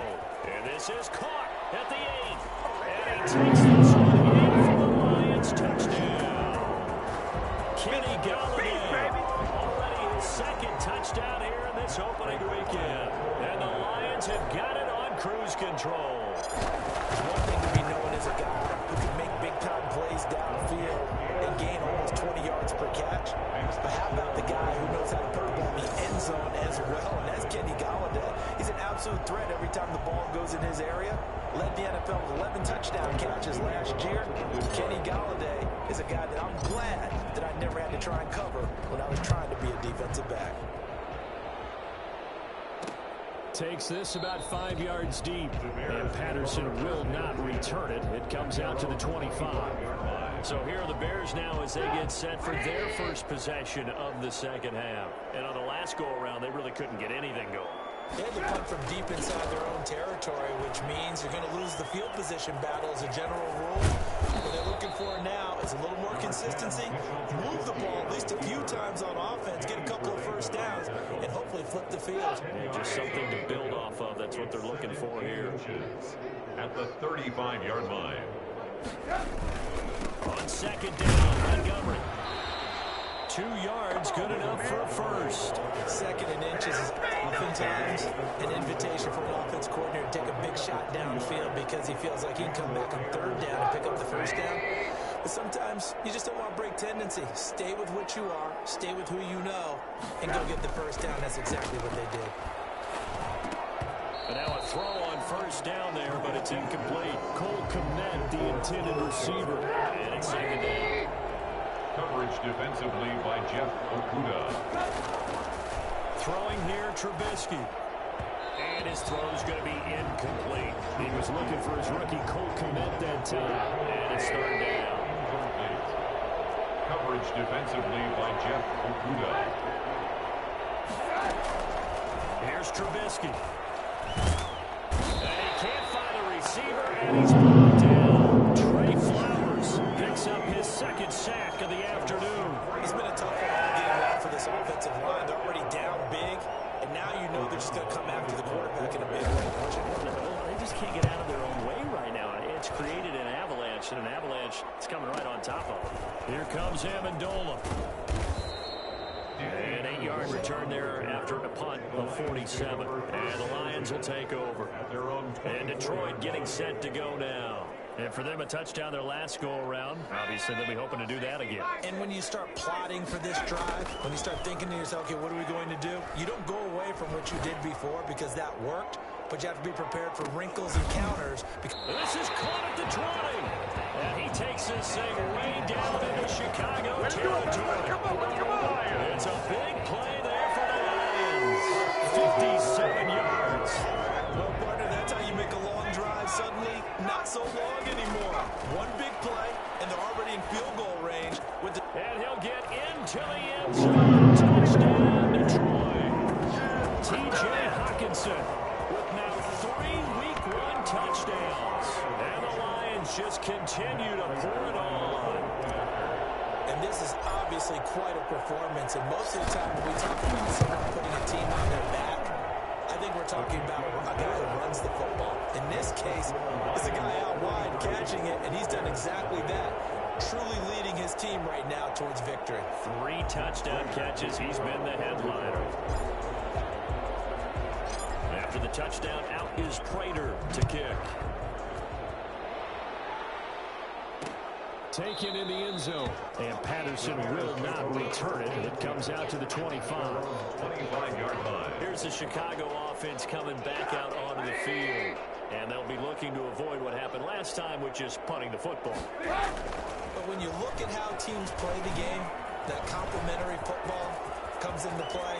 How do I take care of my defense? How do I take care of my offense? Well, the defense is taking care of them in a lot of ways. Now it's time for the offense to jump things up and help their defense out. Give them a little bit of rest. Yeah, time for them to give them a rest. Took the words right out of my mouth. First down, a run with Cohen. Yeah, boy, this defense again really making things tough on him as they stop it for no gain. 2nd and 10, third quarter of the season opener. 2nd and 10. At the 47-yard line. Now Trubisky going to give this to Montgomery. And no room to maneuver there. Give him a yard up to the 47. These guys have punted 4 times already, and they're staring at a 5th, barring a conversion here on 3rd down. Now Trubisky to throw. On the move to his, and he can't get rid of it. He's taken down. Let's go. This offensive line flat out cannot handle this pass rush. We've seen it demonstrated time and time again to the tune of 7 sacks in this game thus far. And he deserves a bronze leg as he gets this one away. And problems spreading to the punt team now. This one goes all the way into the end zone on the fly, so that'll come back to the 20. Kenny Galladay and the Lions set to go to work again. A monster game so far, 3rd quarter. He is lighting up the stat sheet. And so many times when you see these types of games, you hear about the quarterback, or we talk about the quarterback throwing guys open, putting it in the right spot. How about some credit for the receivers, though, who find ways to get open, whether they uncover late in a route or they get open early. And that's caught inside the 30. Touchdown, Detroit. Kenny Galladay. Now 3 Week 1 touchdowns as his guys continue to pour it on. He put quite a bit of air underneath that touchdown pass. Of course, we knew that he had the strong arm. That part was easy. You could see that throughout his college career. But what you want to know about a rookie is when the pressure's on, can you throw with touch? He just did right there. And boy, it was pretty. Prater for the extra point, and that will extend this big lead. Matt Prater to kick off for Detroit. After the touchdown, out is Prater to kick. Fielded in the end zone. And Patterson will not return it. It comes out to the 25. 25-yard line. Now Chicago getting ready to go as they take the field. And right now these guys, they're shuffling a little bit, maybe doubting, because 3 straight drives have ended with them punting the football away. Yeah, so you start pointing fingers at each other a little bit, asking a lot of questions. What are you seeing? What are you getting? Maybe trying to narrow down your playbook a little bit and maybe get simpler rather than more complex in order to try and fashion together a drive. Cole Kmet, the intended receiver, and that'll bring up 2nd down. It's now 2nd and 10 at the 25-yard line. Now Trubisky. Now Trubisky lost the football, and the Lions have recovered.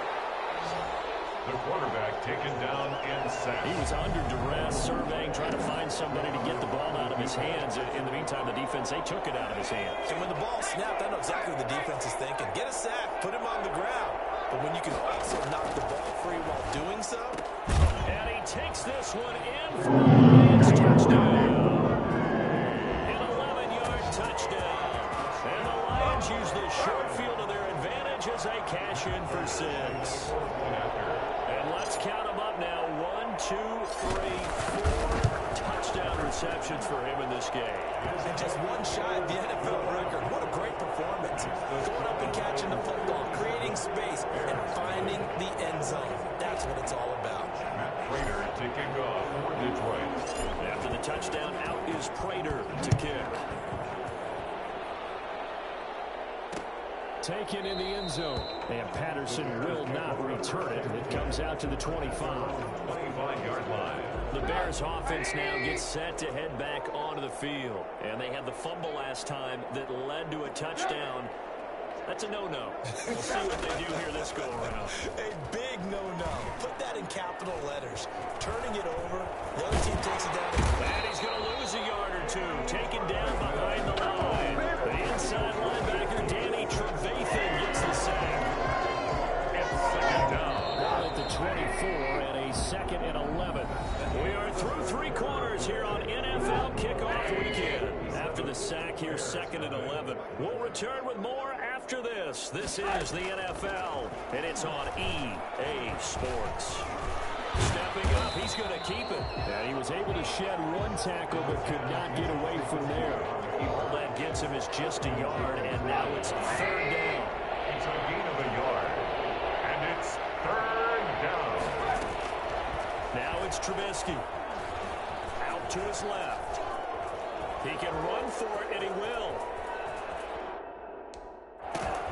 And they work this well upfield across the 45. No one there to help out downfield, but no problem. Scrambling for 22 and a first. Sometimes guys get locked into such a groove. What do we call it? The game's slowing down. They see everything happening almost in slow motion. They see the lanes develop. I feel like he's right there. And he can't find anywhere to go with it, and he goes down. Deshaun Hand able to get in there for his 2nd sack of the afternoon. 2nd and 14 as they've got work to do here after the sack. You know, on these types of plays, we're always looking to assess blame. Okay, where did it break down? Sometimes it's just a great play. Well, the pressure too great, and he goes down once more. Deshaun Hand getting him once again his 3rd sack of the afternoon. Let's see what they draw up here. 3rd and long following the sack of Trubisky.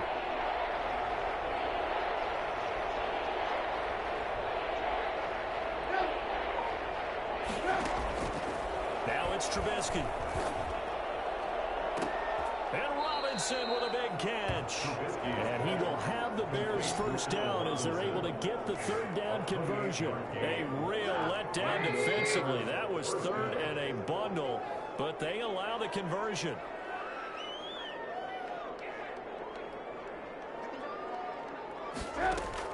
Looking to throw Trubisky on 1st down. Now Trubisky lost the football. But the Bears look to get this one back, and indeed they did. So they'll keep possession.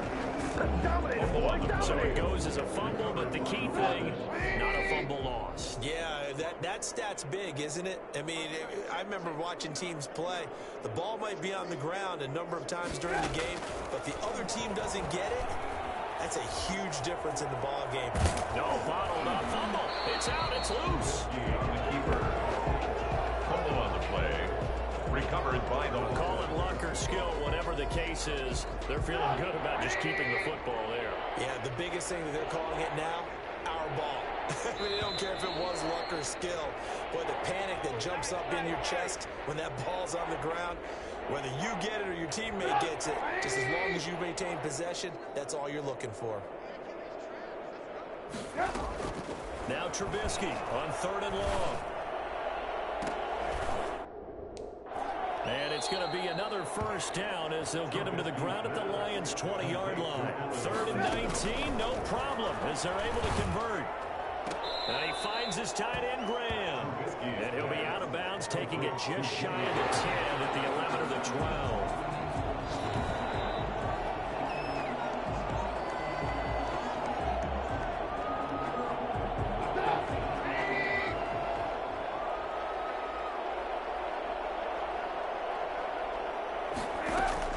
Looking to throw again on 2nd down. Trubisky. And he's across for the touchdown. Too little, too late. But he does get in for 6. No wonder you're grinning. You just beat me in our fantasy league. Indeed I did, my good man. So they will get on the scoreboard here. Give credit for that. Too little, too late, but no 0. The kick is good. Oh, you're going slow clap on me. Not very nice, is it? No, but they haven't been very nice on offense. It's been a struggle.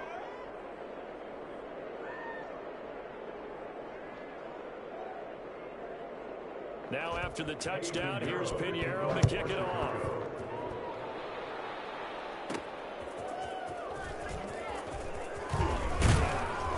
And the decision to come out of the end zone is going to cost him 5 yards as he's taken down right at the 20. Take over first and 10.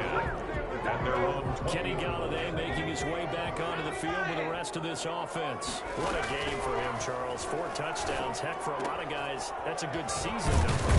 You're exactly right. And let's face it, we have to stand up and applaud this one, even though we're supposed to be neutral. Because this doesn't just happen by accident. This isn't 4 times where the defense just falls down or breaks coverage. He's worked awfully hard, changing routes, changing areas, changing angles, and getting open for touchdowns. We knew he'd be part of the game plan in a big way, and it has been in a very big way. Kenny Galladay, the Pro Bowler, was his intended target. And that'll bring up second down. Second and 10. That one looks like he'll throw here. Another throw for Galladay. This one complete. The Lions will use the first of their timeouts. It's just their first. They've got 2 more to use here in the final stages. First and 10 at the 36-yard line. They'll stick with the passing game as he looks to throw. He's going to let this go. Back of the end zone. And incomplete on the deep ball. Kenny Galladay is intended receiver. That'll bring up second down. He lets this one fly toward the back of the end zone. And that's going to be incomplete. Good effort there trying to take a shot, but it's third down.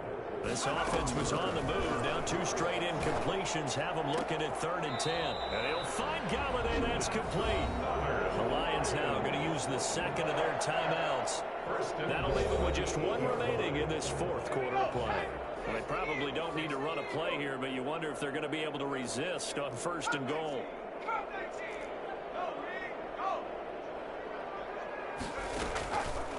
Again, he'll drop to throw. Flushed out right. And this will be caught. And the carnage continues. It's another touchdown. Let's go. Come on. Touchdown, He has really settled in throwing the football, and that touchdown here in the 4th quarter gives him a pretty comfortable cushion. He may be a rookie, but he's playing like 4th quarter, and the QBing is easy. How about this guy? Youngster, not worried about anything, just cutting it loose and having fun. Now this one was over a while ago as they just add on to their big lead. So that a 7-play, 80-yard drive. And the end result, a Detroit touchdown. Prater to kick off. After the touchdown, out is Prater to kick. Fielded in the end zone. And Patterson will not return it. It comes out to the 25. 25-yard line. The Chicago offense set to get started. And they knew coming in that this would be a tough place to go in and win a season opener. But this has just been a performance, to be frank, not to be proud of here as they trail big in this 4th quarter. Now Trubisky lost the football. Mitchell Trubisky sacked. Fumble on the play. Recovered by the offense. Able to fall on it, but look where they recovered it. That's a big loss. A lot of bad news on that play for them, wasn't there? Lost the football, lost a lot of yardage, but I think the good news outweighs it. Able to retain possession. That was big for them. A big offensive explosion helped leading them to victory, and the defensive guys are just saying, hey, put those points up every week, we'll just keep winning. They will gratefully accept them, won't they? It makes their job that much easier when they're scoring that many points. Allows them to play with a totally different style and a different flow. So for the Lions, it's a fantastic start as they roll to a blowout victory here in the season opener. And they will hit the road next week for a date with the Green Bay Packers. Meanwhile, for Chicago, they go down to defeat here in the opener. And they will be at home next week to take on the New York Giants. And for Charles Davis and our entire crew here at EA Sports, I'm Brandon Gaudin saying so long, everybody.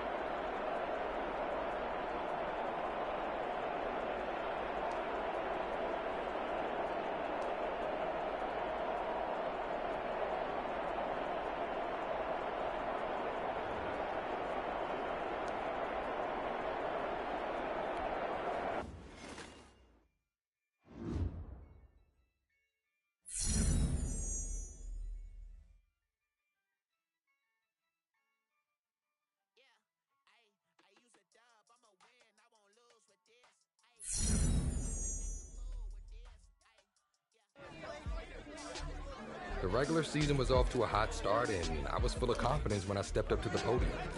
If the press wanted a quote, I was going to give them one to remember.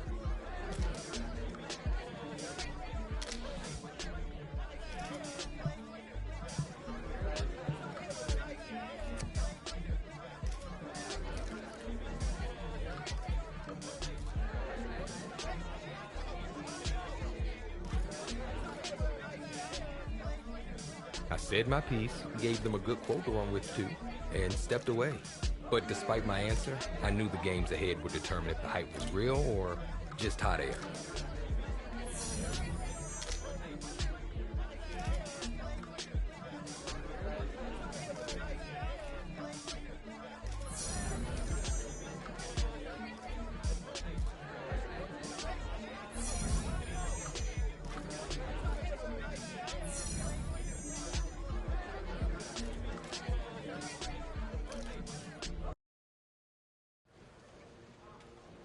I remember that day. I mean, the game plan flowed through you, but everyone has someone they can lean on. Which teammate helped you the most?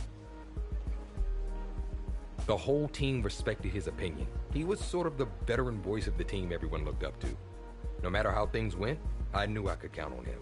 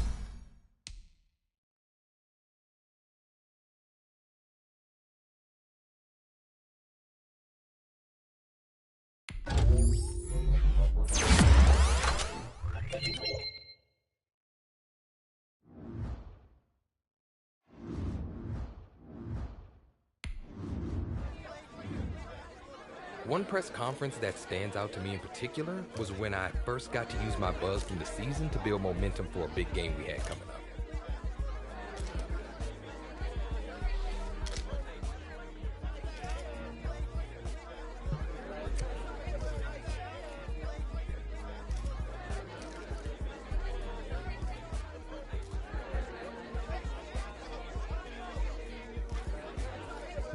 More than anything, I hoped showcasing our strengths to the press and fans would also amp up my teammates. And it did. But it turns out they weren't the only ones who were listening.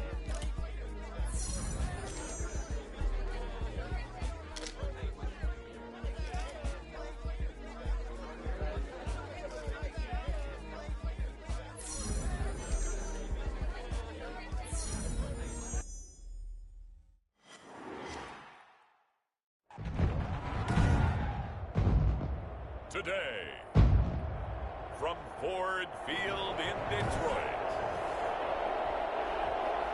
it's a special Thanksgiving Day presentation of the NFL on EA Sports.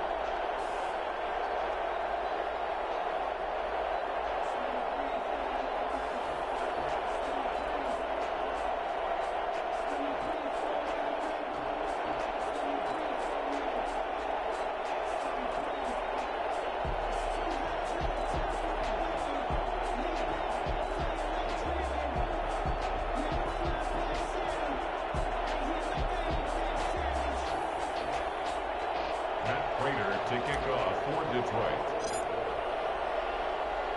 The first of 3 here on Thanksgiving Day. The Texans and Lions underway from Detroit.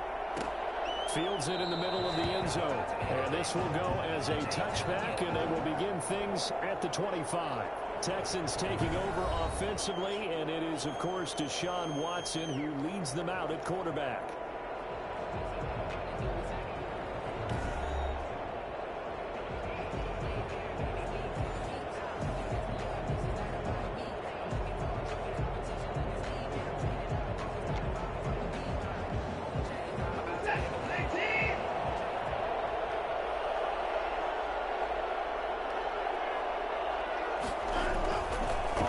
Down, it's Watson.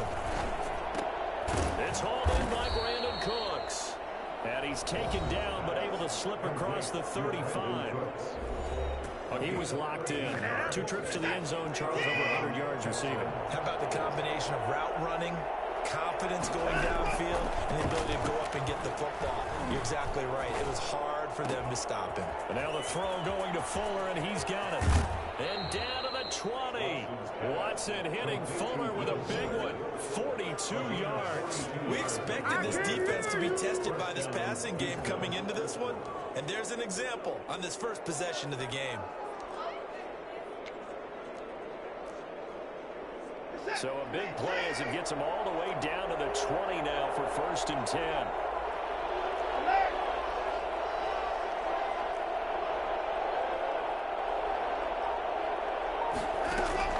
From the red zone now, Watson. He's going to let it go deep for the end zone. To the end zone, but it's incomplete. Brandon Cooks, the receiver he was going after. But it's going to be 2nd down. Defensively, you're facing a top 5 team in terms of points scored in the NFL. So when they're that high powered, you've got to find a way to hold them under 20. Because to me, that's the magic number. 20 points scored gives yourself you give yourself your best chance to win. So if they're up around 24, 28, 30, they could be in some trouble. Yeah, I think so, because then you turn it into a shootout, and that means your offense has to keep pace. Detroit was up for the challenge through the air. They force a 4th down. A lot of times it's that first read that you have. Maybe you get it in pre-snap, and he locked in on his target, but he was covered quite well, and that one's incomplete. The kick by Fairbairn is good. And it's now 3-0 Texans. In the end, the opening drive, Charles, does yield points. Maybe not the touchdown that they wanted, though. Yeah, but bottom line, they wanted to get something out of that drive, and they did that. 3 points, they won't turn that down at all.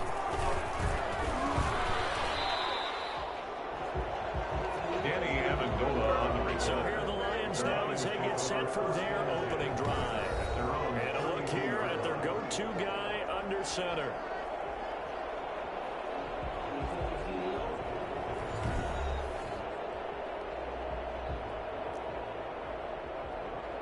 From the 32 now, here's 1st and 10.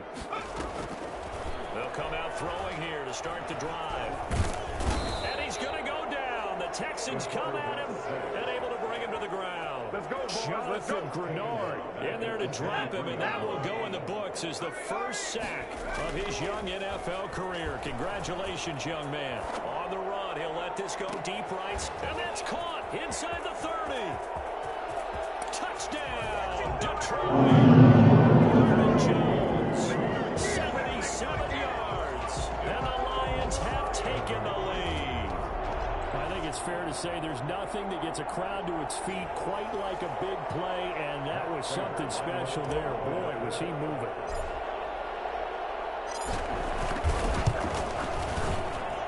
He's got it. We'll see that opening drive field goal and raise it a touchdown, and that makes it 7-3.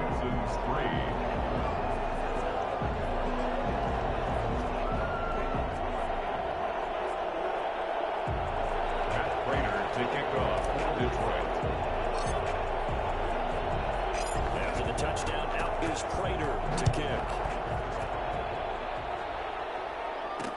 Takes this about 5 yards deep, and it'll come out to the 25 as he will not attempt a return.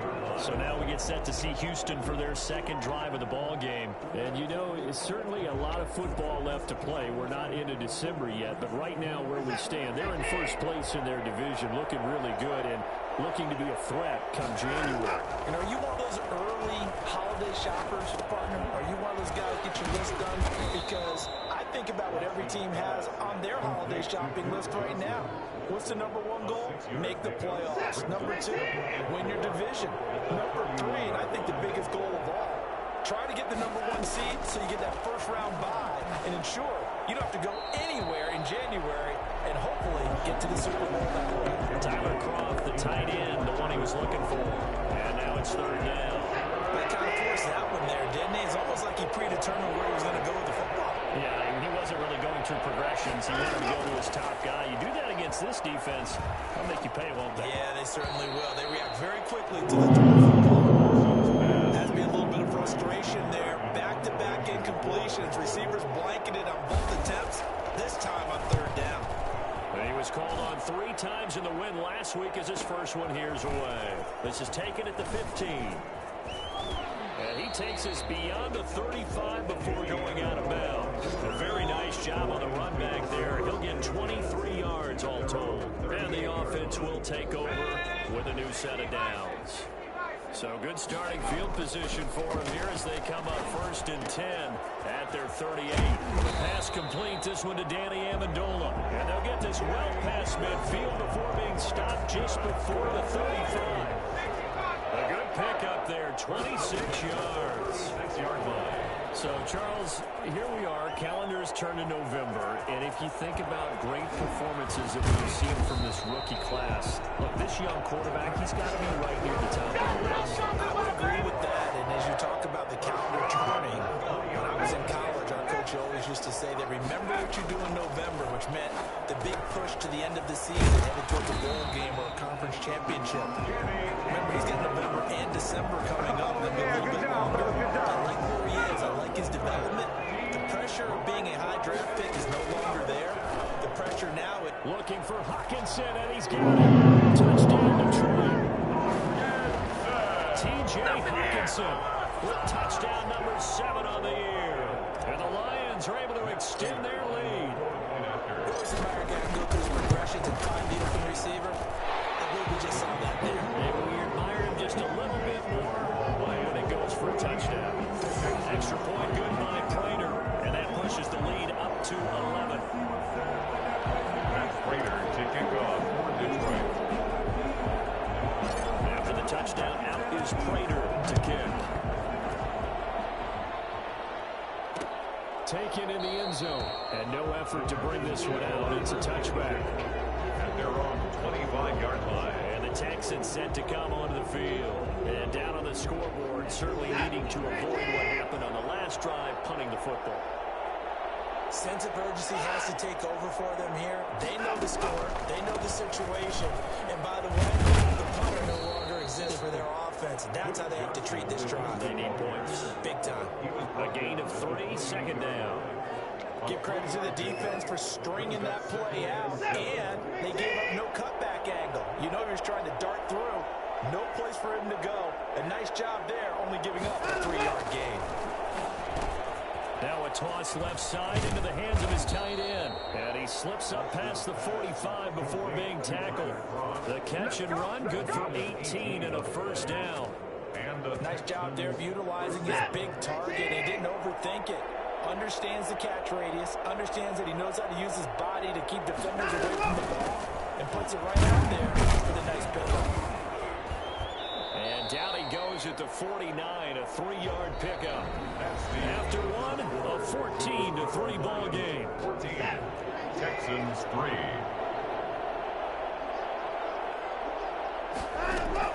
From just shy of midfield, Watson throwing right, and that's complete. And he's able to get this one down to the 40-yard line. Well, that certainly has to feel good. It's not all the time that the play caller should get all the credit. Sometimes I think in the huddle, the quarterback just says, hey, who's going to make a play for me? I just need something right. And under the Lions Against pressure, he's brought down. Deshaun Hand has now recorded 10 sacks on the season. Tell you what, he did not have much time there to scan the field before he was ducking and covering.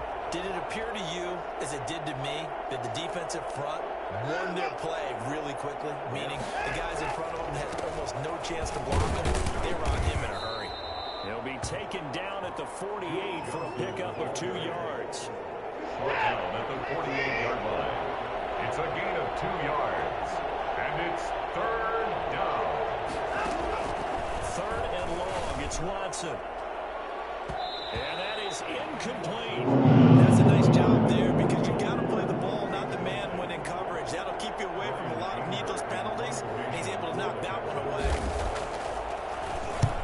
On to punt now, Anger as he boots this one away. And this is going to be ruled out, I think, just inside the 20. Yes, it will. Side judge calls it at the 19-yard line.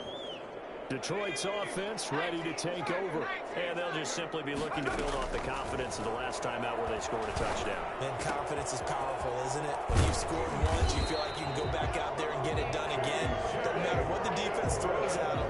They feel like they're in a groove right now, and they want to get out there and show it. Yeah, hoping to stay in that groove here this go-around. A nice completion there for the rookie. Now, Charles, leading up to this game, that's caught inside the 20 and all the way down to the 12. A big play there for Detroit. 42 yards. So how about this for field position after the big play? Inside the 15 now as they come up on 1st and 10. Well, make that now 2 completions for him on this drive. And these aren't ordinary completions. They're big ones. Yeah, these are the types that make a secondary talk to each other and not in... Galladay's got it.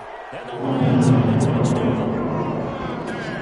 Kenny Galladay hitting double digits with his 10th touchdown of the season. And the Lions are able to grow their lead. So simple math here in the first half. They've had 3 drives offensively, and they have scored every time they got the lead. Well, whenever we talk about adjustments, we usually talk about an offense making adjustments, right? This is all about the defense. They've got to figure out some way, somehow to slow them down. Do they blitz a little bit more? Do they play more zone coverage? Right now, they don't know where to go because they're hitting them in every direction. After the touchdown, out is Prater to kick. Fields it in the middle of the end zone. And he'll decide to not bring this one out as their drive will begin at the 25. Houston set to take over. And this, let's face it, an important drive if they're going to get back into this ballgame. Think about going into the locker room down 21-10 as opposed to 21-3. 21-10, a little more optimism, a little more bounce around the locker room. Under pressure now, Watson, and down he goes. Danny Shelton able to record his 5th sack of the season. 3 scores down, not even halftime yet. They are not getting much generated offensively. They've got to figure it out. It's tough because this defense just seems to be playing with so much confidence right now. They really are. They are on their toes, and they're getting after it. To try again after the sack. Watson, pass incomplete, but the flag in the backfield, and this might be a roughing call. Roughing the passer, defense. Maybe a frustration penalty there because he's picked them apart. They've tried their best to get to him and haven't done it successfully. A penalty as a result of that hit there.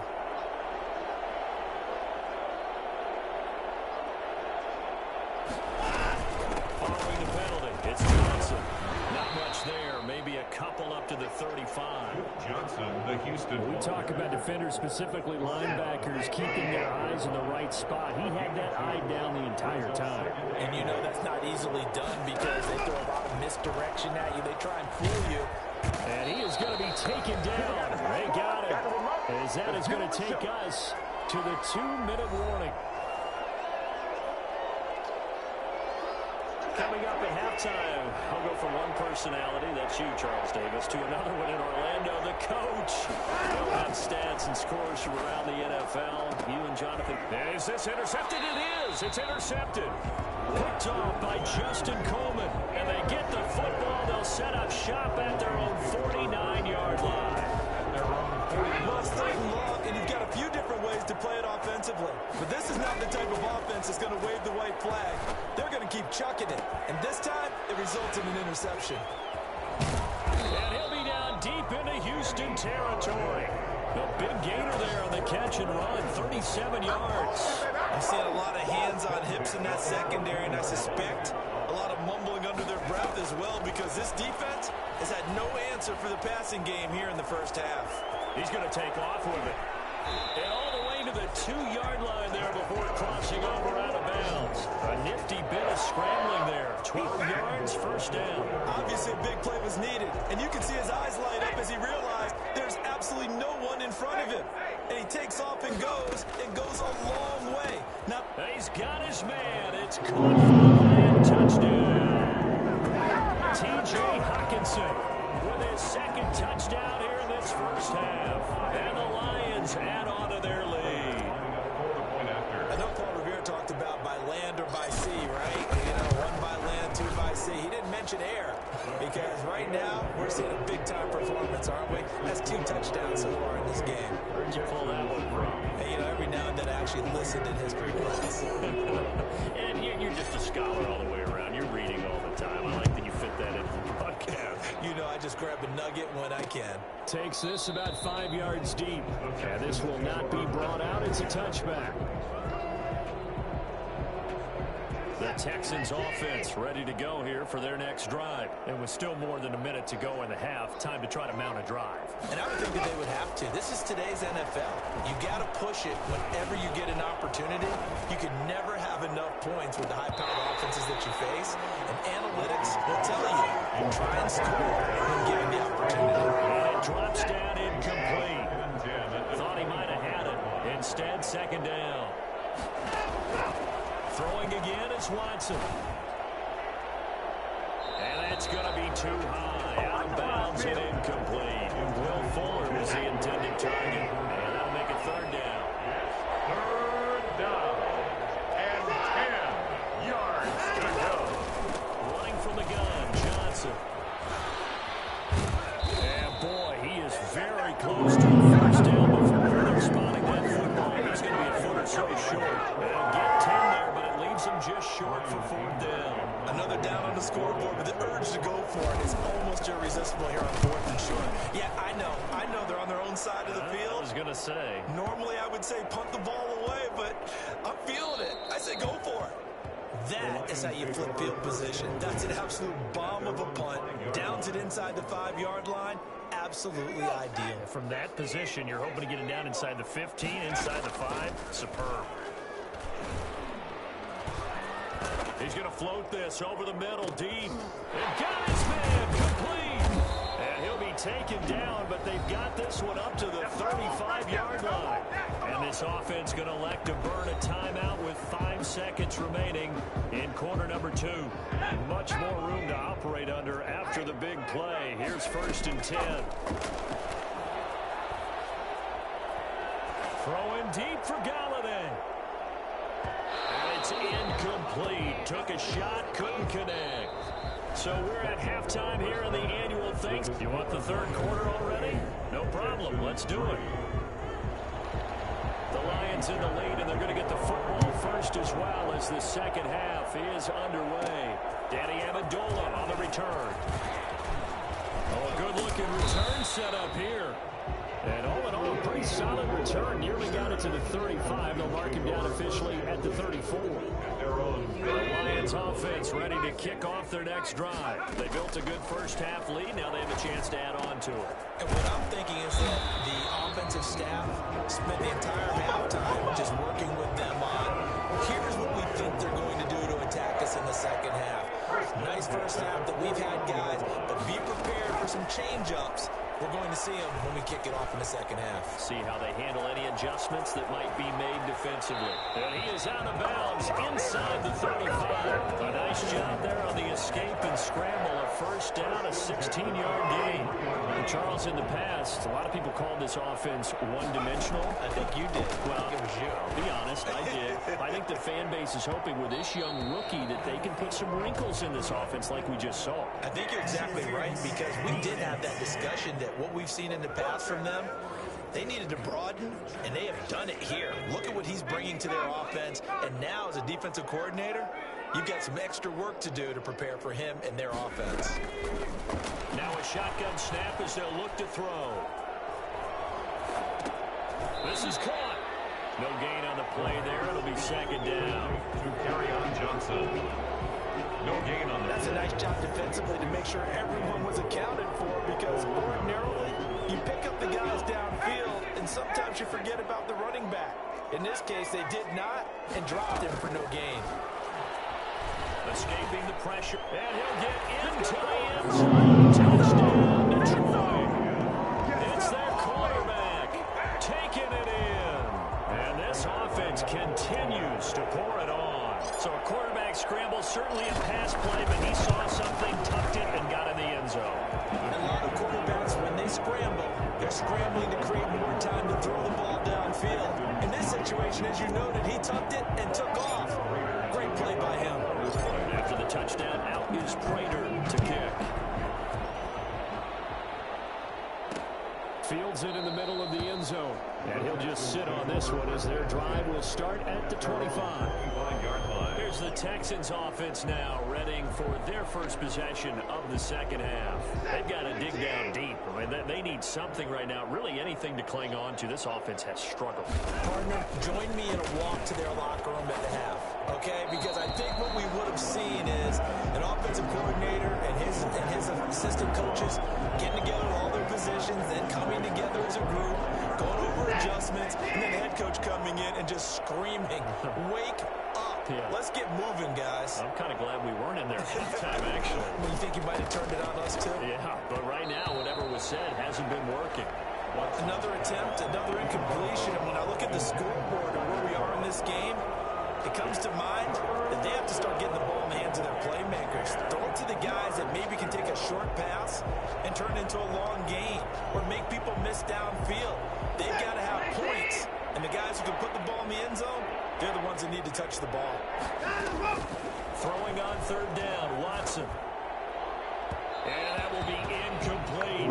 He's had trouble finding open receivers all game, CD, and that's because really there hasn't been many. This defense has been all over.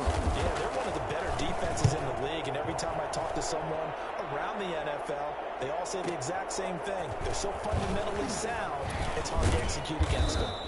That'll wind up being a 50-yard punt, though they do get 10 back on the return. And possession will switch hands, 1st and 10. So here are the Lions to take over. They've got the lead yet again in this ball game with their winning streak right now sitting at 10. Now a throw right side taken in here to start this drive. And all the way down to the 24-yard line. It's a big play there for the Lions. 44 yards. So the big play gets them all the way down to the outskirts of the red zone here for 1st and 10. Catch is made by Hawkinson, the tight end. And he will be brought down at about the 6-yard line. It's another first down as they look his way again, this time 19 yards. 1st and goal at the 6-yard line. From the shotgun, he'll look to throw. And that is caught. Touchdown, Detroit. Kenny Galladay, his second touchdown of the afternoon. As his guys continue to put this one out of reach. On those slants, everything happens so quickly. What makes it work? The timing between the passer and the receiver. In this case, a slant route. Ordinarily, it's probably about 3 steps before you go on the slant. In this amount of time, I think it's a 2-step deal. But he's put in the ground and got inside for the pass. Got inside for the pass, got inside for the catch and the score. After the touchdown, out is Prater to kick. Fielded in the end zone. And he'll just take a seat, and the drive will begin at the 25-yard line. 25-yard line. And now out comes Houston. These guys had to punt their last possession, and that's become too familiar of a refrain. Too many of these drives just wound up going nowhere. But you know how in baseball, when the pitcher gets a base hit and he's on base, they bring his jacket out to him to keep him warm? A lot of times the punter goes to the sideline, puts on sweatpants or a wrap over his leg to keep it warm. You might need a massage from the trainer right now from all the work he's getting. Call it a gain of 4 on first, and that'll make it 2nd down. 4 yards on the pickup. 2nd and 6. They go to Johnson again. And he'll take this up near the 35, maybe the 34. It's a 5-yard gain, but they'll still be a yard short here with 3rd down now looming. Frustrating for a defense, energizing for an offense. Finding a way to create that type of yardage in your running game, that'll make the guys carrying the ball very, very happy. They'll try and run for it. Here's Johnson. And boy, from up here, I don't think Johnson got there. No, he did not. No gain on the play there. A nice job defensively. And it likely forces a punt situation on 4th. I know the scouting report on him is that he doesn't possess the eye discipline to be an elite linebacker. What that means is his ability to read, react, and make a play. But on that one, he looked like one of those guys. Nice punt, but good work on the return to get back 11 yards. And out will come the offense as they take over. Now here's the signal caller getting ready to lead this offense again. And nobody in the stadium feels better than he does right now. Just a slew of touchdown passes. He's been spectacular. And you and I both know this is a team game, one of the best team games that's out there. But right now, I've forgotten what the scoreboard even says. Just watching what he's doing, that's been mesmerizing and a whole lot of fun to watch. He's hoping to keep it going here in the 3rd quarter. So the big play gets him across midfield now for 1st and 10. Here's a throw right side, taken in by his tight end. And he goes down, but not before getting this inside the 25. It's another 1st down as this time they get an even 20. So 1st and 10, and if they score on this drive, we might have to start digging in our 2nd half blowout material. Now they complete. He's got his man. It's caught for a touchdown. Kenny Galladay with his 3rd touchdown of the ball game, number 12 on the season. And this offense is running away with this one. And man, Charles, talking about singing something in there. Those gloves, they help with one hand he catches the fun stuff. Then he patting for a rocket like that. One would think so. I'll guarantee you this. After that throw, his hands will hurt later. Not right now in the moment. He's just feeling good about catching it. A little stinger, but a touchdown. After the touchdown, out is Prater to kick. Taken in the end zone. And this will not be returned. It'll come out to the 25. At their own 25-yard line. Out comes the Houston offense as they get set to take over here. And here we are almost through 3 quarters of play, and this passing game still has not really found any kind of rhythm. Put it mildly, because they're not even over 100 yards yet. And in today's NFL, where it's a pass-first league, that is quite surprising. Not many teams patient enough to stick with the run. Everybody wants to advance the ball through the air. They've got to get their timing back. 8 yards on the pickup, and now they'll have some options on 2nd and short. It's a gain of 8. Brings up 2nd and 2. We're on to the 4th here on Thanksgiving Day. We'll return with more after this. You're watching the NFL on EA Sports. Here's a 2nd and 2 now from the 33.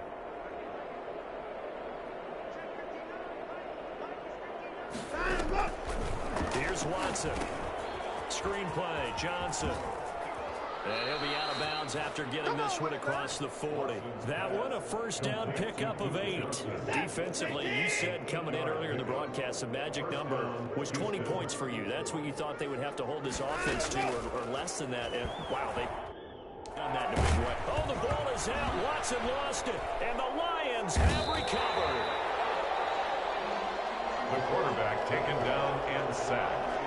Every week we hear talk about create turnovers. In particular, they wanted to force some fumbles. They got one right there. And it shows you how the game has changed over time. It used to be good enough for a guy to get a sack of a quarterback in the pocket. Looking for Hockenson, and he's got it. Touchdown, Detroit. T.J. Hockenson, his 3rd touchdown of the game, number 9 on the season. And the Lions use the short field to their advantage as they cash in for 6. And this one was over a while ago as they just add on to their big lead. So they got the ball in great field position. One play later, boom, end zone. Prater to kick off for Detroit. After the touchdown, out is Prater to kick. takes this about 5 yards deep, and it'll come out to the 25 as he will not attempt a return. The Texans offense now, they get set to head back on the field here. And the turnover last time, that's sort of been symptomatic of their struggles here in this one. Good word. I like it, though, because you're exactly right. All game long, they've struggled moving the ball, turning it over on the last possession. Is that what he had symptomatic? Yeah, I like that. Your analysis symptomatic of the success of this broadcast. What I like is that you gave me the word, and I just kept using it. Throwing again on 2nd and 10. Watson over the middle, and it's incomplete. Now, the trials and tribulations of being a quarterback in this league, it's tough. It's got to be wearing on him out there. Well, he has been sacked a number of times. He had an interception, so I'm going to give him a skosh of credit for hanging in there and trying to make something happen, despite the amount of pressure he's been under this entire game. And incomplete as the screen there unsuccessful. So now 4th down coming up.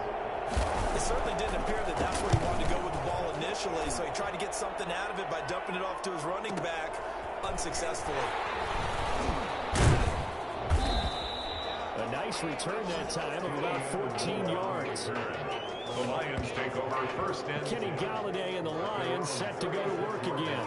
And I know that they've double-teamed him a couple times, but not a ton. Whatever they're doing isn't working. He's up over 100 yards. We'll see how they adjust. And when they do that, they weaken their defense in other places as well. And how many times have we done game? Touchdown, Detroit!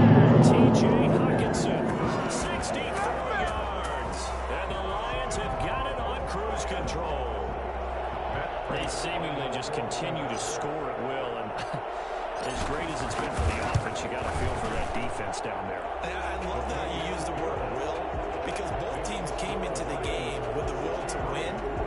One team has obviously imposed its will on the other and broken them, because what we're seeing right now, wow, that's a defense that's in tatters after what they faced in this ball game. Taken about 7 yards deep, and no effort to bring this one out. It's a touchback. at their own 25-yard line. Houston set to take over, and with this deficit, you can't have too many more drives like the last drive where you had to punt it away. You know what I would tell my offense right here? The punter doesn't exist, guys. He doesn't even exist. He's not a team anymore. I just cut it.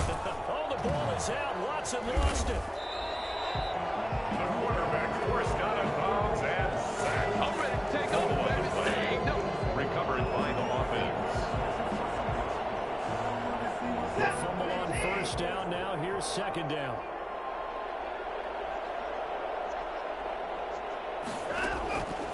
From the gun, here's Watson. He's letting it fly for Cooks. Oh, this is taken in. It's complete. And able to rip off a big chunk of yardage before being dropped inside the 40. That one good for 37 yards. So how about that for a chain mover? They're all the way down inside the 40 now for 1st and 10. Now the pass hauled in by Kenny Stills. And the result here, a pickup of 8. Leaves him with 2 to go on second down. I know many people like to throw to the tight end, maybe in a little flexed out position because he creates mismatches with his size. But slot receivers do the same thing with their quickness, their speed, and their route running savvy. Throwing again on second down. Watson. And a quick throw here, that's complete. And he'll go down here right around the 23-yard line. Back-to-back receptions for him, and it's another first down.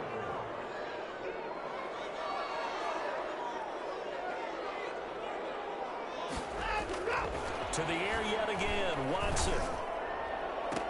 And that is caught. Well, they're going to see this one to the end. They get a score, but pretty much an exercise in futility right now. Still down big. Well, I do have one word for that touchdown for you, partner. You ready? Yeah. Cosmetics. Just makes things look a little better. I don't know. It's like putting lipstick on a pig. Yeah, and it's hard to do, too. And the pig doesn't like the lipstick a heck of a lot, but you do like the fact that they're battling down the stretch, still trying to put something on the board, even though this game is over. By the way, how rude is that to the pig? Look at all the things they give us. Pulled pork, bacon. And he takes this near the 25. Just a little pass there. Call it the 26. at their own 26-yard line. Kenny Galladay making his way back onto the field with the rest of this offense. This defense, they wouldn't mind not seeing him again for a while. 3 trips to the end zone. How about that? He's got a man complete. And they're going to have this across midfield and inside the 45. It'll go as an impressive 31-yard gain.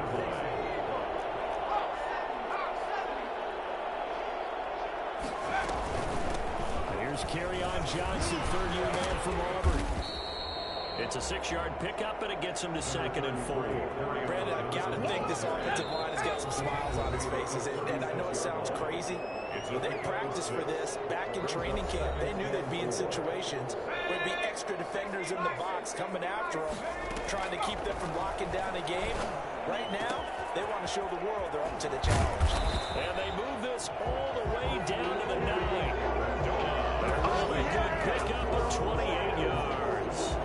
And on that last play there, he's over 400 yards passing now. You know what that generally means? Success. That, and it means you really didn't miss opportunities. Usually very accurate.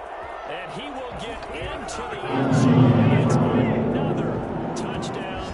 This thing is ugly. And for them, this train, it just keeps rolling, doesn't it? Well on their way to yet another victory. Yeah, it's almost a runaway, isn't it? And you just wonder how anyone could stop this. They got full momentum going, full confidence going. But it's not just their own confidence that's leading them. It's the lack of confidence against their opponents now, because they see them coming and think, we've got no shot to beat this team. Prater to kick off for Detroit. After the touchdown, out is Prater to kick. Fielded in the end zone. And he'll decide to not bring this one out as their drive will begin at the 25. The Texans back out there and ready to go. They've lost this one. Their offense has struggled. Do they try to put together something here at the end just to take into next week? Yeah, sometimes teams want to do that and coaches want to. I remember one time I was on a team and we were losing late in the game like this, and you knew. Oh, the ball is out. Watson lost it, and the Lions have recovered. The quarterback sacked. Fumble on the play. Recovers by the defense. They were swarming that time and ultimately got to him before he could get rid of the football and knocked it free. And don't you feel just a little bit of sympathy for him back there, though? So much going on, so much swirling around. He's trying to find someone downfield. He's trying to move around to find an open target. And give him another series. It's caught for a touchdown. And the blowout continues. Well, business as usual for them. Well on their way to another victory. Riding a serious wave of momentum from what we've seen. And so far, they haven't met their match. So if you're going to play this team in the future, your mission is clear. You better be ready to play and match their firepower. Prater for the extra point. And the lead will swell by one more. Prater to kick off for Detroit. After the touchdown, out is Prater to kick. Fields it in the middle of the end zone. And this will not be brought out. It's a touchback. At their own 25-yard line. And now out comes Houston. Let's just be frank. They're playing for pride at this point. That's all that's left, because victory, not a chance now. And I can't wait to see how they actually go about doing it, because there are a lot of people watching the body language of the guys on the field now. And if they call plays they haven't executed, they need to do that and do it really well. Otherwise, there could be repercussions. We'll see how they handle the waning moments of this one.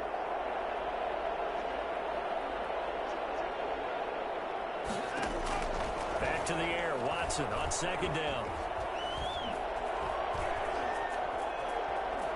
Trying to improvise. And he gets this up just shy of the 30 to the 29 before he's out of bounds. He'll wind up getting 4 there on his own, but it will leave him now with a third down situation. A shotgun snap for Watson. And the throw there going to be incomplete. Another pass attempt, another incompletion. And they're just a little over 100 yards passing here in this game. So defensively, pretty good job. Definitely, because they were never really able to get the ball in the hands of their playmakers. So a lot of credit to the defensive game plan, and especially the execution. And he couldn't get it to check up. That kicks all the way into the end zone for a touchback.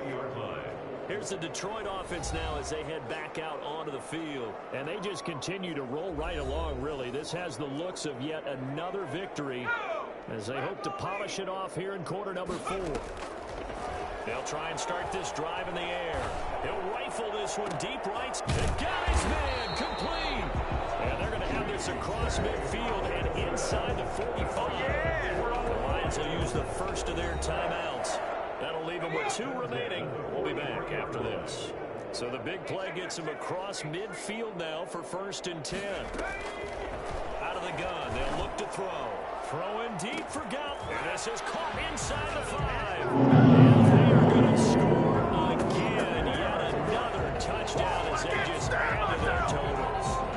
Even though they've got this big advantage, Charles, they are not taking their foot off the gas pedal right now. I think what we're seeing is the result of all their great preparation and great practice time during the week. And even though it seems like this is a great chance to pull people back and maybe, not try and score a few more times, they don't want to do that. I think they're enjoying what they're seeing, the collective effort, and they want to play it all the way out. After the touchdown, out is Prater to kick. Takes this about 5 yards deep. And he'll just sit on this one as their drive will start at the 25.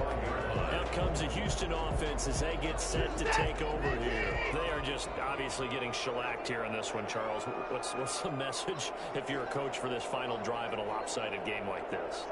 For a lot of coaches, be honest. Don't forget today. Don't forget what has happened out here. Yeah, use that as ammo exactly. going forward. Take a great look at that scoreboard. Realize how poorly everything went for us today. Coaching, playing, the whole deal. And never forget it because you're not going to want that feeling. No, you don't want that feeling again. And who knows? You may meet up with this team again. On 2nd and 10, Watson. Now a desperation throw deep downfield. A fight for the football, and it's intercepted. Picked by the rookie, Jeff Okudah.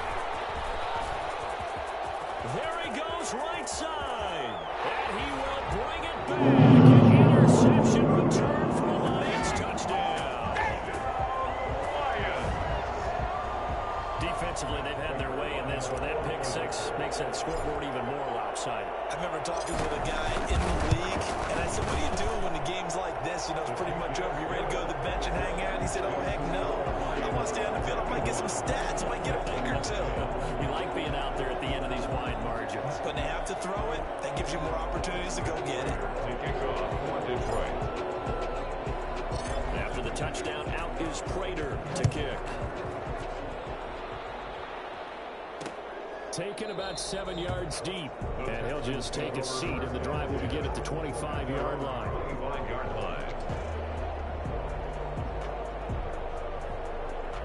The Texans offense ready to go here for their next drive. What do you do here down like this in this situation? Do you maybe just pick something out of the playbook you haven't called in a while, or you call it a day? You can do that, or you pick something that's a staple for you and should work better and try and execute that on the way out the door and maybe get back to base and feel a little bit better as you end a ball game that's been a frustrating one for you. We'll see if they go back to base. A big offensive explosion help leading them to victory, and the defensive guys, they're just saying, hey, put those points up every week, we'll just keep winning. They will gratefully accept them, won't they? It makes their job that much easier when they're scoring that many points, allows them to play with a totally different style.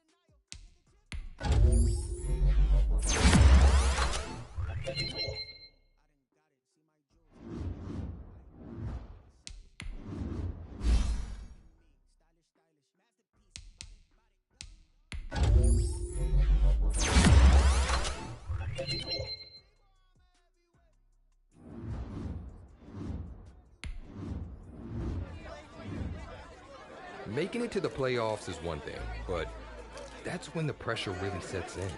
Because for us and our fans, there's only one acceptable outcome: a win on Super Bowl Sunday.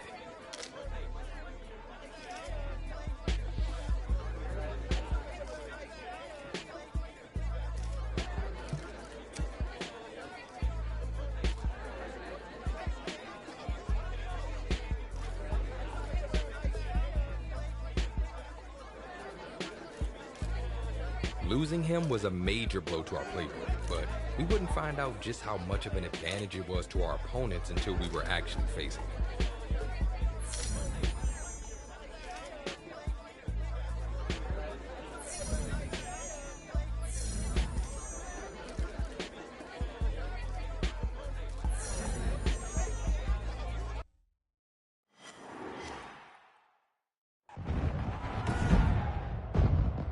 Tonight, from Ford Field in Detroit, it's the NFC Divisional Round Playoffs on EA Sports.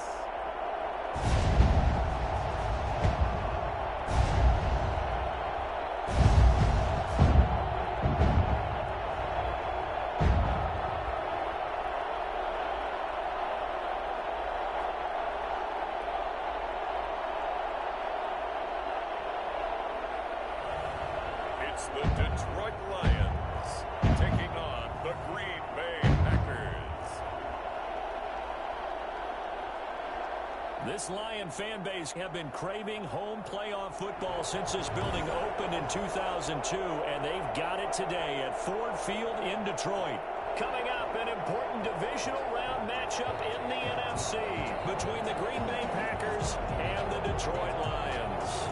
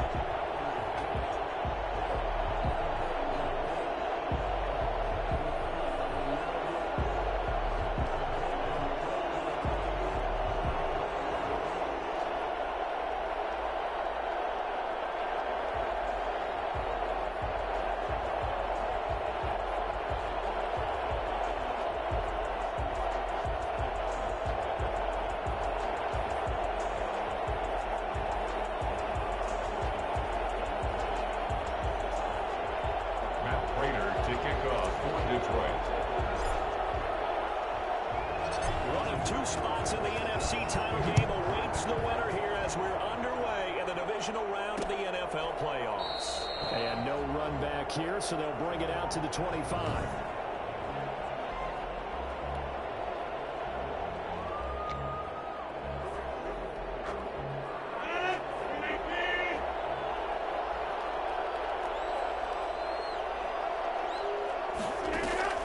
Rodgers now on first down.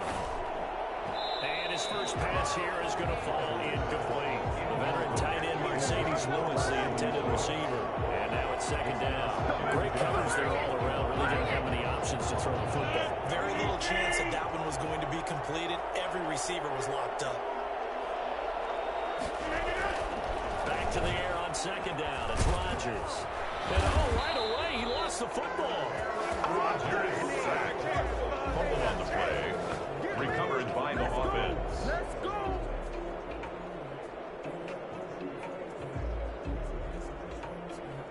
So possession still theirs, but now they face a third down. Shotgun now for Rodgers. And he gets it to Funchess complete. He'll take this to the other side of midfield before going out of bounds. How about that? They weathered the storm of a 3rd and 17 to pick up the first. So the line of scrimmage moves all the way across the 50 now as they come up 1st and 10. And this will be incomplete. Well, they've got man coverage on the outside, and my scouting report on these DBs tells me that they love to take matters in their own hands. They want man coverage, not zone. And there was good coverage there that forced the incompletion. And past the 35, he'll be dropped a yard or two shy of the 30. His first reception of the divisional round matchup, but it's good for a first down as well. I don't care who you put on him, he's going to be a handful of one-on-one throws. Yeah, right now, you're right. They're in man-to-man. Maybe needs some safety help. I would say that'd be a good idea. Double team him somehow. I'm going to have to make someone else beat me rather than let him shred my defense.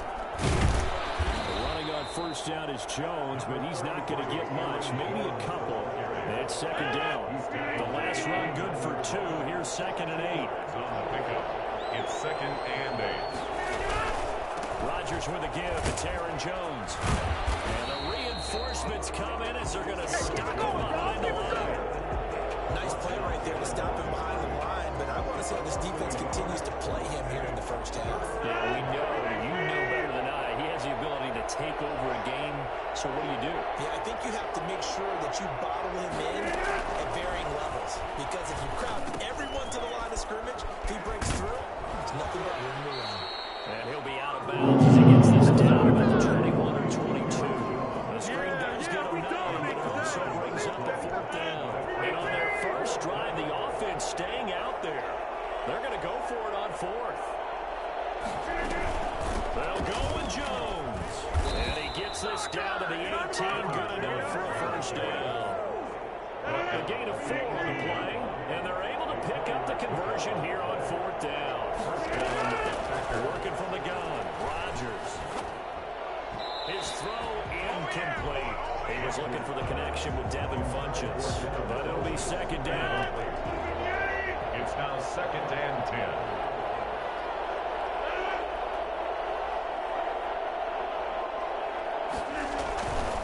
Jones. They do get a couple, but they'll be left staring at a 3rd and 8 coming up. The 13th play now coming on this opening drive. Here's 3rd down. And this is why aggressive defensive coordinators love to blitz. It wreaks havoc because... Now look out, Rodgers lost the football. It's a big one now.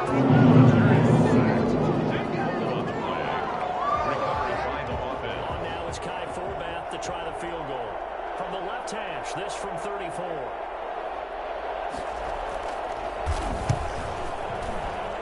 And Forbath will put this one through.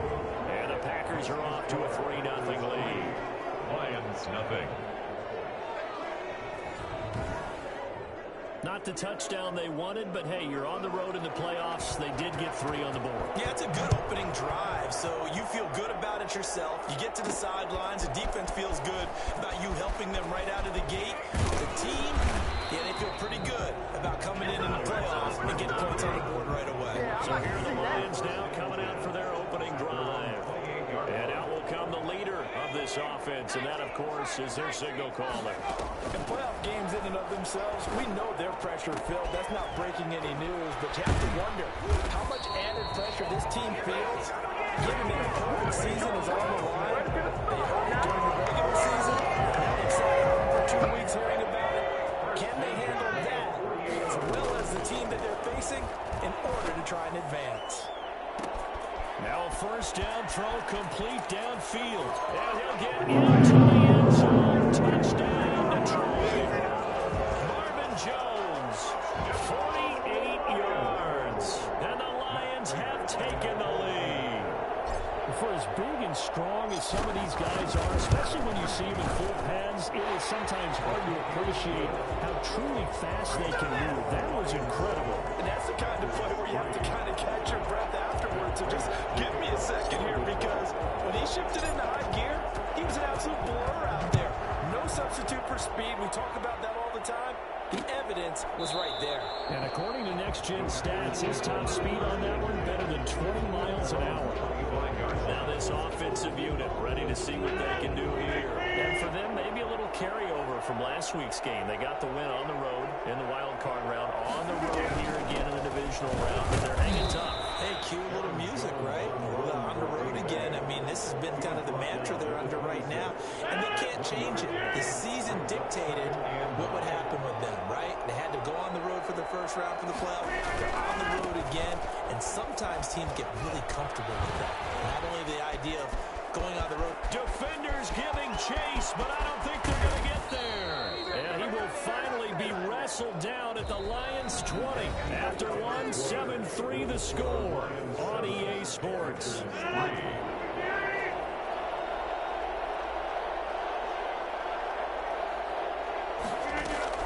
Into the red zone, it's Rodgers. The left side throw complete to Adams. And the Packers are going to have a first and goal as he's taken down at about the 8-yard line. 12 more yards there and another first down. Now it's Rodgers. And he's going to be taken down, sacked back around the 18-yard line. Deshaun Hand in there to get him yet again. That is his third sack tonight. They can't figure him out. Sacks a growing theme in this first half. This is second and long. This is Jones. And he'll be stopped after a gain of only a couple down to the 15-yard line. A big one coming in this divisional round playoff. Third and goal. Shotgun now for Rodgers. Now he'll escape to his left. And he's brought down just outside of the 10 of the area. Well, partner, nothing comes open here, so he decides to escape out of there, and he doesn't pick up a first down, but he does gain additional yardage to set up a possible field goal attempt if they decide to go that route. And Forbath will put this one through. And they'll get it back within a point at 7-6. No problems in the field goal department so far. He's 2 for 2. Pretty reliable here in this game, isn't he? And to me, that bodes well for them. If they need him late in the game, his confidence should be sky high. And all in all, a pretty solid return. Nearly got it to the 35. They'll mark him down officially at the 34. Their own 34-yard. Back onto the field come the Lions for their second overall drive. And they're hoping to redo their efforts in the last drive when they got into the end zone. And just think of what it's like now on the sideline. It's caught inside the 25. Touchdown, Detroit. Marvin Jones. 2 catches, 2 touchdowns here so far. And the Lions strike quickly here for 6 points. I think it's fair to say there's nothing that gets a crowd to its feet quite like a big play, and that was something special there. Boy, was he moving. And it's up. It's good. Our score, 14-6. They certainly made quick work of that. Ultra quick work. One of the fastest drives you'll ever see. Just one play resulting in the touchdown. After the touchdown, out is Prater to kick. Taken in the end zone. And this will not be returned. It'll come out to the 25. The Packer offense ready to get their next drive underway. They've been settling quite a bit. They've been able to move the football some, but they've just been settling. That's one of the reasons they're down on the scoreboard. I love that word you picked, settling, because nowadays in this NFL, you're thinking touchdown almost every drive because everything's so high-powered. Yeah, you'll take the field goal, but you always feel like you're leaving points out there when you don't put it in the end zone. They'll be trying to put it in the end zone here on this drive. Jones running on first down, but finding it pretty tough going as he'll get forward for only about 3 there before he's taken down. 3 yards on that last carry. Here's 2nd and 7. Brings up 2nd and 7. Out of the shotgun is Jones. Aaron Jones. Earlier this half, you were wondering how they were going to defend him. I think you used the term hold him up at different levels. They've struggled to do that. They certainly have, because when you see them approach, in order to bottle them up at different levels, that front line's got to take care of business. Otherwise, he starts to slip through. And he is going to have a Packers first down as they're able to get the third down conversion. We remind you, as we've done all year, that coming up at halftime, we will visit with Jonathan Coachman, standing by in Orlando. He'll let you know what's going on here on a very eventful divisional round weekend. But he hits his target, the tight end Lewis. No gain there on the completion. 2nd and 10. Brings up 2nd and 10. Throwing now is Rodgers. And his throw is incomplete. At this point, I've been impressed with the work defensively. They have not allowed a lot of receivers to run free. And there's another example, another incompletion. And he'll be stopped short of the first down as they rally to tackle him at about the 28. The completion good for only 6, and that'll bring up 4th. One hallmark of good defenses is understanding the game, understanding positioning, and tackling immediately in the secondary after catches. I think we just saw that on display right there. Got to him before he ever had a chance to think about turning it upfield. Good. Makes the score Lions 14. So he's been a busy man here in this first half. That's 3 field goals for him now. And not just 3 field goals, but 3 for 3. So even though the offense has struggled a bit putting it in the end zone, they've still been able to come away with points due to his leg. And they'll start this drive just across the 30. Pretty nice work on the return. 1st and 10 at their own 31-yard line. So here come the Lions now. And last time the formula was pretty simple. 1-play drive, long pass. That maybe they just want to do that again, right? And that's exactly how you want to draw things up. Whether it's on your grease board, right, in your playbook, 1-play drive is exactly what you want on offense. But they have to be careful of is not having a letdown. It was real easy last time. They can't expect that going forward. And we'll see if it's that easy here. Open man, he's got him, the tight end Hockenson. And he is out of bounds inside the 35. And an excellent gain, 35 yards. I don't think anyone would argue that having that extra week definitely helps come playoff time. And those were some fresh legs right there. That extra practice time and planning, certainly in evidence. It's incomplete. Took a shot, couldn't connect. He was trying to find Marvin Jones that time. And it's 2nd down. Looking downfield for Jones. And this is caught inside the 5. The Lions will use the first of their timeouts, as they'll stop it with 17 seconds to go in this first half of action. They scored touchdowns on drives 1 and 2, and now they're trying to make it a perfect 3 for 3 to start. And that is caught. Touchdown, Detroit. T.J. Hockenson as the first half is winding down. And the Lions are able to extend their lead. The touchdown all set up by the big play 1 snap before it. They finish it off here with a shorter completion, this time for the score. I like how they stuck with what got them there, right? Big pass play. Got the momentum going, right? That's you create it with a play like that, and you come right back with another pass play to finalize things off. So not much time to speak of remaining in this first half as the kick's away. Fielded in the end zone. And not wanting to risk anything here late in the half, he'll just take a knee and they'll bring the football out to the 25. The Packer offense ready to get their next drive underway. And with time quickly fading here in the second quarter, not sure how aggressively offensively they want to play this. I think we'll find out just how much they trust their guys in this situation if they decide to take a shot. The run got 4. Now they deal with a 2nd and 6.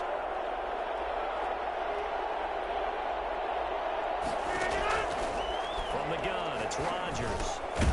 Over the middle, that's caught by Adams. And this offense going to elect to burn a timeout with 5 seconds remaining in quarter number 2. And they line up now for what will likely be the last play of the first half. A final shot before half for Rodgers. Looking for Funchess, but it's intercepted. Picked off by Justin Coleman. And he will be brought down as time is now run out on this first half of action. I can hear you. So we've come upon half. Due to time constraints, we move you forward in today's broadcast to the beginning of the third quarter. Packers 9. A trip to the NFC title game hanging in the balance. Second half action back underway. And this will make it into the end zone. Solid return, pretty good field position. They'll start at the 32. the Lions take over 1st and 10 at their own 30. Lions offense now with the football first here to begin quarter number 3. And that last drive, so effective in the passing game, resulting in the touchdown. Maybe not many people were focused on the trenches. There was good protection there. Excellent protection. So now defensively, you've almost got to get down to those starters blocks like you're a sprinter. Get lower than those guys on offense and find a way to roar through them or around them to get into the face of the pass. Easier said than done, though. Way easier said than done. But they've got to try something because right now they're just cutting them to shreds. That one covers 29 yards. First down. At the 40-yard line. Now a shotgun snap as they'll look to throw. They'll let this go for the end zone. He's got his man. It's caught for a Lion touchdown. Marvin Jones saving his best for the playoffs with his 3rd touchdown of the game. And thanks to the interception, the Lions offense cashes in with 6. Quite a show of arm strength right there. That was in the air for a long time, and it was on target, too. And I'm telling you, nothing will light up a crowd more than a play like that. Here in the stadium, all eyes were on the receiver streaking downfield, and you know everyone was thinking, throw it, he's open. What a connection there for the touchdown. Fields it in the middle of the end zone, and it'll come out to the 25 as he will not attempt to return. The Packer offense ready to get their next drive underway. They trail offense, first time to touch the ball in quarter 3, and we'll see what they can do. And I can't wait to see what they have planned because some teams script to start a half. Other teams just go, okay, these are the sequence of plays we want to run. These things work well for us. And sometimes they throw in that big chunk play right away. Shocker. Try and get after them early and try and create a big play to give themselves some momentum. See what they have up their sleeve. From the 27, Rodgers. And the Lions pressure too strong. Down he goes. Jamie Collins. Credit him with a sack as he buries him for a loss of 10. So one quick, easy analysis about why they struggled so far. They keep putting themselves in 3rd and long situations. They just took another sack right there. Now the offensive film session tomorrow may be a little longer than it normally is. Not a lot of positive grades will be handed out thus far. Rodgers now, after the sack, he'll lead the pack up on 3rd and long. From the gun, Rodgers.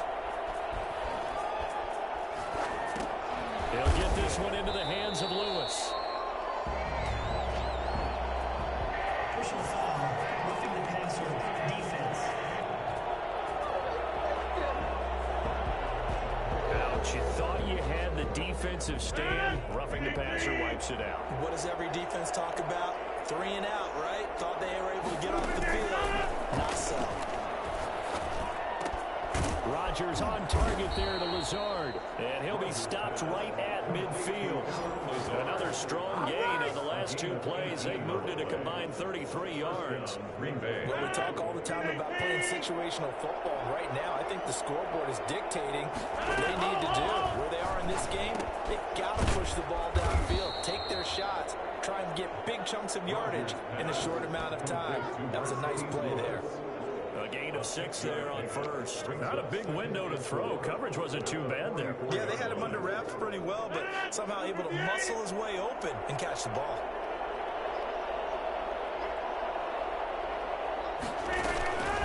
On 2nd down, it's Jones. And he is met in his tracks behind the line of scrimmage.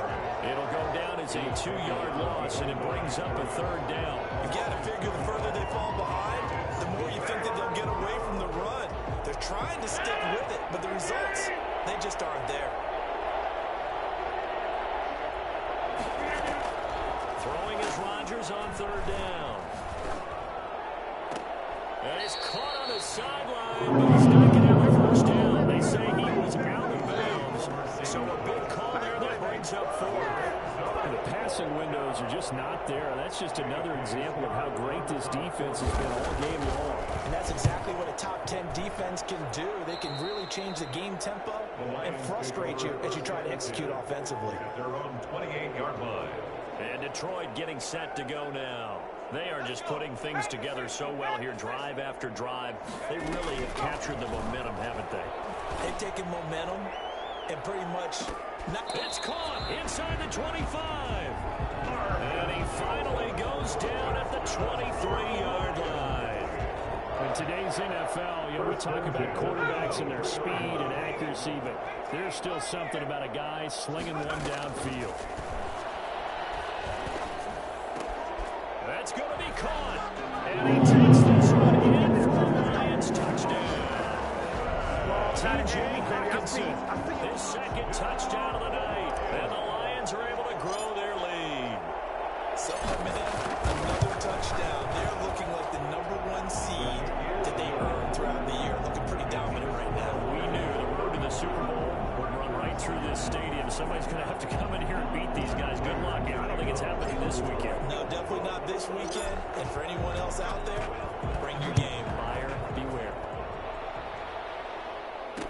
Taken in the end zone. And no effort to bring this one out. It's a touchback. Here's Aaron Jones in the offense trotting back out. And we have seen a decline in the numbers. Where does the fault lie? Just him? Maybe the guys up front? Combination?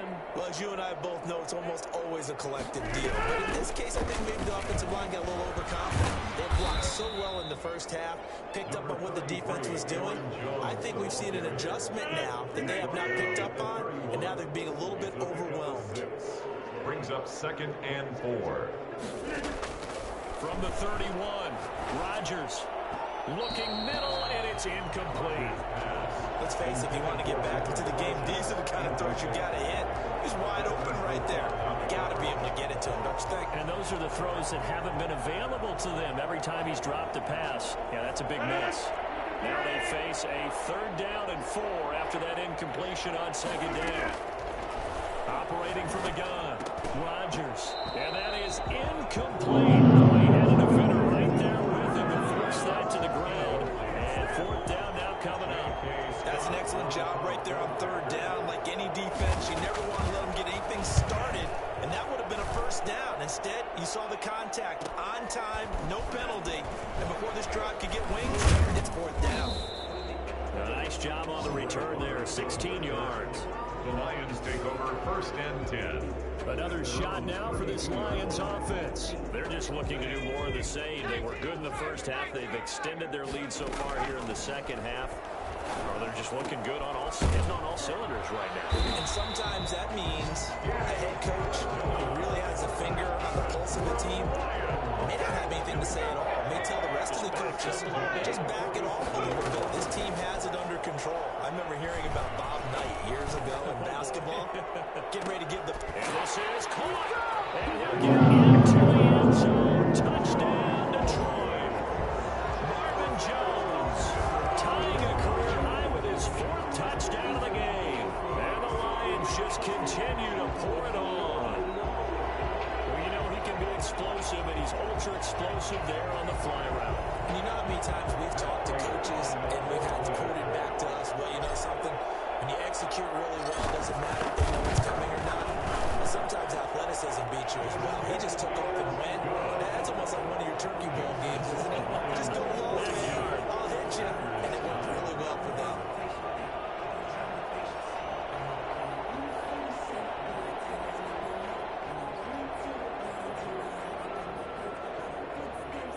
Matt Prater to kick off for Detroit. After the touchdown, out is Prater to kick. Fielded in the end zone. And he'll decide to not bring this one out as their drive will begin at the 25. And Green Bay getting ready to go as they take the field. They have been struggling. I would imagine at halftime they went through some possible changes. Well, those changes aren't working, so now where do you go? I think that now it's much more in their head. And what I mean by that is just what you said. You've gone over the changes. I bet they were pretty clinical at the half, not too emotional. They might need to go to the emotional side because you've got to find something, some spark somewhere. And so far, just being calm hasn't exactly worked. They need any spark at this point. At the 30-yard line. 1 quarter remains for a trip to the NFC title game. We'll return with more after this break. You're watching the NFL on EA Sports. To throw again on second down. Rodgers looking for punches, but it's intercepted. Picked off by Justin Coleman, and they will set up shop in enemy territory at the 42-yard line. The utter domination here just continues. This defense, I don't know what more we can say all around about their performance. Well, it certainly feels in this game like maybe they're facing a Canadian defense. 12 guys on the field. It feels like there's an X. And he has his receiver. That's Jones. Lions touchdown. Jones, 42 yards. And thanks to the interception, the Lions offense cashes in with 6. Little loft on that touchdown pass and sort of dropped it in the breadbasket perfectly. Right in the bucket. And when you're coming out of college and you're working in the NFL, sometimes you forget about the different types of throws you have to make. You just rely on your fastball and throw as hard as you can all the time. But in this situation, he understood and threw it in a spot where his receiver was going to get it and no one else. That was pretty. After the touchdown, out is Prater to kick. Taken about 7 yards deep. And this will not be brought out. It's a touchback. At their own 25-yard line. So out now comes the offense back onto the field. Their hopes of advancing past this divisional round hanging by a thread, if that, as they begin here with a 1st and 10 on the wrong side of the scoreboard.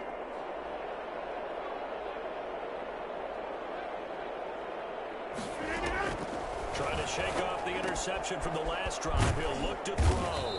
And this will leave him a yard short. Nice pickup of 9 yards on 1st down.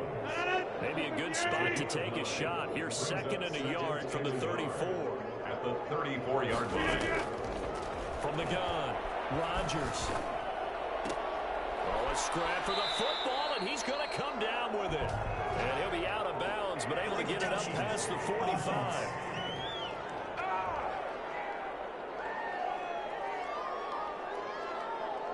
So this will be accepted as it moves the offense backwards. The Packers on 3rd down. They're hitting it just 30%, 3 for 10. They're up against a 3rd and 1 situation. And he takes a shot on the release as this will be incomplete. Aaron Jones, incomplete. That incompletion is not a surprise with the way that this one has gone, and the frustration of body language is evident everywhere. This team, they've really been put through the ringer in this one. On is the punter Scott here as he gets this one away. To return is Roberts. So possession goes over here on the punt. The Lions take over 1st and 10. Now the Lions offense, they get ready to head back out there. And it would appear that that 1st round bye certainly helped. They've looked fresh from the start and no letdown here as they lead big in this divisional round and they look to book a spot in the conference championship. They'll come out throwing here on 1st down. Catch is made by Hockenson, the tight end.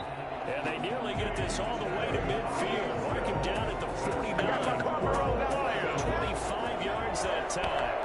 1st and 10 at the 49. From the shotgun, he'll look to throw. Right side, it's the tight end, Hockenson. He's got this to the 30 before being taken down. Back-to-back receptions for him, and it's another 1st down. When you have someone throwing it that well, that confidently, you don't have to call the game in fear at all, do you? You just go ahead and play. Yep, confidence with a lead to throw it. And he'll take this into the end zone. Now, hold on here. We do have a flag down. So let's see what this is about.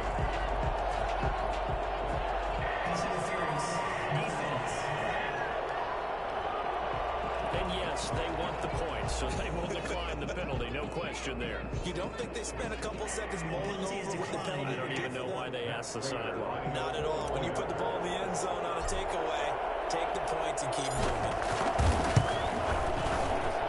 Now this one was over a while ago as they just add on to their big lead. Scoring summary, 3-play drive, and it's capped off by a touchdown for the Lions. Prater to kick off for Detroit.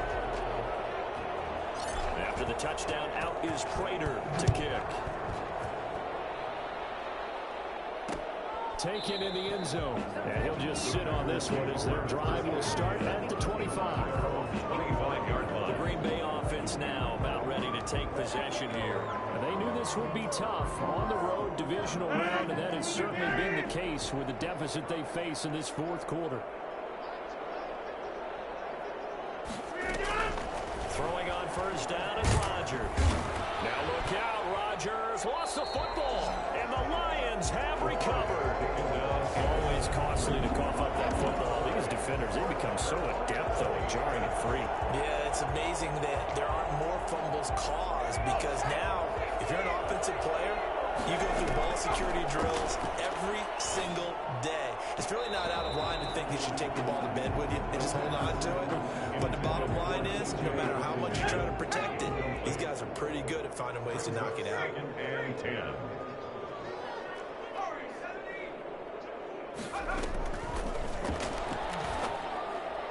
Now a second down throw for the end zone, but it's incomplete. Adrian Amos, the safety, able to make the play. The chance of wasting this great starting field position, a real threat. This is 3rd and long. And he takes this one in for the Lions touchdown. An 18-yard touchdown grab. And the Lions use the short field to their advantage as they cash in for 6. As that lead just swells and swells. Look, this has been dominance in all 3 phases, offense, defense, and special teams. So don't we have to give a lot of credit, not just to what we've seen today, but the preparation in advance, coaching staff, commitment by the players to the game plan, and being ready to go in this one? You're exactly right. Clean sweep. And boy, they're going to celebrate this one after it's over. And on the other side, this is the game film you just flush and never go back and review. And he'll just take a seat, and the drive will begin at the 25-yard line. The Green Bay offense ready to take over. And last time, not only the turnover, but that turned into 6 points. They got to make up for that here. You always hear about empty possessions, but some are worse than others. You can have an empty possession, punt the ball away, get yourself set to play defense, but when you turn it over, it changes momentum, and when they take it downfield and punch it in on you, that's a bad possession all the way around. Yeah, but you're hungry to get back out there, aren't you? You better be, because otherwise, it's going to be a long day for you. Eluding the pressure right. Now look out, Rodgers lost the football, and this is scooped up by the Lions. Look at the big man rumble, and into the end zone, a scoop and score on the final return for the Detroit touchdown. So a great play there by the defense. If these guys are going to advance, and it looks like they will, this defense a big reason why. And they love carrying the mantle for this team, don't they? You see the way that they move around out there? They want to lead this team deeper into the playoffs and hopefully on to the Super Bowl. And that return for a touchdown certainly helps that cause. So here's the kickoff now as they'll get it again following that fumble return for a score. Fielded in the end zone. And this will not be returned. It'll come out to the 25. Devontae Adams in the Packer offense heading back out. And the stats on his game, they really tell the story. A strong start. I don't know that the defense has really changed a whole lot as opposed to maybe just sticking to that game plan and shutting him down now. I like where you're going with that, because normally we talk about adjustments and drastic changes in a game plan in order to shut someone down. But in this case, maybe they're just sticking with what they worked out all week, and they're just making better plays. And so far, they've got to like what they've been doing in the second half. That pass play wound up for negative yardage, so here's 2nd and 11. Operating from the gun, Rodgers. And his throw's going to be incomplete. Intended for Marquez Valdez-Scantling. Incomplete. Desmond Trufant. The Packers on 3rd down. They've had a lot of chances, but not much success, converting only 3 times. This is 3rd and 11. And able to catch it on the left sideline, but they're going to roll him out of bounds. This will be incomplete. Certainly one they'd like to have back as it breaks up 4th down. Love the idea, love the concept, but you got to leave a little room on the sideline so he can fade into it when he makes the catch. That was thrown too close to it for the receiver to make a play. And we are inside of 2 minutes left in this lopsided affair.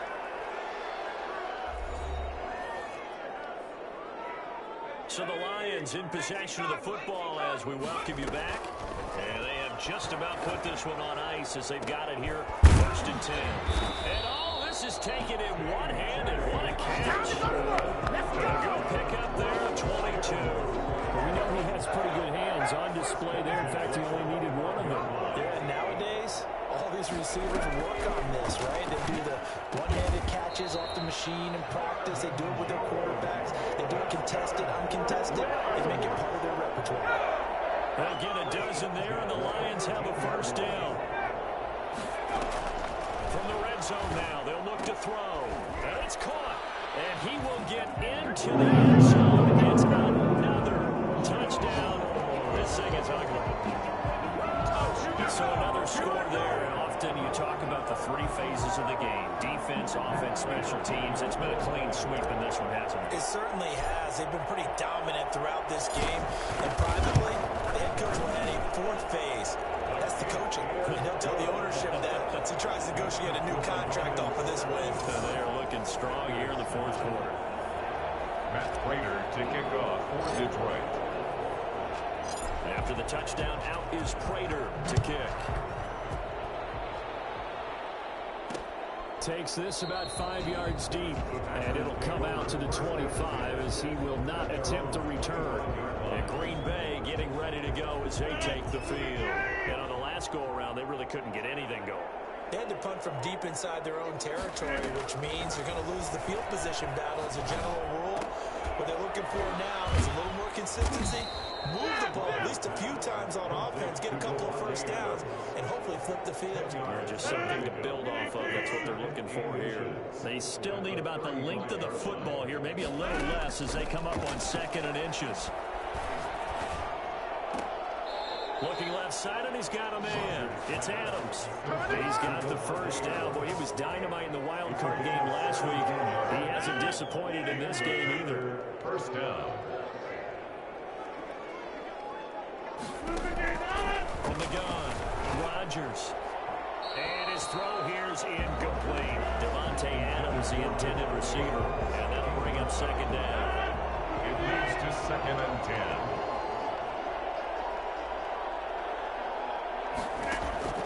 To throw again, Rodgers. And that will be incomplete with a clock showing 18 seconds now to go.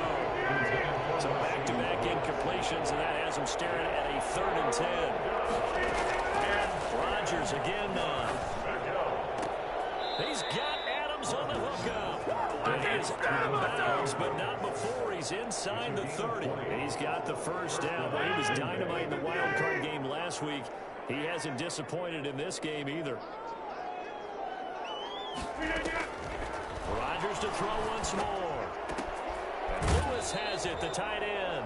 And he'll be out of bounds just inside the 25-yard line. They'll contain him to just 4. 2nd down. A gain of 4. It's now 2nd and 6. Looking to throw again on 2nd down. Rodgers looking for the end zone. And that one hits the ground incomplete. So now just 4 ticks left in this one. 3rd down. And one final try now for Rodgers. And that will be incomplete.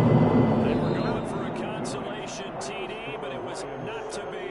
And time is run out now on this game. And they have secured a spot in the conference championship, and now you can start to smell it at this point in the season, can't you? You really can, because the focus has been one game at a time, not looking ahead. But when you get to the conference championship game and you know you're there, the Super Bowl does loom in the future. So that'll do it for us. For my partner, Charles Davis, and all the hard work.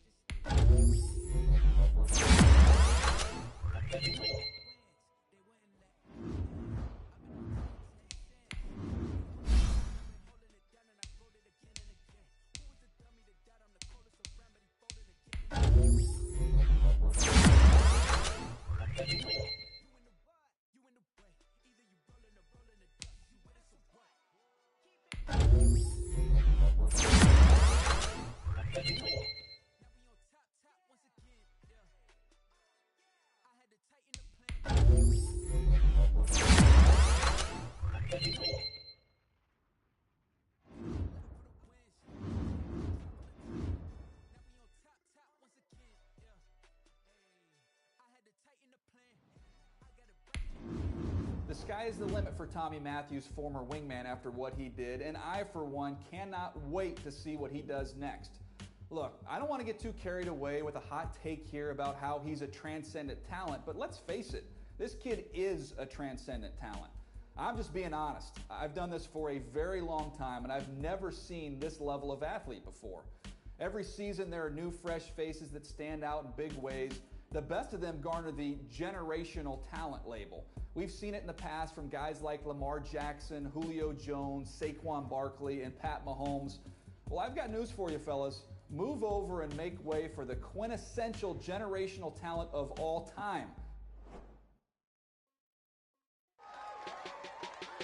I couldn't put into words how excited I was for my first ever NFL Honors Awards.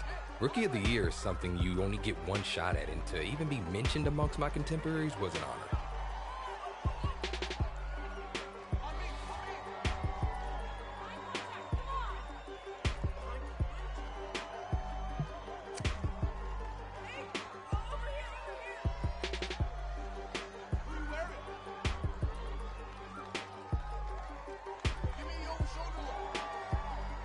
The rest of that evening was a blur, but I held on to that trophy, felt the weight of it in my hands.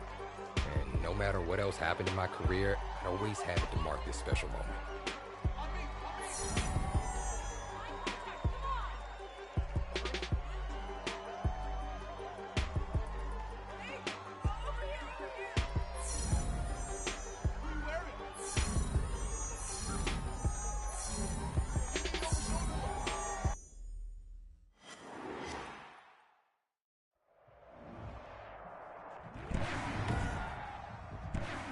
Tonight, it's the National Football League. Super Bowl 55.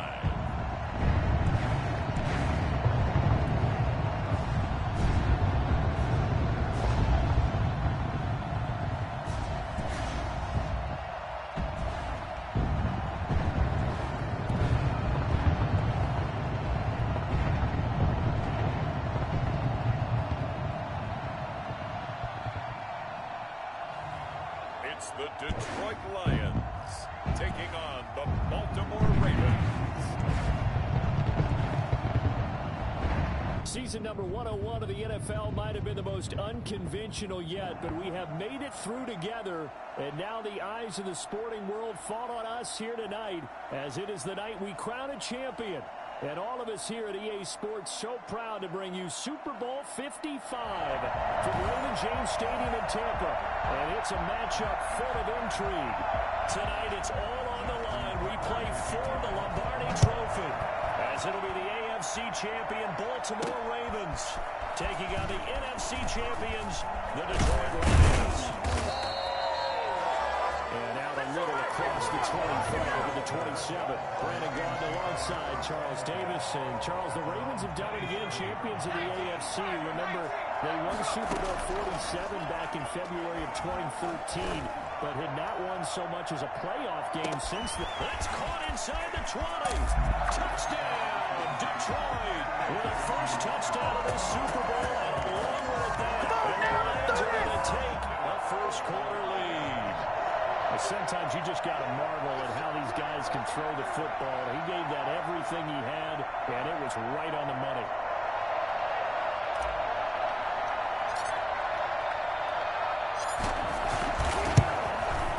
Footing likely going to be an issue all night here on a rainy night, but this one is good. Those are the kind of drives they like on offense, from the coordinator to the quarterback, the line, everybody.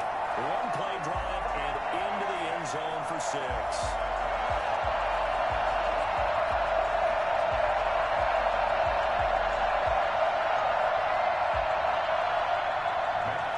To kick off for Detroit. After the touchdown, out is Prater to kick. Fielded near the back of the end zone. And no effort to bring this one out. It's a touchback. Here comes the Ravens on offense, and the man in charge from Louisville, the former MVP, Lamar Jackson.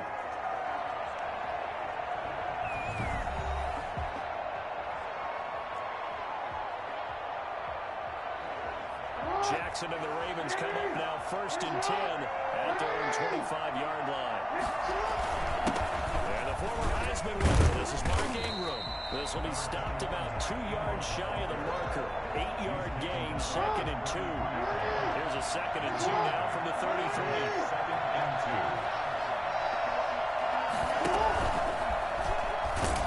2. Jackson hit, and he lost the football. And this is scooped up by the Lions. And his guys are going to take over at the 31-yard line. Obviously, you got to hold on to the football, but I've got to give credit to the defense there. Good job of knocking it free. Yeah, because a lot of the time we just blame the offensive players for not taking care of it. How about the effort of the defensive players, knowing that guys are going to, and if they're good, anticipate the contact coming and try and cover up the football. And they still find ways to knock it free. Flush to his right. And this is caught at the 8. And he gets it all the way down inside the 10 and mark him at the 5. A good pickup there, 26 yards.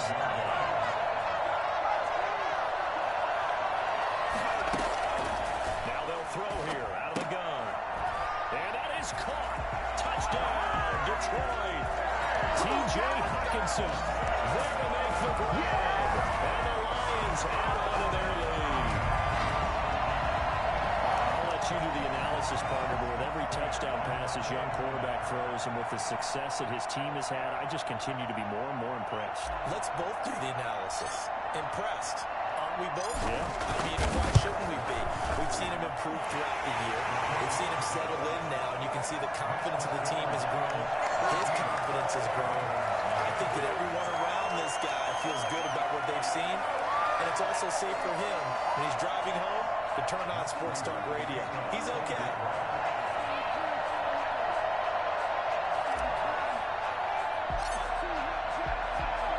After the touchdown, out is Prater to kick. And that'll carry over the back line of the end zone for a touchback. 25-yard line. And here now the offense heading back out there.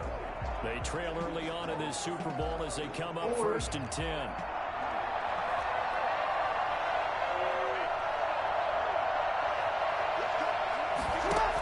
They run the option as Jackson will hand it to Ingram.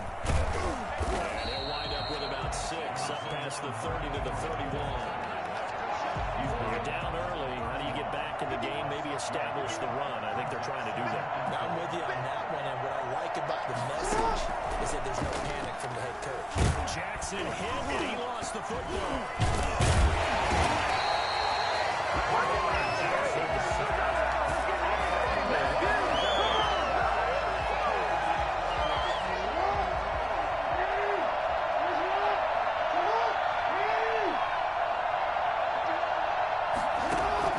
From the gun on 3rd down, Jackson.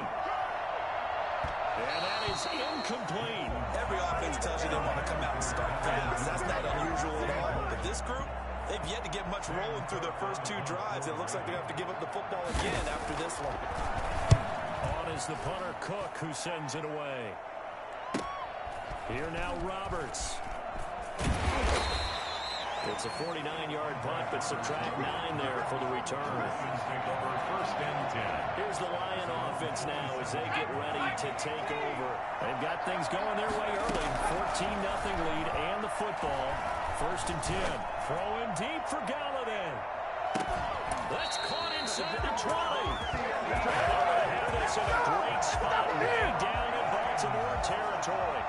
And that looked almost to be a case of, quarterback saying, hey, I'm going to throw this as far as I can and hope you run under it. He's got his man. It's caught for a Lion touchdown. Danny Amendola there to make the grab. And the Lions are able to extend their lead. Boy, these guys are off to the races, Charles. 20-0 already, extra point pending. Yeah, you always hear that term. They just boat race someone. Heck, it's car race, motorcycle race, plane race, whatever you want. Right now, they are sprinting past it. After the touchdown, out is Prater to kick. Fielded near the back of the end zone. And he'll decide to not bring this one out as their drive will begin at the 25. And the Ravens taking the field. And some dangerous territory. You're already down 3 scores. A 3-and-out here or an inability to put any points up. This one might be over by half. Yeah, and what you also have to guard against is calling every play for a big shot downfield. Thinking you're going to get all these points back on one drive. You're not. And last time I looked, it's still the first half. I'm not saying you have ultimate patience here, but you also don't have to go ahead and force everything either. It won't be a sack, but it's no gain, and it brings up second down. 25-yard line. They run. It's Mark Ingram. And he's upended after a gain of 2 out to the 27. Watching that play unfold, watching him complete it, brought back memories of doing all those pursuit drills to make sure you don't over-pursue and let a guy get a cutback laying on you. He did that very well. You praised him on tape yesterday for the angles that he takes to the ball. Took a great angle right there. That's taken in by Duvernay. Because often it can get jumped, and that can turn into either an incompletion or an interception. But not on that one. Everything came together, and he catches it and goes over the sideline. And he'll lose yardage on the play back at the 55-yard line. 2 yards the loss, second and 12. It's a loss of 2. Brings up second and 12 at the 45-yard line. On second down, Ingram. And he's going to be taken down with a marker on the field. So let's see about the call. So a decent gain, but all for naught on the penalty. It's too bad, isn't it? They were feeling pretty good about it. The only people celebrating, the guys who just gave up that play.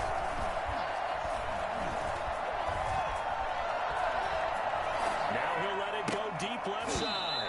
And that will be incomplete. Tried to dial up the long way out there, but it'll be third down. An incomplete pass on that last play, and that means they'll need to come up with something here on third down.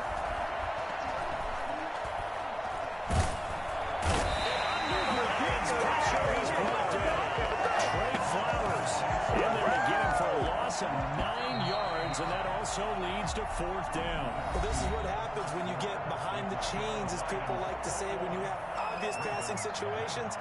Hard to vary it up with poor defense. And you hate those situations if you're an O-lineman, right? Oh, without a doubt, because you just know they're coming, and you never know exactly how. They can be exotic in their blitzes. Their athletic ability just takes over. A very good return there. Give him an even 20 yards. Offense ready to kick off their next drive. And thus far, the weather has not slowed this offense down one bit. They've looked good so far in the first half. They certainly have. And think back to our meeting with the head coach. And we asked him, because we saw the forecast for this game, didn't we? He said, hey, have you prepared for this? And he talked about the different drills that they've done in adverse conditions, the wet ball drills, things of that nature. He said, I don't think it's going to slow us down much. We think we handle it pretty well, and he's been right. The bananas Galladay complete. 3 catches for now in the first half of the Super Bowl. It's a first down. You know, what a story this could be for this young signal caller. High draft pick, got the weight of the franchise on his shoulders, and now here he is, first rookie quarterback ever to start a Super Bowl, trying to become, of course, by extension, the first rookie quarterback ever to win a Super Bowl. It is amazing, especially in recent years, with as many rookies as we've had who started at quarterback, that we're just now getting the first one to get to a Super Bowl and try and win it. Phenomenal season, phenomenal accomplishment. He's broken down a lot of barriers. You get the sense that this is his first, not even close to being his last. And he already has some hardware to his credit. Remember last night, he took home Offensive Rookie of the Year honors at the NFL Awards Gala. What a great way. And he takes this one in for a Lions touchdown. A 12-yard touchdown. And the Lions are able to grow their lead. Prater on to add the extra point. Brent, I have a feeling they'll be talking about that in film review because this quarterback, he's going to be telling the running backs they better be careful. He might have to slide over and take their position. Showed off with his exceptional wheels on that run. Matt Prater to kick off. After the touchdown, out is Prater to kick.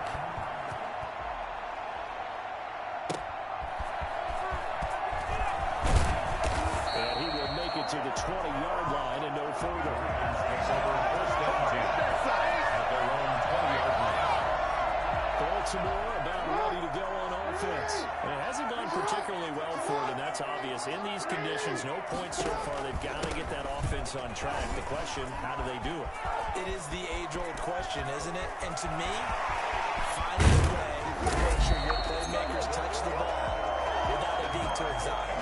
Meaning you don't have to go deep down the field. Maybe hit on those short passes on the perimeter. Make sure you just turn around and hand it to your best runner and get out of the way. Don't cause any extra stress on your offense. And now a throw on first down there, but it's incomplete. Trying to get it to Willie Snead there. And that'll bring up second down.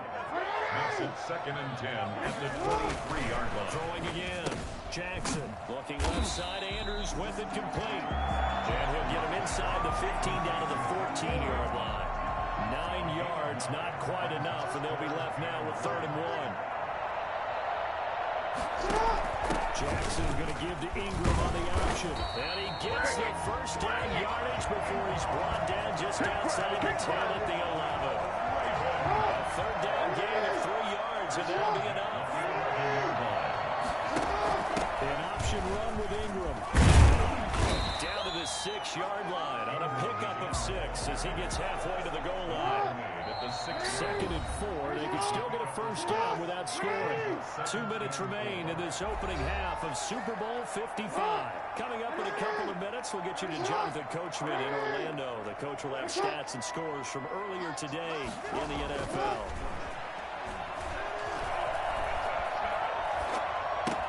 And he's got it. And inside the 5 here before he's out of bounds, right at the 3. Only 3 yards on the catch. It's 3rd down.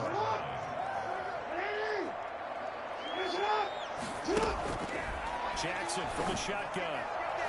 Detroit was up for the challenge through the air. They force a 4th down. I tell you, Brandon, this defense is playing with some confidence. Haven't allowed a point yet. Flying to the football. I'm telling you, it's almost 11 to the ball on every snap. Another nice job there to force an completion. And I don't think he got there. He did not. They started a yard shot. They'll get neither the touchdown nor the first down. And it'll be a turnover on downs. A chance to get some momentum here in the second quarter, getting their first trip into the red zone, but unable to get it across. And if I'm the head coach, sure you feel some disappointment, maybe a little bit of depression there because you didn't get it in. I'm going straight to rah-rah mode. All right, guys, we didn't get it this time. It's only the second quarter. We'll be back. Let's get it later on. I want to keep this. And the Raven pressure too much. Down he goes. CD, so often we talk about quarterbacks holding on to the ball too long. Well, we can't say that there. He had no time to do much of anything. So now 20 yards to go on second down after the sack. Work to be done. Looking deep now for Amendola. And that'll be incomplete. Took a pretty good shot as he tried to pull that one in. Couldn't hang on 3rd down. Out of the gun now on 3rd down. He's He's going to try and go deep again. Well, this is taken in. It's complete. The Lions will use the first of their timeouts as the clock will stop with 37 seconds to play in this first half. So the line of scrimmage moves all the way across the 50 now as they come up 1st and 10. Flushed out right. Now he's going to use his legs. He'll get 5 out of the scramble. It's 2nd down. Now another timeout called for by the offense as they stop it with 28 seconds to go in the first half of play. 45-yard line. Throwing deep for Galladay. And he'll get into the end zone. Touchdown, Detroit. Kenny Galladay, his 2nd touchdown of the Super Bowl as his guys continue to pour it on. They have really had their way so far in the first half, but they wanted to continue to build on their lead. They know that no lead is safe in this league, so they decided to try their best to get one more as they headed into the half, and they got it done. Prater to kick off for Detroit. After the touchdown, out is Prater to kick. Taking it about the 1. And good coverage there on special teams as they'll get him down shy of the 20. At their own 19-yard line. The ball switches back over to Mark Ingram and the Ravens. Now he's having himself a little bit of a banner game. His team right now, though, losing. Needs a little bit of help, and kind of into a basketball game where you have the big score, and sometimes your strategy is, okay, he can go and have all of his points. Let's hold down everyone else, and that's the way you win the game. And right now, he needs everyone else to start scoring, quote-unquote, as he's been. Yeah, he's hoping to keep it close so maybe they can keep it on the ground, not start to go through the air as much. Ball on the 30 as they come up 2nd and 10. To throw again.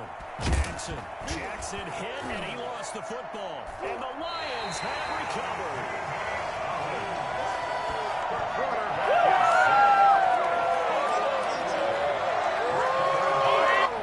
Here's a 1st and 10 at the 14-yard line. They'll throw now on the final play. Looking for Hopkinson, and he's got him. Touchdown, Detroit. T.J. Hopkinson as time expires in the first half.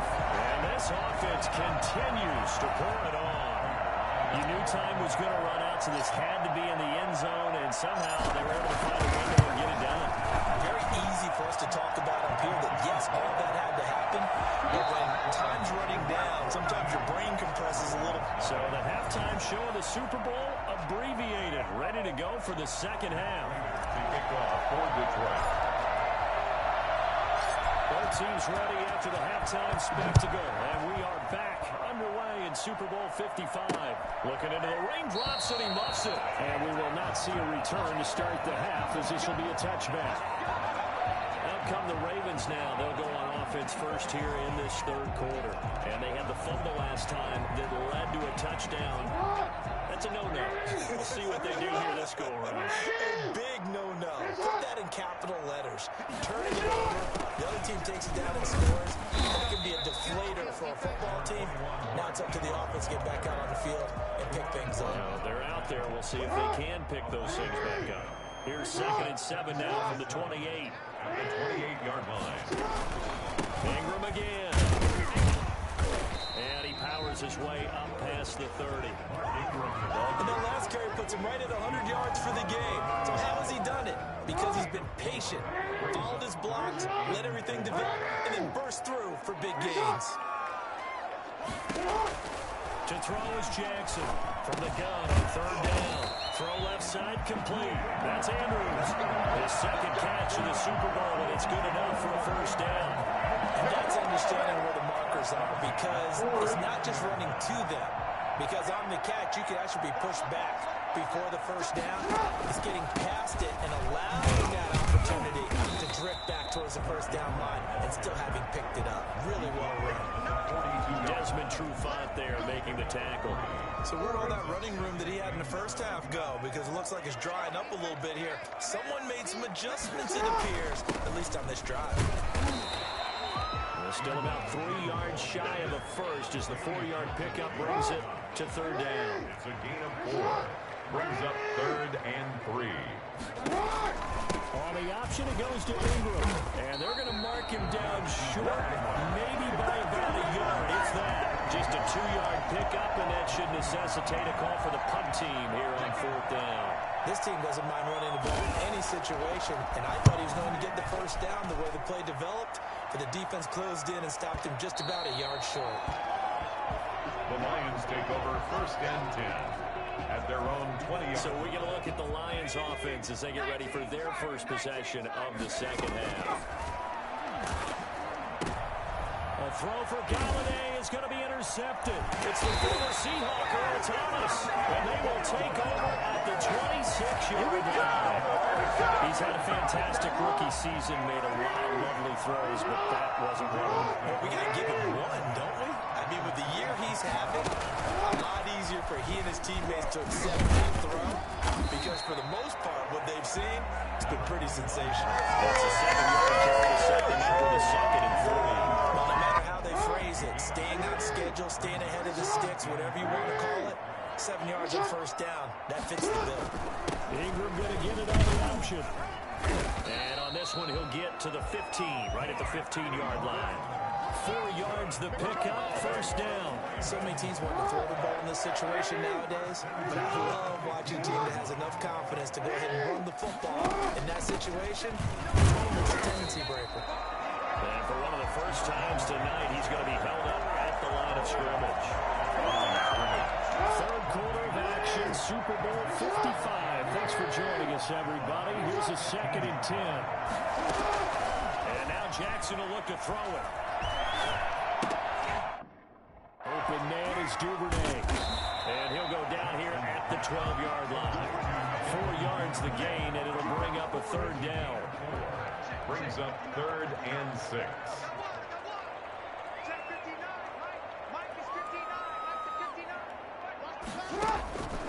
From the gun, it's Jackson.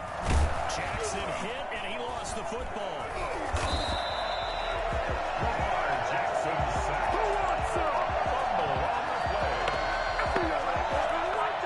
So on 4th down, here's the Ravens Pro Bowl kicker, Justin Tucker, out onto the field. They're spotted at the 30, so this is a 40-yard attempt. And Tucker's kick right there, it's good. And they'll get back 3, but this remains a large deficit. So a good kick there to polish off the drive with 3 points. Yeah, coaches always talk about finishing a drive with a kick. 2 of them give you points, either an extra point, or in this case, a field goal. And all in all, a pretty solid return. Nearly got it to the 35. They'll mark him down officially at the 34. The Lions offense ready to kick off their next drive. Open man, he's got him to tight end Hockenson. And he will be taken down. And a big pickup there. It's going to be the final play of the 3rd quarter. Back now here on EA Sports. And this is a blowout so far as we get set for the 4th quarter. A very one-sided affair. He'll rifle this one deep. It's caught at the 10. And finally down he goes as they work it inside the 10 to the 7. It's a gain of 35. Now a chance to make that big play really hurt. It's 1st and goal just outside the 5.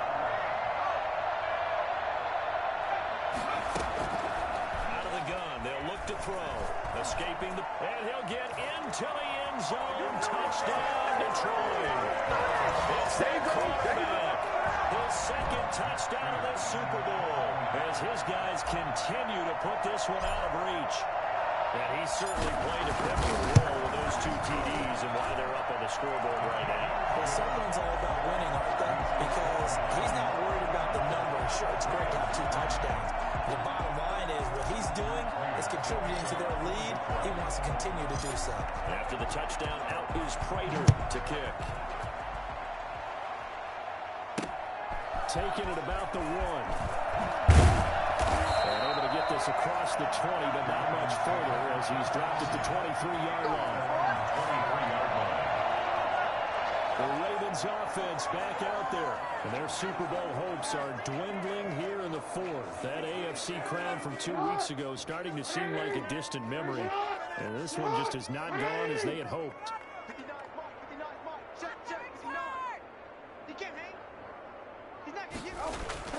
Throwing on first down, it's Jackson. Jackson hit, and he lost the football. And the Lions have recovered. Brandon, that's the third time he's fumbled so far in this game. And, you can make excuses for each and every one of them. But the bottom line is he's got to take care of it better. And now Galladay's got it. And the Lions have a touchdown. Kenny Galladay with his third touchdown of this Super Bowl.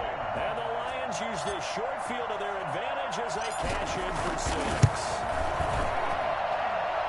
A lot of people might call this backyard football. Sometimes just understanding who you've got out wide and who you're going to throw it to. Give him an opportunity to go up and make a play, even when contested. Looks like that one worked out pretty well. The trust factor, in effect. Taking it about the 1. And his guys will get the football right at the 20-yard line. First down 10. At their own 20-yard line. The Lions defense gearing up as they take the field. They recovered the fumble last time. 3 turnovers for them in this game. They've been, that word opportunistic comes to mind, right? Exactly right. And guys on defense, they say the turnovers. The offensive guys call them turnovers. We call them takeaways. We go get them. And that's exactly what they've done in this game. The former DB making sure their takeaways on the defense. Takeaways, man. A nice job there on the escape and scramble. A first down, a 16-yard gain. Partner, he was going through his progressions. Not there, not there. After about the third one, he decided he better pull it down and run for it. And he slides down and avoids the hit for good measure. Jackson on first down. He's going deep for Brown. And I think that one might have been intercepted, but he will be ruled out of bounds. So this will go only as incomplete. It's second down and 10. Second and 10. Here's Jackson again. Well, that one sailed a bit, but the catch is still made. And he'll be taken down, but not before he gets into enemy territory. 15 yards on the play. First down. From the gun, Jackson. And this is going to be caught. He won the fight for the football. And he's got this down to the 35. Nice gains. That one for 14 yards and another first. Ball up to the 35 now as they come up on first and 10. Again, Jackson toward the center of the field, but it's incomplete. Hollywood Brown, the intended receiver. That'll bring up second down. Leads to second and 10 at the 35-yard line. Throwing again. Jackson. Back to Brown, this time complete. And it's going to be another first down as they'll get him to the ground at the Lions' 20-yard line. 15 yards here for number 15. This game was decided a while ago, and that completion there, it's going to artificially inflate his passing numbers. So right now, the only one really applauding probably his agent as he thinks about angling for a new contract. And he'll get this one down to about the 17. Mike Ford in on the tackle. That call makes sense because they've been throwing it well on this drive. And once again, they show passing formation, showing the shotgun. Then they ran out of it. That's a nice play by them defensively, though, to hold it to a short game. And able to get him down, but he does reach the 5. A solid pickup of 12 yards, and now they're knocking on the door. First and goal at the 5-yard line. The Super Bowl 55 down to the final 2 minutes. So it's Raven football here as we welcome you back. They've got it first and goal as they look to punch in a late score. Here's Jackson. From the gun, he'll throw. And he's going to go down. Sacked back at the 13-yard line. Trey Flowers bringing the pressure yet again. That's his third sack here tonight. And that's his third sack, and that ties a Super Bowl record. Makes makes me think of my old college teammate, Reggie White. He had 3 with the Green Bay Packers in Super Bowl 31. Darnell Dockett of Arizona, Super Bowl 43. And Coney Ealy, 3 sacks for the Panthers against Denver in Super Bowl 50. All those sacks, they've only been an official record since Super Bowl 17. I know it's believed that L.C. Greenwood unofficially had 4 way back in Super Bowl 10. Wearing those golden high tops as well. 3rd and goal, Jackson. And this is caught. Now they get 1 back. Picking up the late touchdown here, but still down big. And that touchdown, well, it barely puts a dent in this lead. And unfortunately, I'm having too many flashbacks right now. I remember getting beat down like this playing before. Oh, yeah, college, high school? College, not a heck of a lot of fun. I just remember playing and trying to tackle an elusive tailback who ended up scoring 4 touchdowns, 226 yards. He scored so many times and had so many great runs, I knew every note to their school's fight song. But that ice bath felt extra cold out there. No, there was no ice bath. You just tried to get out of there before the reporters got to you. The Lions take over 1st and 10 at their own 27-yard line. Kenny Galladay and the Lions set to go to work again. And now he's inching closer to a 200-yard game. He's been so solid. And he's really denting the pride of the guys playing defense, too, because there's certain barriers that you just don't want to give them. You never want to give them a 100-yard rusher, a 100-yard receiver. He's closing in on 200 yards. Wow, that's a really big game. Now it looks like he'll throw here. Throwing deep for Galladay. That's caught inside the 20. And they are going to score again. Yet another touchdown as they just add to their total. Charles Hurley and he's slow receivers, but there's fast and then really fast. He's really fast, and he showed off the afterburners there. And that he is, because when he took off, I was thinking there's no chance that he can actually reach him with that pass. Yet he did, and he's still sprinting. And just think about what that does for everyone else on his team, because his ability to stretch a field opens things up for the rest of the receivers on the team. After the touchdown, out is Prater to kick. Taking it about the 1. And he won't get this to the 20-yard line as he's down at the 19. At their own 19-yard line. The Raven offense set at the line for this next drive. Last time they were out here, they had the benefit of good field position, led to a touchdown. This time, they're going to have to work for it. They are, but with that last... And the Lions pressure too strong. Down he goes. Jared Davis in there to drop in, and that is the 7th time tonight that he has gone down. Great job defensively. I think he was trying to go through his progressions, find someone to get rid of the football. Before he knew it, he was on his back. So that just brings us right back to what you said in the beginning. A great job defensively. Nowhere to go with the football. That led to the sack. Caught by Snead over the middle. And he almost gets this to the 30, taken down about a yard shy.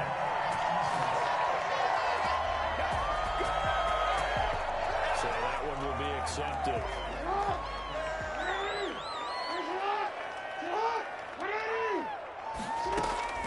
On 2nd down, here's Jackson. That'll be incomplete with 9 seconds now showing on the clock. He was looking for Mark Ingram there. And that takes us from 2nd to 3rd down.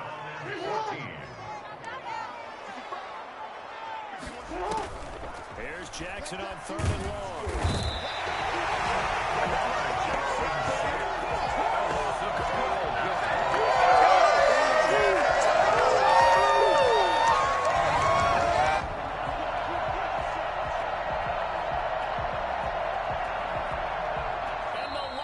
Yes, the Detroit Lions have won the Super Bowl. Ravens 10. And their remarkable season ends in the most remarkable of ways. They get to put next to their name, Super Bowl champion. And they can't ever take that away, can they? Nope. That lasts forever. So good to see the emotion when it's all said and done. You see the hugs, you see the guys sharing, the collective happiness. Makes me want to carry you around a little bit on my shoulders to celebrate the triumph. And congratulations to them. A fantastic season.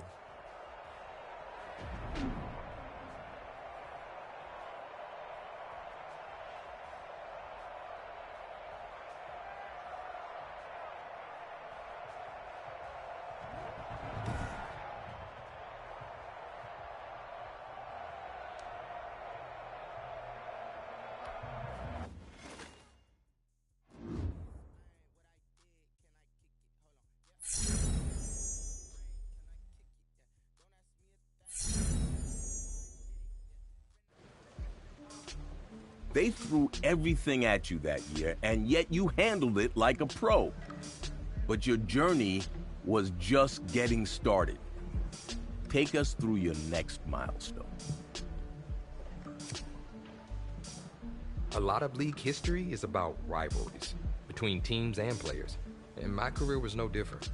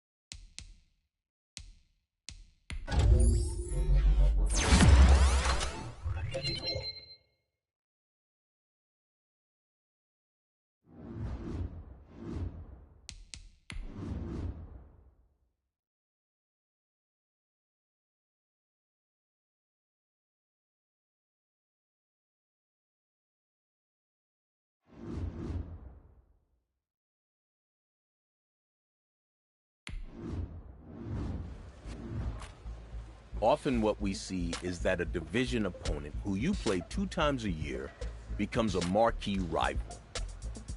Which team was that for you?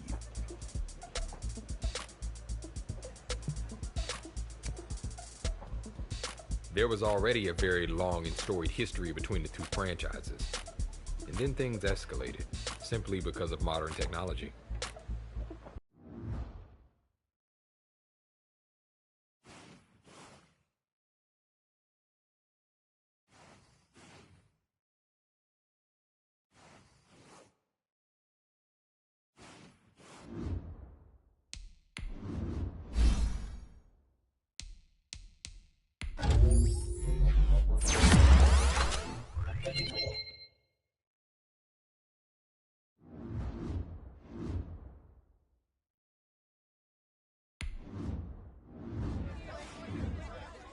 The first thing that came up during media availability that week was the back and forth on social media. It seemed as if I had entered into the league's most talked about rivalry overnight.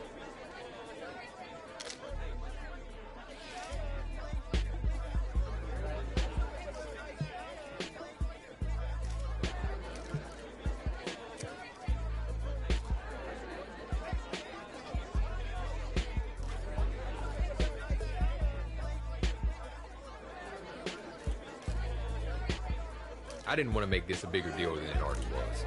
At the end of the day, the only thing that mattered was my team coming out with a win on Sunday.